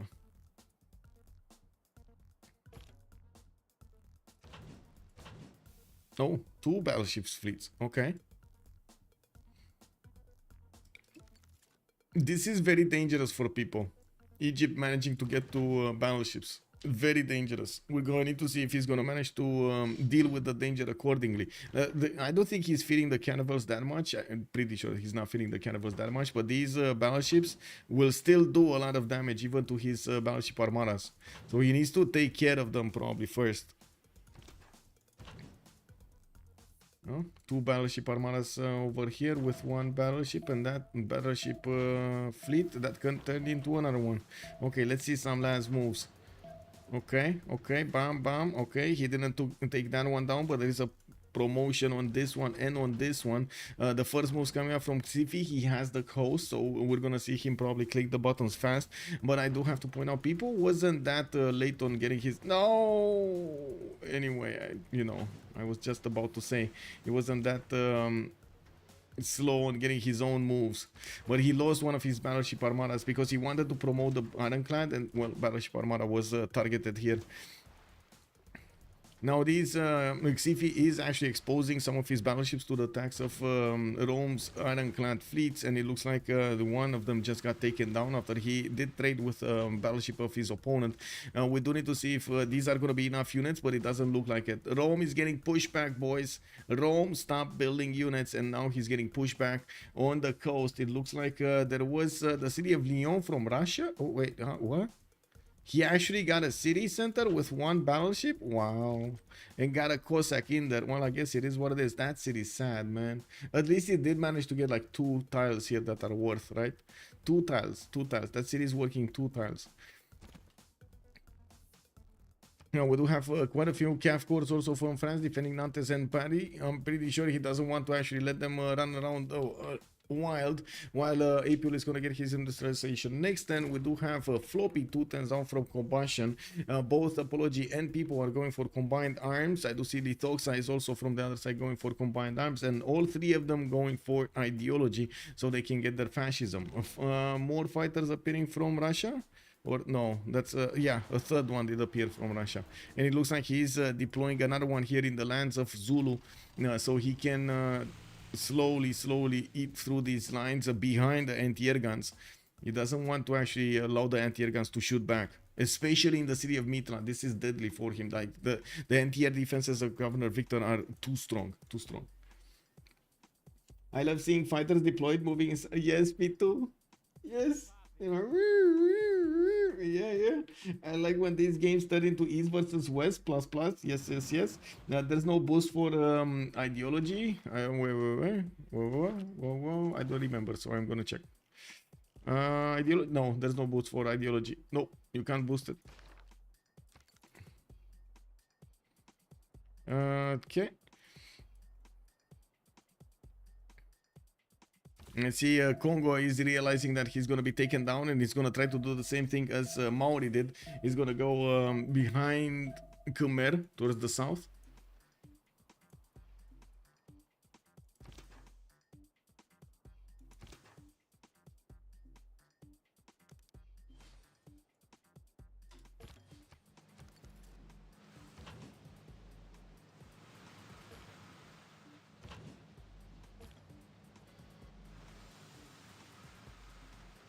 Well, looks like Rome is still trading units here, but not really to his advantage.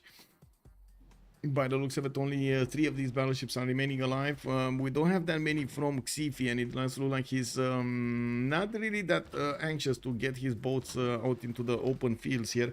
He does have enough damage to do to take down another one, at least one ironclad. I'm not sure if it is another battleship, but he, of course, with more battleships coming up from the east side, is having 5, and he can definitely shoot more times, which is actually quite important when these battleships are in this scenario. We do have destroyers coming around here, getting 110 from, Roman production, bro. Destroyers getting 110 from people. Russia did raise the city of Lyon to get away from Apul, you know, just throw a little bit salt on the wound. We do have bombers coming up from Ravenna, and I do see he's building up his infrastructure towards the west side. He's going to want to start pushing with helicopters here against Congo, and will want to drill through all of this territory to get to Khmer. Now, well, Khmer is also setting up his attack on the last remaining cities of Maori, Ngaruahia and Nazca, and of course I don't wait, do they know about this? They know. They do see it, so I would imagine they know.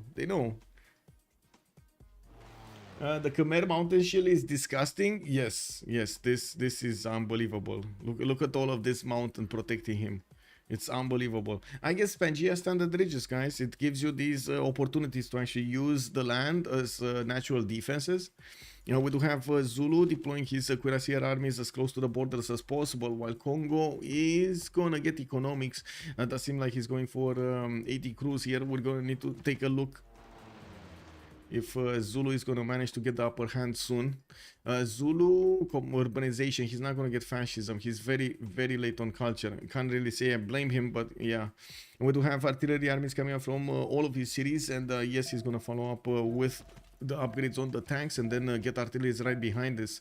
Floppy is wanted away from combustion, and looking at Rome, he does have more than enough gold to give to Floppy, so he can upgrade these tanks right in the face of Congo. With the air superiority applied over here from Russia, they should be taking down Congo in a relatively good amount of time. France and Egypt wasted a lot to defend Rome. I think it's good. Wait, to defend Rome? Or to defend from Rome, you mean? Yeah, to defend. Yeah. Oh, I know. Yes, I see what you're saying. Yes, the fact that they needed to spend so much production into defending only a few units from Rome, which he just got in a few turns, is definitely slowing down more Egypt and France than it is slowing down Rome. Now we're going to need to see if he's going to manage to secure this, because right now Egypt does have a massive fleet. Also, France is going to have a massive fleet. He's 3 turns away from getting steam power, and we will see a lot of ironclads running around. Yes, destroyers much better than ironclads. He does need enough of them. That's the problem. He needs enough of them. Yes, he has the production, but he needs to keep on building them to secure the numbers against his opponent. Still no upgrade from Khmer. Khmer is going for nuclear fission in 2 turns, and fascism also coming up in 3 turns, while Apology is also gonna get his fascism. Apology looks like he's gonna get his helicopters also next turn. He has at least 2 of them that he could upgrade. I do see the first tanks are actually upgraded right in the face of Congo. He wants Congo to see this happening, upgrading those cuirassiers right in front of the city of Mitla. Electricity also coming up from people in 2 turns. That's gonna be nice. Opening up some submarines for them. Beep boop. I do notice he's getting a wave of bombers, which is gonna make it much more easier to chew through Congo's territory, especially with so many of these possible helicopters that he's gonna have. He built like 4 of 1, 2, 3. That's it. 3 helicopter armies and 1 single cav. Like one single normal one. It is what it is. Now I gotta say, I'm very worried about his deeds here. These battleships can definitely take out destroyers in good enough numbers. Not sure about the damage of destroyer fleets, but I'm pretty sure still they can take those down. It's just a matter of how many units attack into one. And this is quite a nasty fleet here from Xifi. 1, 2, 3, 4, 5, 6, 7, 8, 9 battleships. I'm pretty sure 9 battleships should do the damage against a destroyer. Rome could build an airstrip on that peninsula and send fighters there. Here is here, you mean? Yeah, I guess so. I don't think he wants to do that though. My 2 cents. We'll see. We'll see. I'm actually well, we do see he's preparing for a 2-pronged war. One on the coast, on the navy, that he's gonna need to fight against Egypt and France soon. He doesn't know about France, but he definitely knows about Egypt. While he needs to also secure the victory against Congo on the west side and keep on going to deal the damage against Khmer. Khmer is also getting up for massive war here, all-out war, and we do see him getting some cav armies in the south and also in the north. Wait, is he actually gonna chop Manhattan? He's chopping Manhattan, guys. 54 turns to go, 45 turns to go, 37 turns to go, 28 turns to go, 19 turns to go.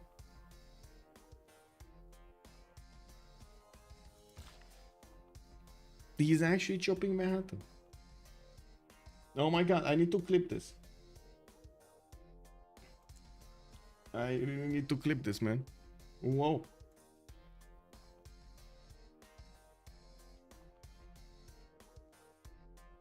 What is it, with an A or an A? Yes.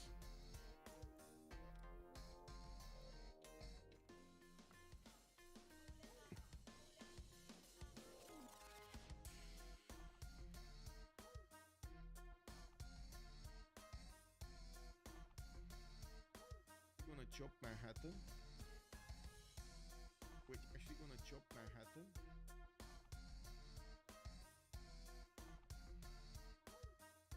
There we go. Okay, so what's happening on the seas? Do we have Egypt still pushing? Yes, he's still pushing. We do have also Zulu about to move, to start moving to attack into Congo. First, the Air Force is doing quite a bit of damage. They're also catching this Cav army out of position here from Khmer that just got placed down, and Apology did manage to sneak in a fighter right next to it. Unfortunately, the walls will actually get to attack the fighter though. We do have also Russia managing to do a lot of damage against Congo. Congo did build up his anti-air gun count, and by the looks of it, he's managing to fend off quite a few attacks, but not from Zulu. Zulu is gonna start to walk in, and when he's gonna get his artillery, it's gonna be harder and harder for any of these units of Zulu to actually do something. We do have the first attack started off, and it looks like, yes, the packing shot corps of Congo are holding strong with Oligarchic Legacy and Garrison Commander and all of the bonuses on them, but Zulu still doesn't have his artilleries out. A few turns. Yes, we do have some planes in the air. We do have Mitra also with a lot of anti-air defense, so it's not really a solution for him. It looks like they're also choosing to attack the backline cities that they can attack with the bombers, dealing the damage over there. While the first tank army might actually die here. No, no, he's not dying. He's not dying. But the units around it are. Looks like Russia not even caring about those damage that he's going to take on his fighters. Keeps on attacking and takes down units from Congo. We will see also the bombing attack on Kewila. It looks like the Roman bombers are going to smash that defense down. And we do have his calves just waiting for the upgrades into helicopters. I do see people, he did finish electricity and he does need to switch back. He did also manage to get his destroyers out on the battlefield here against Egypt. And of course you do see these battleship fleets of Egypt actually do suffer from a -10 insufficient coal resource penalty, which is actually dragging them down quite a bit. That is a problem. We've seen it on Rome and we've seen it affect Rome's ability to actually do this war. Now we do see it on Egypt and it might actually significantly affect him in the next part. These destroyers do use oil. It's coupled together with the battleships of the coal, and it looks like Egypt is trying to take down one destroyer. And he's gonna take down one destroyer. It wasn't a fleet, but yeah, it was one destroyer. That's no more. It is what it is. Let's see when Rome is gonna start chewing through these cities. He can take down one. No, wait. One. Not two. Two. Three. Four. Probably four. Yeah, 4 boats. This turn. He can take down 4 boats this turn. And he lost 1 destroyer. He needs to pump a lot more. He has some coming in.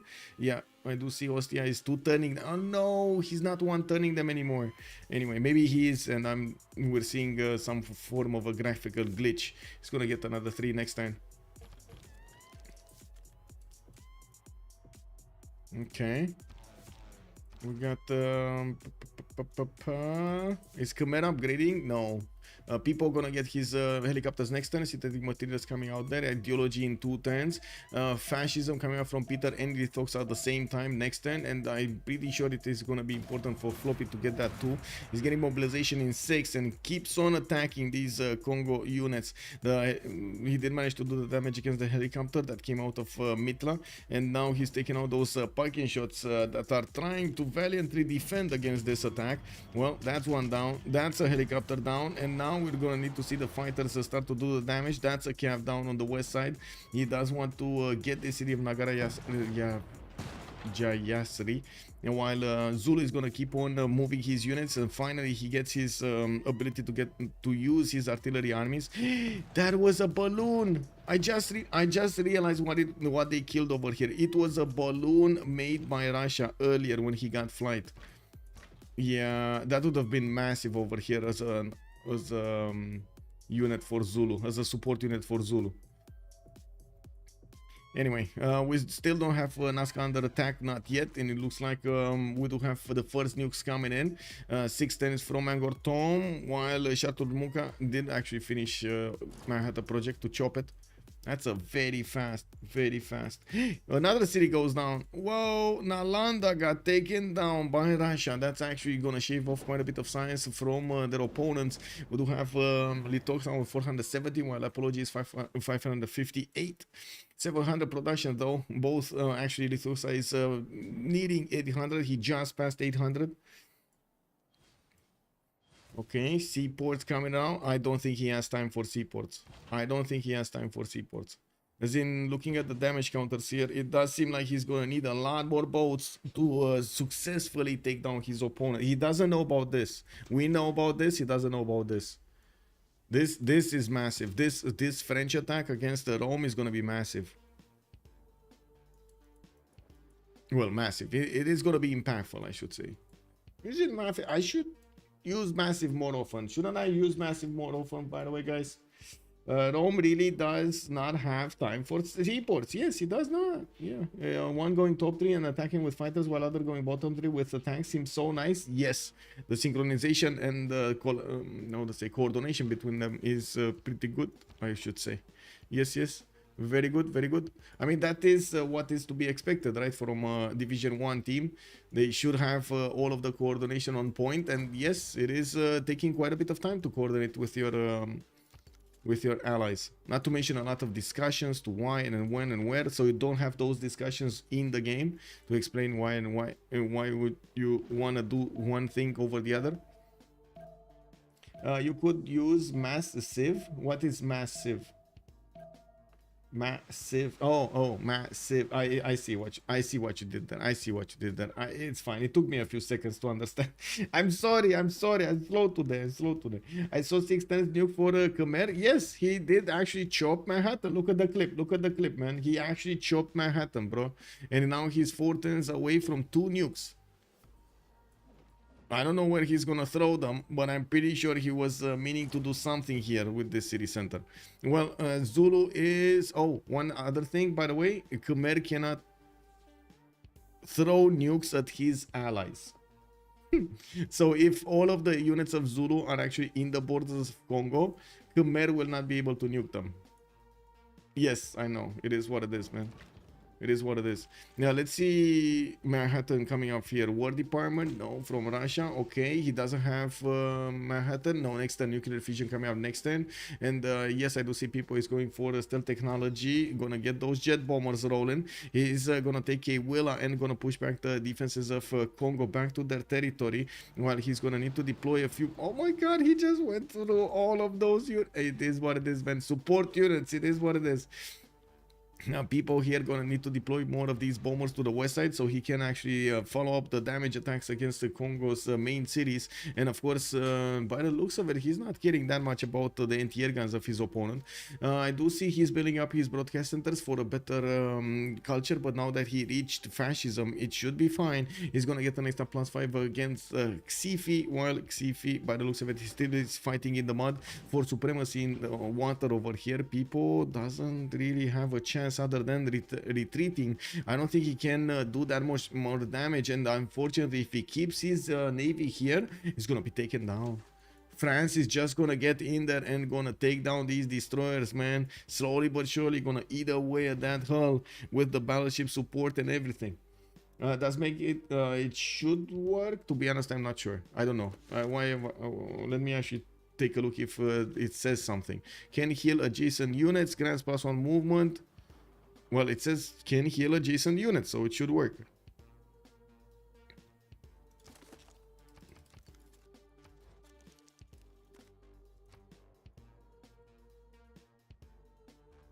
But to be honest, I never seen it on the water, so I don't know. I cannot confirm or deny this. Okay, we got our power plants here from Ulundi. Looks like more banks from Russia. He needs to get that gold rolling. And I do see Floppy is on -72, but that I guess it is normal. On the other side, though, we got a major problem here. Their economy is in shambles. And this is the moment when Lithoxa will need to upgrade a lot of stuff to actually get going. I'm pretty sure we're gonna... Oh... +5 Congress, boys. +5 Congress, boys. Oh, I don't, oh my god, I don't know what to do here. I guess it is what it is, Recon, Gold, and Liege. It is what it is. We're gonna have a pause of 2 minutes. DShark is ahead. Yeah, they kind of look ahead in the game. Even if Josie is quite low in his stats. Well, he only has like 3 cities. But yeah, they seem ahead. They seem ahead. We're gonna see what they do with this aheadness. With this advantage.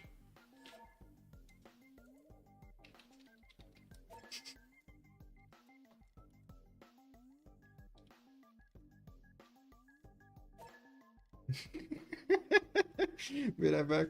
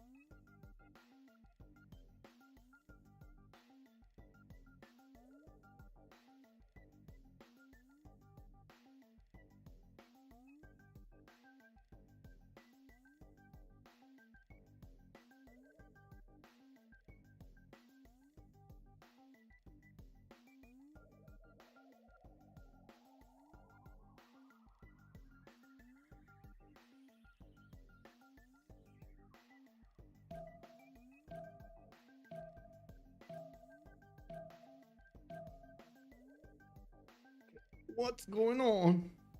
Okay, what's the +5? What's the +5? Andy Cav lose +5. That's a problem. That's actually a problem. Kong over here was definitely thinking he's actually gonna get the AD cruise. Well, not anymore. He's like 3 turns away from getting chemistry, and these parking shots are gonna die quite quite quickly to the tank armies. We do have artilleries getting in range here. They still don't have a but. Oh, they got a balloon. Russia got a balloon for him, so he can shoot from afar against these defenses. It looks like also we hear jet bombers going against Khmer here, Nagara Yazari. We do have also these the first nuclear bomb coming out from Mahendra Parvata in 3 turns, and I gotta say this is gonna be a 1099 nuke. You should name that clip Magnus Scheimer. Yeah, Magnus Scheimer. Okay, Rome here getting pushed back. Egypt is getting in. France, he's seeing the France boats and the French boats, and I'm pretty sure right now he's definitely gonna need to start thinking about getting new boats out. He's gonna want to finish this seaports though. That's quite a bit of a gold income for him, but he already has a lot of gold. Like compared to SPA, they just have so much more gold. 200 plus 360. Yes, they're losing 73, but not that big of a problem. We got APL on 51 on the other side. Lithoxa is only 42, and then Xifi is on 72. They're barely scrounging up between them 150 gold, and that is gonna hurt them quite a bit. I'm trying to get more gold here. France is putting down banks, and we do need to see if Khmer is gonna manage to get to upgrade his units, or even pillage, because they just don't have right now the ability to pillage that many tiles. It looks like Russia did successfully take down Khmer's city on the front line, and he's also gonna start cleaning out the anti-air gun. Wait, that Cossack army still has movement, or no? Did he attack it or not? Because it says it still has 2.5. Is this a bug? I guess it's a bug. Rome about to throw the game so hard. Why? You think he's actually gonna lose on the coast? Yeah, they seem ahead, but they are about to lose naval. Yeah, don't nukes have like 10 oh, yes, they do have a lot of gold per turn. Yes, it will be a problem, but he's not going to keep them, I think, in his... Oh, yeah, there we go. So the army did manage to take out that one. Oh, and he's getting... Oh, he's just going to casually get in and pillage a few tiles over here. I mean, don't mind if I do. Okay, never mind. He got taken down. The biplane was there. Wait, is this a tank and Piking shots on top of each other?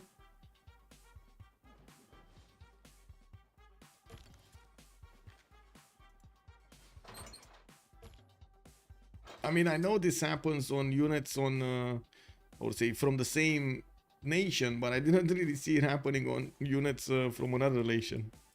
Anyway, the tank just can move on the anti-air gun, and if it does, all of those bombers are not going to be stopped by the anti-air gun defense. It seems to me that Rome losing naval leads to all of his team cities on the coast getting pillaged. If he does lose the navy, yes, if he does lose, but it's not lost yet. It's not lost yet. I gotta say, it's not lost yet. He still has quite a few units here, and his battleship armadas are doing a lot of damage against the ironclad fleets. It's just a matter of time. He's keeping those out of his territory right now, and this is gonna be where... Oh my god, he's getting a lighthouse. Okay. Yeah, another thing that I do want to mention, it's not like France can actually follow this attack up. He already built what he could build. He upgraded what he could upgrade, and doesn't have that many more points available, that many more boats available. His production capabilities are definitely not on the same level as Rome. Same story here for Egypt, right? He's like 4-5 turning ironclads. This is way too slow. He's getting the number superiority, and this is something that Rome at the moment is not taking into account. I don't think he knows about all of the movement there. Anyway, it is what it is. Quango got settled, and it looks like Boo just got to sit snugly between the Khmerian cities. We do have the first nuke that's gonna throw some fireworks in the cities 2 turns out, and I do notice Russia is try to get behind enemies' borders to get Mubamba. They did manage to bring back Mitla into the game. This is massive for them, by the way. They're gonna get quite a bit of a science income. 572 on apology, 377 on people. Floppy is also 162. In the north, we do have Rome getting in through the first city. It looks like Willa is gonna be taken down soon. I'm actually a bit surprised that city didn't die yet. He probably wanted to reposition the jet bombers and upgrade them rather than keep on attacking. And pillage the tiles. That's what he did. He pillaged all of the tiles. Gonna get another coal tile, by the way, from Willa. Very, very important. Man, he really needs the seaports to... Oh no! Destroyer Armada 9 turns to build a Destroyer Armada in Antium? That is a bit too long, I would say. That's a bit too long. People's gonna get his fascism. That's another advantage that he's gonna have against Xifi, and he will need to reposition his boats first before he actually enters that government type. An extra +5 on these boats are gonna make them quite tougher, and we're gonna need to see how he's gonna follow this up. Well, first of all, he's gonna try to get a shipyard so he gets more coal, I guess. We do have him getting destroyer armadas, and Ostia will probably gonna put a destroyer armada also in there, or a fleet. That's the reason he got the seaports in the first. Okay, next up we do have Zulu positioning his armies to go against Congo. Looks like Khmer, one turn away from getting the first nuke. Did upgrade? No, didn't upgrade. He's actually bringing back units. Where are the units? Because there were quite a few units here. Did they just die, vanish somewhere? Oh no, they got back. Look at that. They got back here. They got back into his main territory. He's now feeling the pressure. He knows that Congo is going to go down quite quickly, and he's going to need to somehow defend this. And while we do have already some Russian fighters getting next to his borders, he might start to be invaded here soon.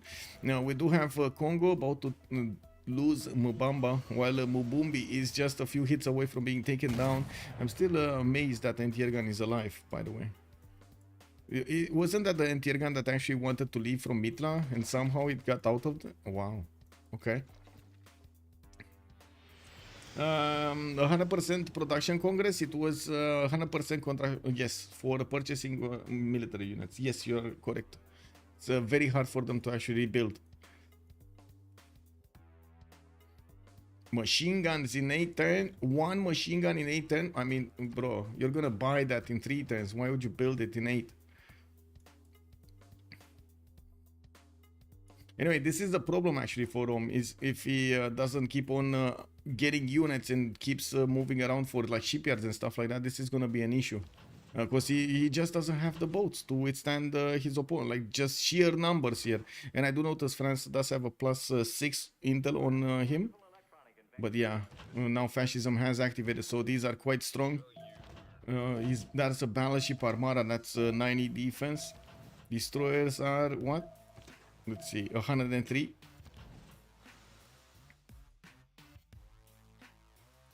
More boats, but not getting upgraded. Okay. Egypt is getting these ironclads, but slowly from his cities. Gonna want to follow up with more units. And while Zulu did manage to build the majority of his army, well, his empire is kind of specialized into building units anyway with all of those encampments and military academies. We did have Rome getting his helicopter upgrades, and now he's gonna start chewing through the lands of Congo very, very quickly. We do have another city taken out from Congo. While he's gonna move towards the capital, he's not even gonna try to keep that. He's just deleting them immediately. Jet bombers attacking into Congo, taking out those city walls. Those are still wall cities, not easy to take down, but not a problem for the jet bombers. This is important though. This is important. People's production is in shambles if he's not gonna actually use it for boats. Okay, he got Admiral. At least that's one point. He has another battleship going somewhere.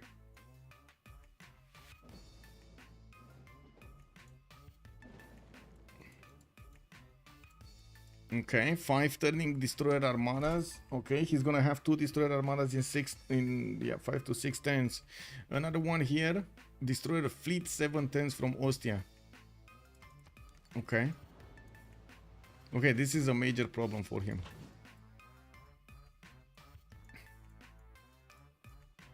Well, in the meantime, they are winning the front against Congo, and they're gonna get closer to Khmer. We're gonna see those bombs start to drop next turn, or even this turn. I don't think actually. Wait a second, Khmer actually has 2 bombs on his storage. Oh my, he actually has already 2 bombs in his storage, and he didn't deploy them somewhere.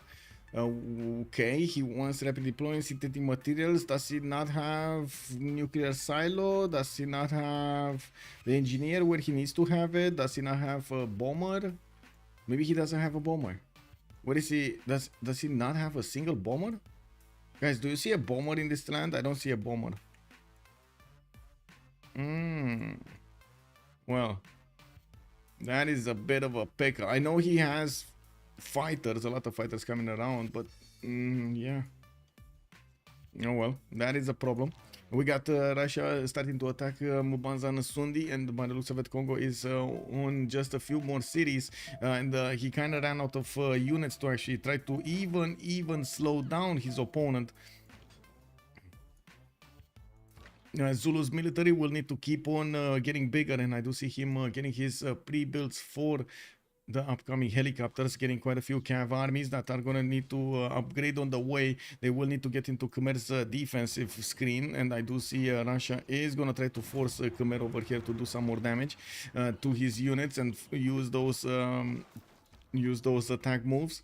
While we do have Egypt getting into the borders of Rome, looks like Rome is gonna get into, you know, the safe grasp of an admiral there, and I do see him struggling to get his destroyers out. Ooh, okay, 3 turns for destroyer armada, okay, 4 turns destroyer armada. That's a little bit better. He might, you know, survive a little later. Oh, Xifi is gonna delay this attack, trying to go for Namadol, which might be actually the end of this, especially since he's gonna give time to the destroyer armadas to get out of the cities of Rome. He's not seeing this, but this is a bit of an issue. Those extra 2 turns that he's gonna take, or 3 turns that he's gonna take to take down Namadol, that's all that people needs to get a very strong fleet out. We got more jet bombers also coming around from people being deployed to the west side. They will try to get the overwhelming attack going against Khmer here. And yes, we do need to see if Khmer is going to get out of this alive. While Russia, in the meantime, did manage to get his own jet bombers out and about. We do have him with multiple fighters and more spies coming out from his cities. Not going for, they're just going for domination here. Even if he has 40 out of 156 tourists, he's not caring about this culture victory. This is a full-on war against his opponents. We do have Khmer with the ability to throw a few nukes against Maori if he wants to. The biggest issue is having, of course, a fast unit to get there. While yes, courses are good, not as good as helicopters. Now, and Khmer does need the next turn to get synthetic materials and another turn to get to upgrade those units and make them useful. And in the meantime, Russia is already attacking Angkor Wat. That is one of the crown jewels of Khmer here, and it looks like he might be breaching these defenses soon. We're going to need to see how quickly. Definitely needs to go through the tank army and through other cav armies that will turn into helicopters next turn. And in the meantime, Zulu is creating that pathway through the north of the mountains, where there is a lot of open territory here to go against Khmer. The biggest issue is the nukes. Right now, Khmer cannot attack into the borders of, or near the borders of Congo. When these cities flip or are getting taken, or they're raised, he will have the option to start nuking. And that is going to be a bit of a turnaround here. I'm pretty sure quite a few units are going to be taken. Usually for the attacks to be successful, you do clump up your units to get more support, to get more flanking and so on. Unfortunately, the nuke timing, that is actually working against you, because the nuke can actually destroy a clump of units, not only a single unit or a few units. So that is a major problem actually, and a change of strategy. And that's one of the reasons the helicopters are actually quite preferred, because you just run around everywhere and they do have enough speed and maneuverability to get everywhere. Well, the economy, again, not working. Lithuania is going down under. APL is 125. Xifi is 100 right now. And we do have Lithuania here actually still not leading the charge when it comes to the production. It's Apology that has the production, the science, and the culture. Not to mention the gold and the faith. Wow, he has everything except food. Lithuania actually has the food. You're turn it into a banger of a game. Wow, score your goals. Good evening, sir. Long time no see. How have you been? How is I want to say Football Manager going? Spirit also, I think, goal will make up for the loss point to defend naval. Yes, you're tuning in to a banger of a game. Yes, we just have a few more turns over here, and we're going to need to see what this is going to develop. Khmer is upgrading his helicopter armies, and we are seeing the majority of the Russian units with Zulu units and Roman units, jet bombers, getting in close up and personal with the Khmerian territory. A helicopter has been upgraded here. He can actually get it next to Nazca very, very quickly. But again, more cities have been settled by Maori. He has this one over here. This is quite safe, right behind the Zulu's cities. Okay, looks like Egypt is putting one caravan fleet in front of these. And Rome just doesn't care about it. He's letting it live, you know. Doesn't care about it. We got the first destroyer armada coming up next time from Rome with multiples ones from Ravenna, from Ostia, from Antium to follow up. He should be having a strong enough fleet to go against France and counterattack against Egypt as well. There shouldn't be enough time for Catherine de Medici or Xifi to try to get to their own how to say destroyers. We'll see. Xifi is 120 science, Apure is 150. Man, that attack from Coupe had such a big impact on Xifi. Such a big impact. Like, not losing that city, that wasn't that problematic. But him needing to use his production for anything else other than Simin. Okay, Russia getting his infrastructure up. I do see multiple fighters deployed to the northwest towards Angkor Wat, but not close enough to actually deal the damage against those units. Another city has been taken out, this time around by people. By he took the. That's not the capital. Is that? Yeah, that is the capital. That was the capital of Congo. Now they're working on Mubanza, Nsundi, and Mubanza Mubata. Both of them are probably gonna fall quite quickly. We still have tanks around it, and it looks like Khmer just went in and liberated that, sacrificed one of his helicopter corps for 100 points. I mean, that's a good deal. That's a very good deal. You know, let's see in the score screen. We got here Khmer with only 100 points. I mean, not gonna work, right? He's not gonna get. What do you see? No, he's not gonna get. He's not gonna get, or they're not gonna get to win the next Congress.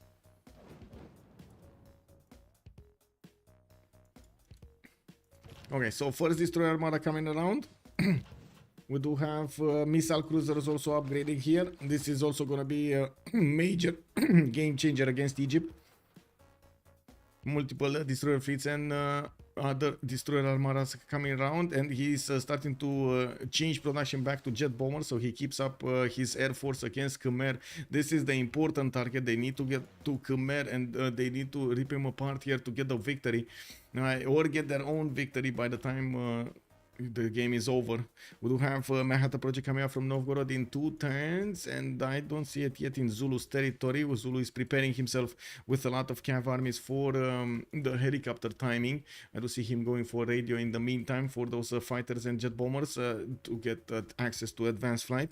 And we do have War Department also finishing up in Rome. This is also going to be massive on the coast, on the fleets. He's going to get to replenish his health whenever he's going to take down a unit. I do see Namadol is actually keeping strong with 119 points. We do have the missile cruiser armadas announcing their presence, and they did manage to take down one of the cannibals. So there they can one-shot an ironclad fleet of Apule. This missile cruiser armada can one-shot these units. Well, not all of them, depending on how much health they have, but most of them.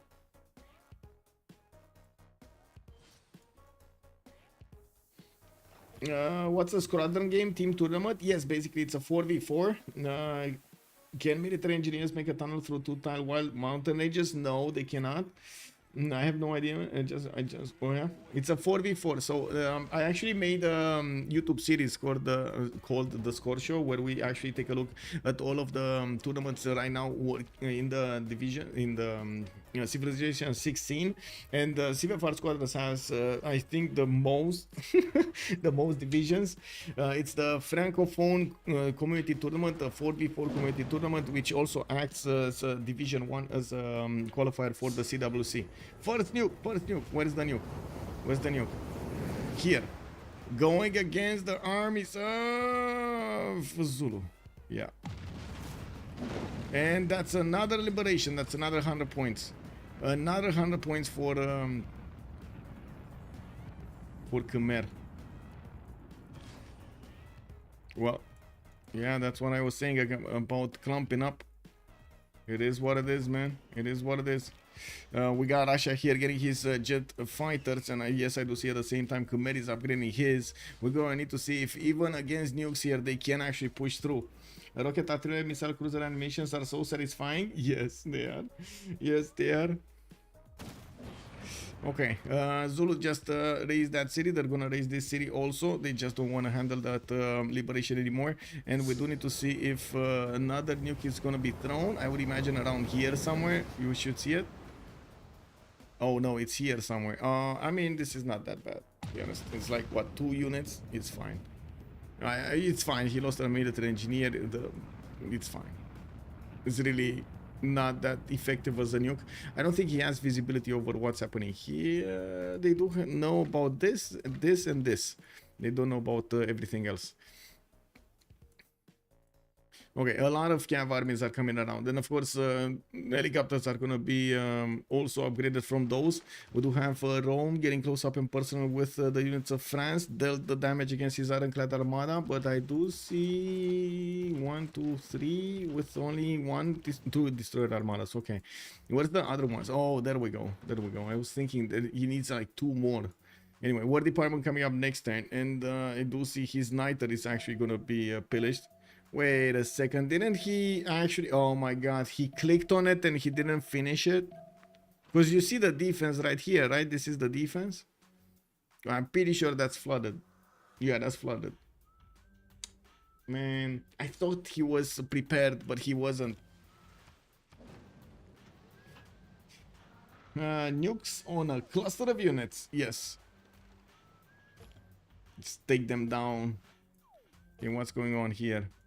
We have Zulu trying to inch forward. They did take out another one of the Khmerian helicopters. Mountain has been built towards Lingapura, and it doesn't look like Khmer can do anything about it. Wait, did somebody build Machu Picchu? No, right? You can put Machu Picchu in there and take out the tunnel. I think that's the only way to take out the tunnel, yes?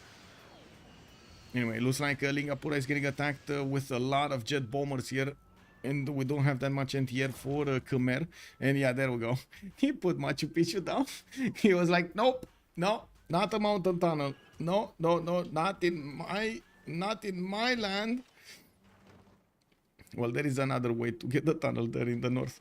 Let's see if the military engineer is going to build it. He did it, man. He did it. He put Machu Picchu there to take out the tunnel. Kick. Oh, we got the first GDRs. Apology is putting the first one on the board here, and yes, that will have quite a bit of anti-air gun defense. Nukes are not going to be as effective against him. We do need to see how fast he can get the other ones, but by the looks of it, he probably bought it with gold here, to be honest. They pillaged so much of the lands of Congo, they probably did manage to get enough gold to buy that. Getting GDRs here is massive for Russia. It will allow him to keep pushing into Khmer and not worry about the nukes that much. That is going to be quite important. We do need to see if he's going to manage to get some more here. I don't see any in the production queues. And I do see Russia is upgrading some units here next to Khmer, but none of the units of Khmer, Shartumuka city, do look like they want to actually trade punches with Nazca. And I mean, it makes sense, right? We already see Kupe over here, you know, behind enemy lines. He's just in the pouch of Zulu. He's fine. He's fine. We're probably going to see people also use the last seconds of the turn to do the damage against Xifi. This is where both of them actually need to be very, very, very focused so they can actually defend this. Pay a lot of attention here to the northwest of Namadol. That city is, wow, a hero, standing alive. Staying alive, staying alive. People here with robotics in 2 turns. We got suffrage in 2 turns as well. Yeah. Okay, so last second attacks, people getting in, taking out another unit. His missile cruiser armada did not get to shoot, but it will get to shoot next turn. It will one-shot any unit, almost any unit that he attacks into. I do see the ironclad armadas of France are actually quite strong, but the units of Egypt do lose coal, and it looks like it's gonna be a priority. Ooh, ooh, whoa, whoa, whoa. Did he just do that? Did people just, oh my god. He went back and then he remembered, wait a second, if I kill a unit, I actually get health back. He killed the unit and he repaired the boat. Oh, that is beautiful. Beautiful. Anyway, let's actually see what's the dance of the missile cruisers. Anyway, we got over here Zulu using the jet bombers of Rome to get into his opponent's cities here. Looks like Lithoxa is losing the health of Lingapura, and to be honest, I don't think we're that far away from seeing a CC here, because nobody can actually get to anywhere from SPA, while we do have on the other side definitely Apology here with quite a potential to get the science victory. We're gonna see him still focus the warfare to try to bring down Khmer and then move forward towards his allies. At the same time, Rome over here in the northeast getting to 310. Finally, he got back that good production number, man. 310 destroyed armadas from his capital. That sounds good. That definitely sounds good. And that should give him more than enough strength to go through the remaining units of France. There's definitely not enough production over here on the coastal cities of both France and Egypt to bring so many boats to bear. He's barely getting a battleship in 9 turns. Ooh.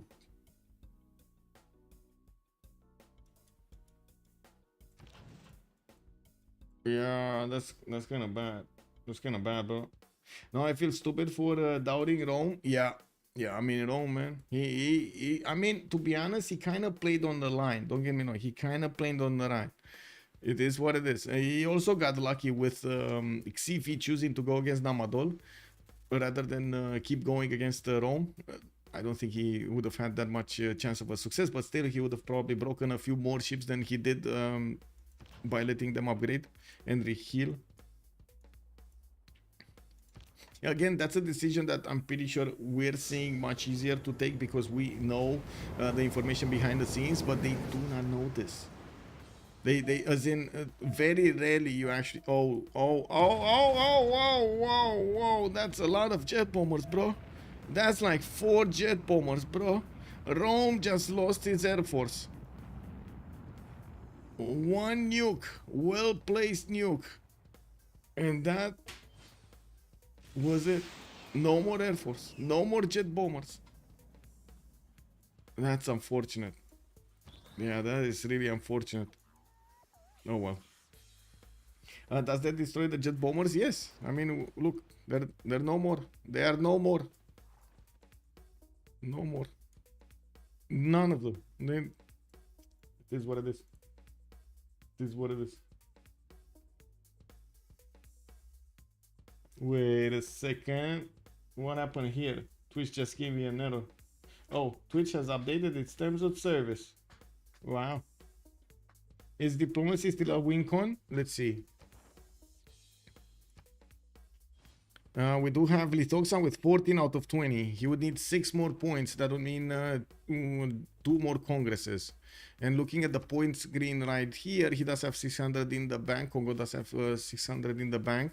While Floppy is 476 and we do have 314 on Josie. So basically they actually have more than SPA right now. They can't actually yet take over cities over here from Khmer. We're going to need to see when they're going to get the units against Khmer. And of course, with the jet fighters in the air, Khmer is defending his cities quite nicely. The Russian GDRs cannot get in because of these jet fighters. They need to jump over or move around. And first of all, he wants to block any kind of unit coming against him. We do have also Russia buying more GDRs. Okay, another GDR has been bought with gold. And we might actually see him going against Khmer city of Richard Muka. Wouldn't be a surprise for me to see he's trying to push him from the south, splitting his units in two parts. In the tech side, we do have Lithoxa going for his nuclear fission. Okay, he's definitely going to need his own GDRs. Rome, where is Rome and why is he not making GDRs? I guess Rome has another mission. Yeah, Rome is pushing Egypt over here. He's tearing apart both Egypt and France. Okay. And I'm pretty sure these missile cruiser armadas are not going to care at all about the defense, the steel wall defenses of the cities of Egypt or France for that matter. It's just going to be a matter of time. And the battleships are kind of squeamish. They're very low to damage to attack into steel walls, especially when you get like this, like 80 plus strength in the steel walls. Okay, more nukes coming around from Khmer. Economy working a little bit better. CF 203, APL on 159. They did lose quite a few. Wait, where's the nuke? Oh, they're finally attacking Nazca. Okay. He liberated that city as well, so he got another 100 Diplo favor. Now he's on par with his opponents here. Oh my, this is getting very close. This is getting very, very close actually. We do have Russia starting to attack the units of Khmer, or no, Khmer actually started to attack that one fighter there. Or one unit, I'm not sure what unit it was, but it did attack it. Two GDRs appearing here. We do have multiple jet fighters also starting to finish in Russia's territory. He's getting his own nukes, and I do see Kazan did get an aircraft carrier with a bomber, with a jet fighter inside it, not a bomber. Okay. No, and I do see more nukes are coming out from the southern cities. We're gonna need to see where is he gonna use them. He can definitely deploy them to, for example, destroy Angkor Wat. I don't want to see how he's gonna deploy this. Does he have bomber? Oh, jet bomber, it's fine. No, how is he gonna use jet bomber against jet fighter? He needs a missile silo. He 100% needs a missile silo here. Like the other option would be to actually hit Lingapura with the nuke, which does only have the jet fighters in the north. The city center is not protected by anti-air guns, and those jet bombers should actually get there with no issues. Okay, looks like they're having a fight battle over here, and Khmer is gonna lose another tile. That GDR just got a little bit closer to the city of Angkor Wat, while Lithoxa is deploying more fighters, it's jet fighters there. It looks like the GDR finally is gonna get the opportunity to start attacking to something. We do have another one right behind him, and if they do manage to carve a path, this is gonna be a problem. Looks like Russia also getting a unit in the north. We did have the majority of Zulu's units getting upgraded here into helicopters, and we do need to see when is he gonna start marching towards his opponent here. It does look like Khmer does have intel on him. He didn't deploy his spies yet, or he doesn't have level 2s. Yeah, doesn't have a level 2. Yeah, Khmer does have a level 2. Missile cruiser armadas getting 410 here. I do see more destroyers coming around and moving towards the lands of Egypt. They're gonna start taking over the cities quite soon, but they do want to neutralize the French fleet and the Egyptian fleet. We do have destroyers actually from Egypt. Looks like they are going immediately for the missile cruiser fleets. As usual, People has a very, very quick moves and is managing to actually do the attacks, do the counter attacks properly and save his units from being taken down or overwhelmed. Let's see what's happening here. I want to see the nuke. Come on, Russia. Show us the nuke. You just finished one, right? Voron is going to get the spaceports. More nukes coming around from his cities. We did have Khmer keeping 3 nukes on his side, while Apology does have only 1. But he needs, again, he needs to shoot it with a missile silo. And he should be able to do it, right? From here, from underneath the field cannon army. He removes that marsh and puts a missile silo down. Yeah. NASCAR is favors. Yes, for 100 Diplo favor. Also, Machiavelli, hello there, sir. Twitch biggest problem is lack of equal enforcement of the rules. New rules mean nothing. Yeah, I guess. I don't know. I actually don't know. I do have to say that I haven't been receiving those messages with follow bots and view bots, which I'm actually quite happy that we don't have anymore.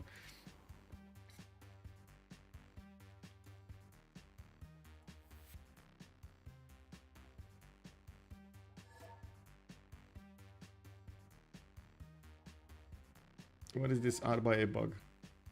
Amend this? What?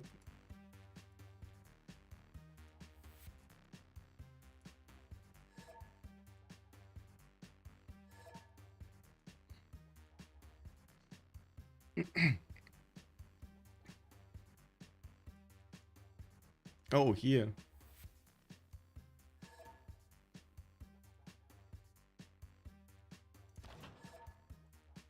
Oh, it's again a case of coast. Okay, it's because it's submerged. Okay.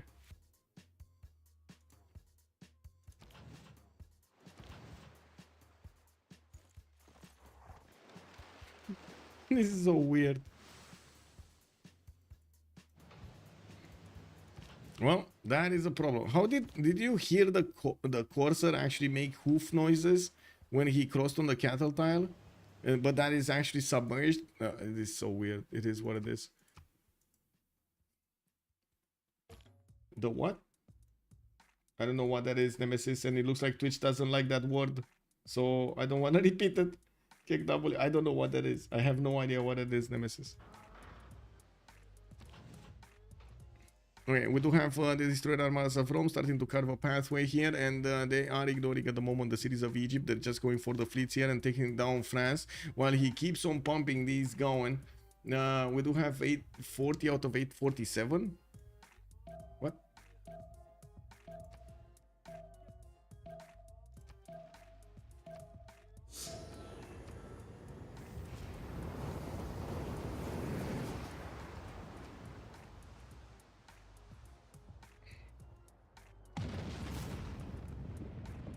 Am I missing something here?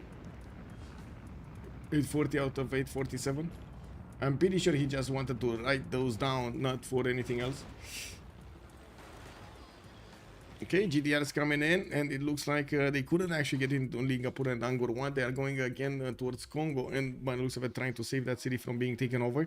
While I'm pretty sure they do need to figure out a way to actually throw those nukes against his opponent. I would do finally missile silo. There we go, missile silo from solid camps going against Angkor Wat.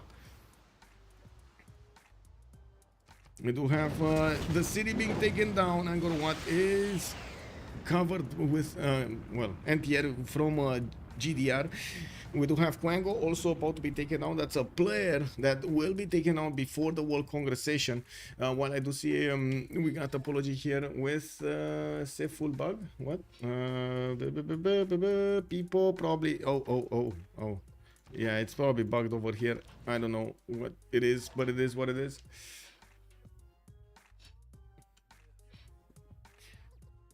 People is saying remove or well, move away the land units. I guess the Corsairs are making this problematic.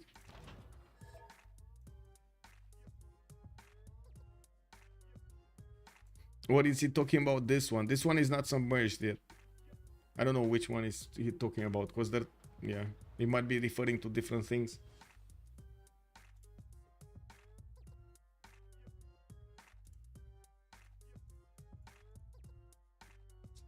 Wow.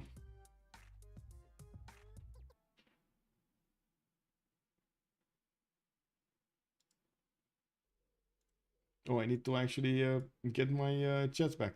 What exactly even is SPA's plan? They've lost already. Is Diplo. Is Diplo. They have a few more turns for the last Congress, and they're thinking they're gonna have the ability to get seasteads and get the Diplo points. They have like what? They were on 14 or more. Let me see. They were 14 out of 20. Yeah.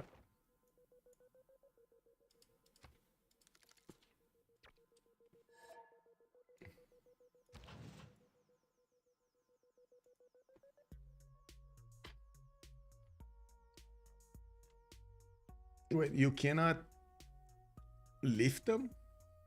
Raise them? Lift them? Raise them? Raise them, I think.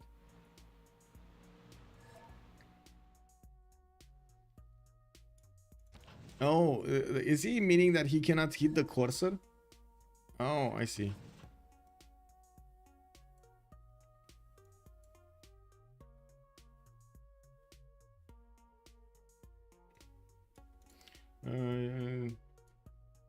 The units in these cases are... I have no idea what he said over there. But I am assuming the land units are having some sort of a bug interaction with the floodable terrain, and he can't use the destroyer armadas to kill them, so he can get into the other side. But anyway, he still has a lot of cities to kill in any case. I think he's just wanting to get into this so he can liberate Coupe cities. That's his plan. Not care about Egypt that much, since he doesn't really have enough production anymore to do anything about this. Yeah, I'm pretty sure he's gonna need to get a lot of jet bombers. He lost like 4 or 5 of them from a single nuke, and he prepared this infrastructure over here. He was ready and able, but then the nuke came. And well, we're gonna see Russia try to take down Congo, but we do have a Khmer over there with a jet fighter. Let's see, does Apology actually have another nuke? Wait, army tab? No. Nuke next turn? Nuke next turn from anywhere? Yes! There is a nuke coming out from Novgorod and another one from St. Petersburg. He returns after. So he ideally... Well, not really. He can't... I don't think he has enough distance. Maybe... No. Jet bomber is not gonna do anything. If he somehow deals with that jet fighter, maybe. But if he deals with the jet fighter, the GDR can finish the job anyway. I guess it is what it is. Ah, looks like Ron did move in. Okay. Oh, I see. The units moved out. That's why.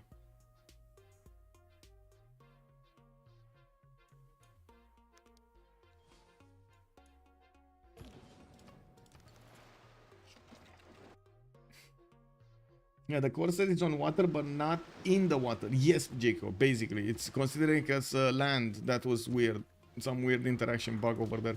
Anyway, Rome is gonna go for these cities here, and he's slowly taking out all of the French units, getting his missile cruisers, armadas to start hitting the city of Opango from afar. And as you can see, the defenses are going down quite quickly. We do need to see if he's gonna manage to take enough cities for them to guarantee downvoting Lithoxa in the next World Congress. We do have them with a decent amount of advantage here. 528 points plus the 362 on Josie is not bad. We do have only 846 on Bu over here on Congo, and he is the one getting pressured on his last city. He doesn't have another one. No, he doesn't have another one, nor does he actually have settlers somewhere. So this is quite a problem. Khmer has been left to fend off. Oh, I see what's gonna happen here. Zulu needs to move. Zulu really needs to move Jose de San Martin. Really needs to move it. Because Russia's military engineer actually... Oh, GG! It looks like we got the Sharks swimming in and did manage to get this victory. Apology, amazing performance from me, managing to get that. The same done with Russia, managing to also get the benefits over there from Khmer's adventures. He did manage to stomp the cities of Egypt and did... Yes, hold on as much as he could against France, but France with so much intel on him couldn't do anything. Man, France knew even when he was pooping. Every day. They knew the date, the hour, and of course the quality. It is what it is. Let's see what we have here. GG, well played. Let's go for the post-game chat here and take a hear from the players. Hear the players. here are the players. Okay. Let's see. Whoa. Give me a second. Need to find it first.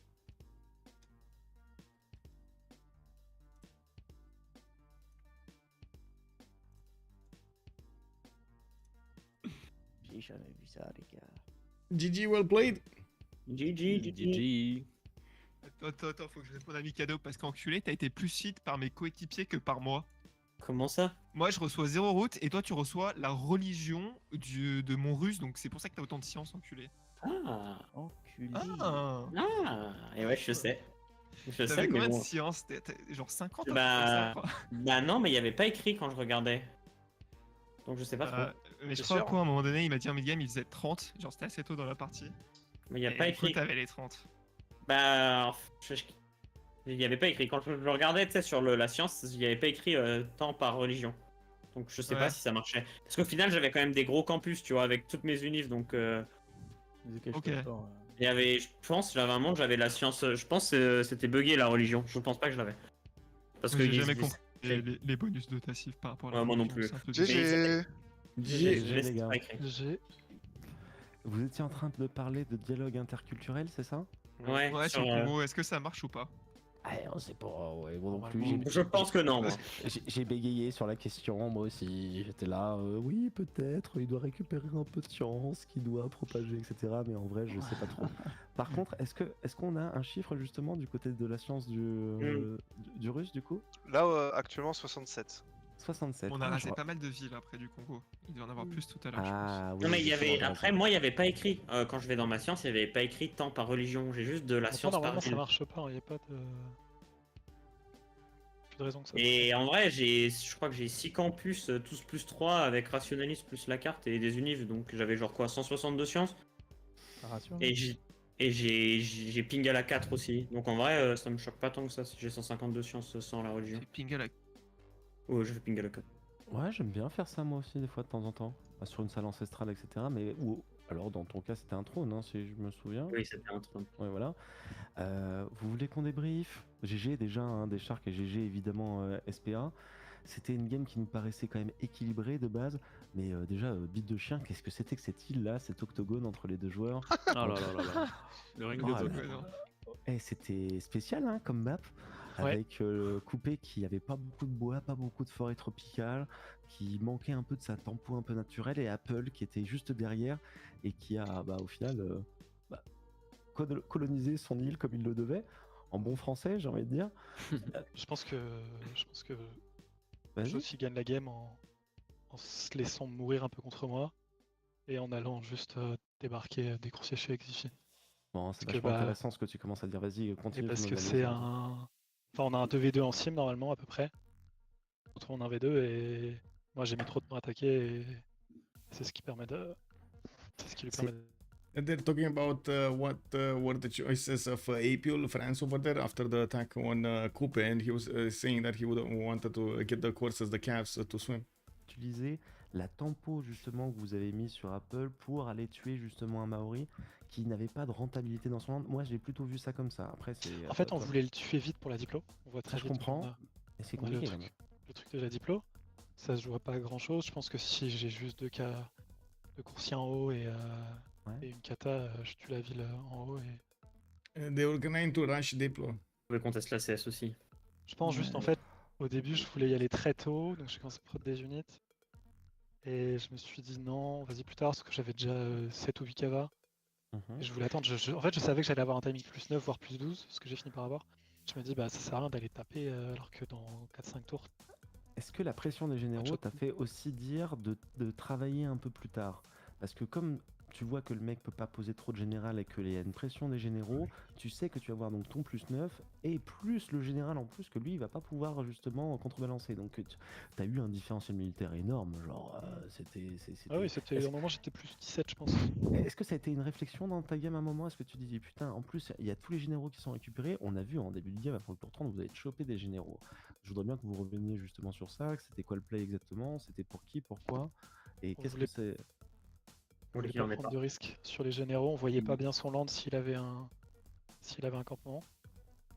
Je savais qu'il était parti port et qu'il y avait peu de chance, mais il y avait un petit monde. Et puis au final, j'ai fait qu'un projet, hein. C'était ok. Moi. Ouais, mais il y a eu un petit choc. Il y a tu vois, Mikado de qui se met côté. de la pression de l'autre côté. Mais finalement, il y avait beaucoup de chocs et c'était compliqué. Bon, bah, vous avez tué le mec au final. Enfin, quasiment, on va dire. Spirito was saying they are wondering if investing much on France early to kill Maori fast was wise. Okay, yeah, makes sense. But they didn't manage to kill him. Well, take out those cities. Mais effectivement, hein, ce play coursier qui débarque et qui va mettre une tatane à cet Égyptien là qui était pas si bien que ça. Il était bien, mais il n'était pas dans une game high roll, etc. d'Égypte où tout se passait bien, etc. Et bah ça lui a complètement cassé la game. Et ça a été quelque chose qui a été, je pense, Xifi, toi tu as essayé de revenir durant toute la game justement de ce play là. Xifi qui n'est pas là, mais on pense à lui. Oui. Et je pense qu'il a essayé de lutter après ce play là justement durant toute la partie pour essayer de revenir, pour gratter. Il a fait de super bons plays sur Naval.